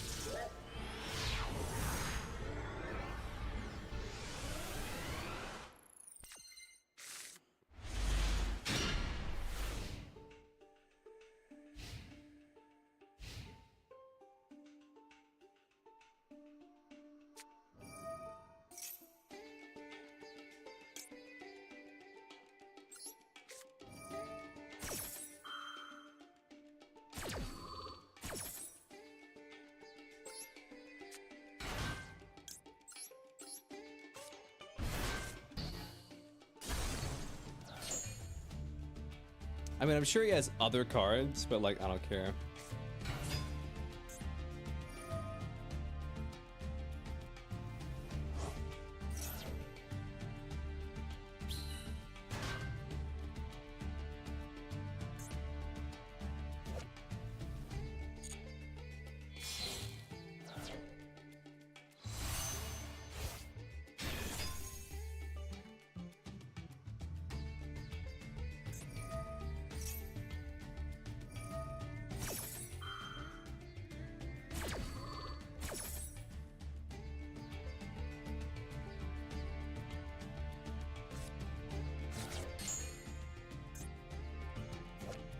I've never seen this. I've never seen this card before in my life. I've never seen this 10-year card before in my entire life. What is this?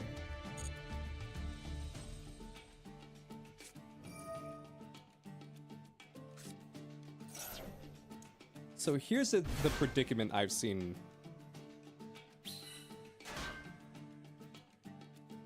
How have I not? Dude, I've seen all the other 10 years except for this one.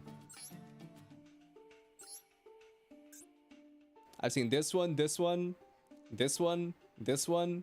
I've seen this one like once or twice, but I've never seen this one. I've seen all of the... Well, I haven't seen this card. I've seen all of these cards except for this one.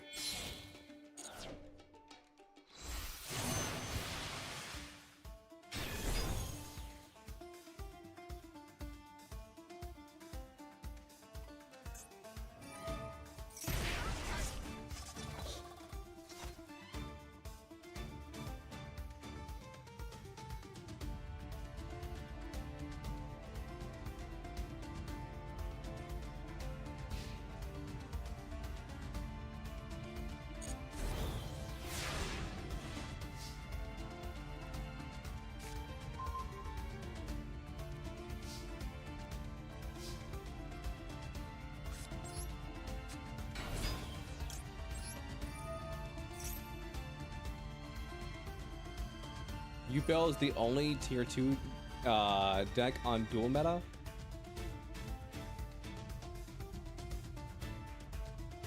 That's crazy.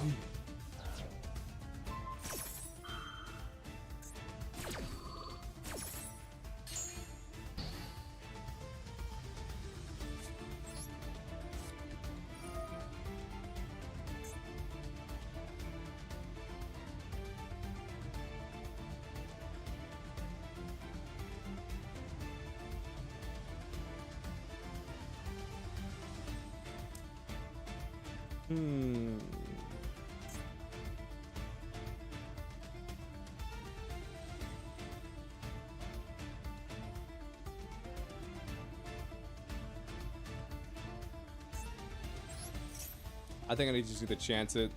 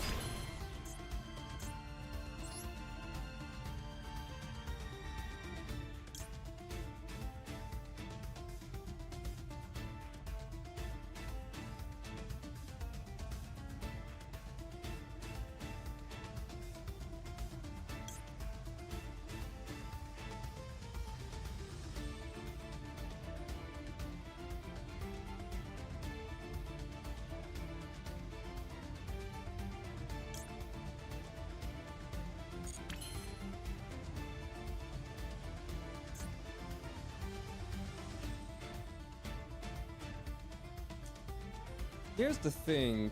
This is like dickhead energy because I can't activate this effect. I mean, fuck it, I'll do it anyway.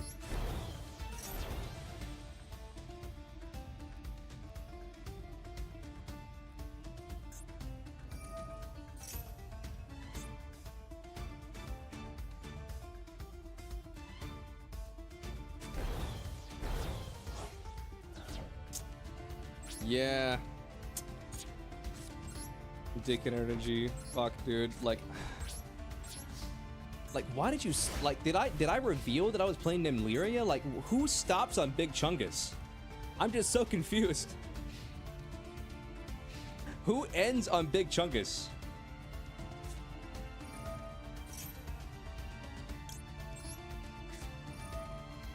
I'm just so fucking confused. Like, who? Like, in what world do you summon this guy and then you end on Big Chungus?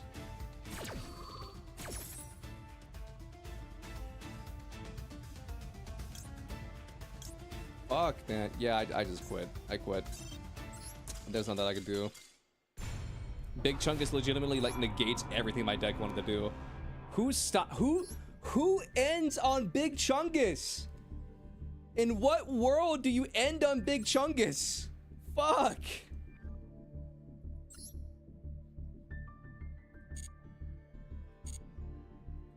Damn, that felt bad. Like, in what world does a Sword Soul player not end on that other card? What is it? What the fuck is that one card called? Hold up. I think it's one word. It's fine. Like, is the play not to end on this guy?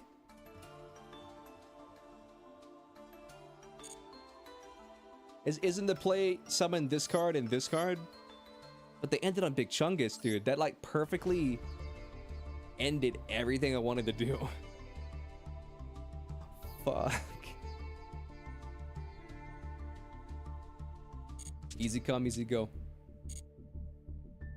You know what they say, easy come, easy go. Absolutely not? What do you mean absolutely not? I feel like every Sword Soul player I've ever seen ends on the level 8 and the Sword Soul level 10. Because that gives you a monster negate and that gives you the spell trap negate.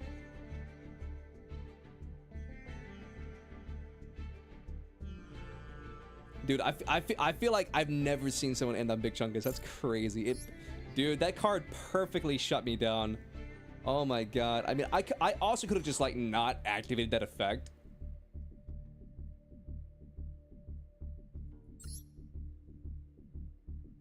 I also could have just like not activated that banish effect, but like, I don't know, man. It was like damned if you do, damned if you don't. Dude, what the fuck is that symbol? I know it's the illusion symbol, but what the fuck is this symbol? Hold on, how do I zoom in on that symbol? Because you're a spellcaster. How do you zoom in on this symbol? What is that even supposed to be?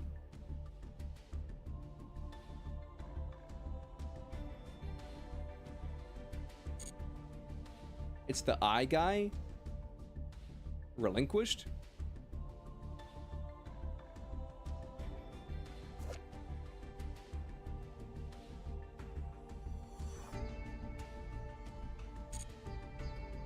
The Millennium Eye?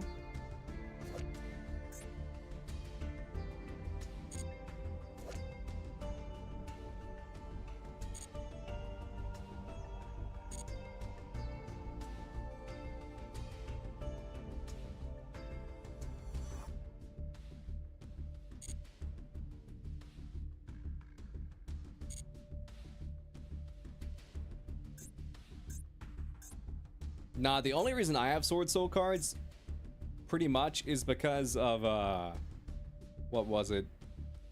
Because of the event they ran at where if you like get a bunch of friend codes. Bro, we are never gonna do this. Dude, I'm never gonna ritual summon.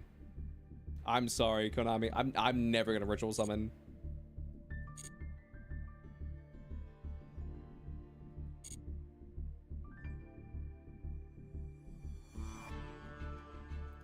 Millennium Eyes Restrict?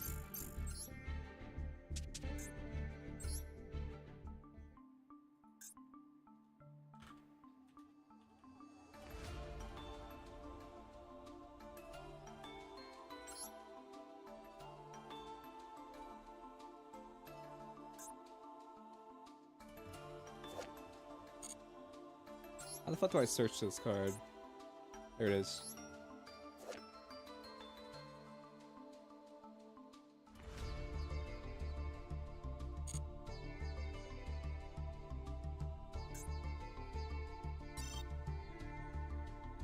Hold up. Hold up, hold up, hold up.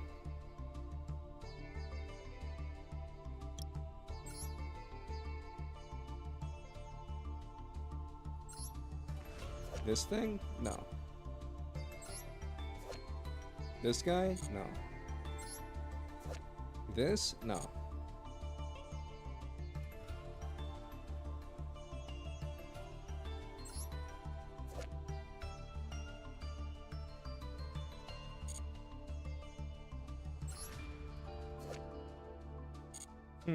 I don't know. It's a spellcaster?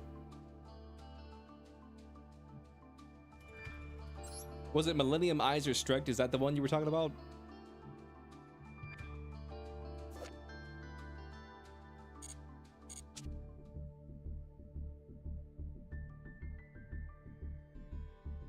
Yeah, then the one you said a Barone?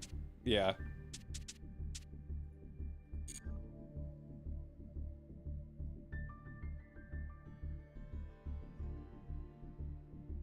No, it's a spellcaster effect monster, SR. I mean, does anybody know what it's called?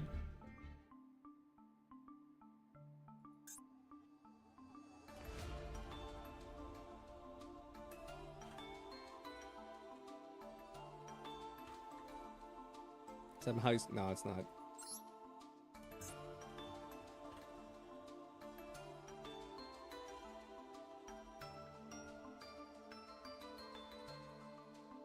That's Millennium Shield.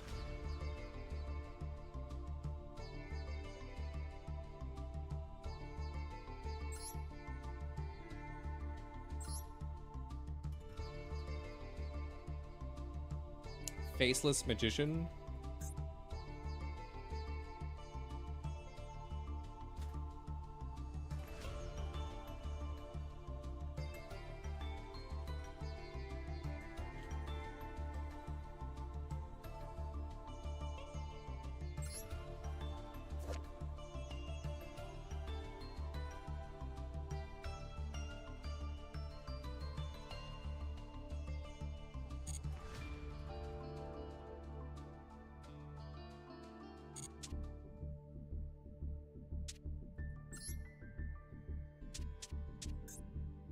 But this deck right here,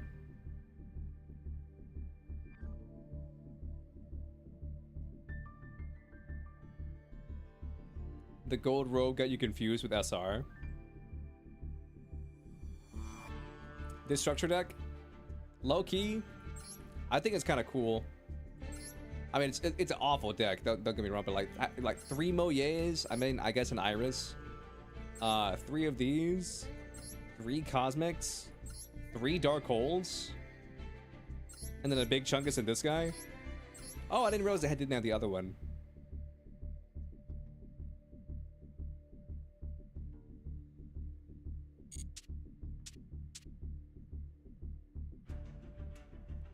The vanillas are random, yeah. But here's the thing: you don't just get these cards. If you did the entire thing. If you did the entire thing, then you also got some more of the extra cards. So by the end of it, I think you got like 2 Chungus, or maybe not. You get like 2 of these. You got like 2 of the other card, I think, or at least 1 of the other card. I forget what all you got. You get all the extra 10s, yeah.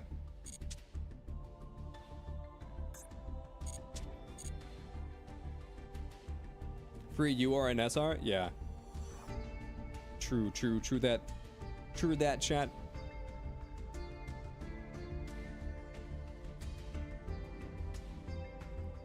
All right, chat. All right.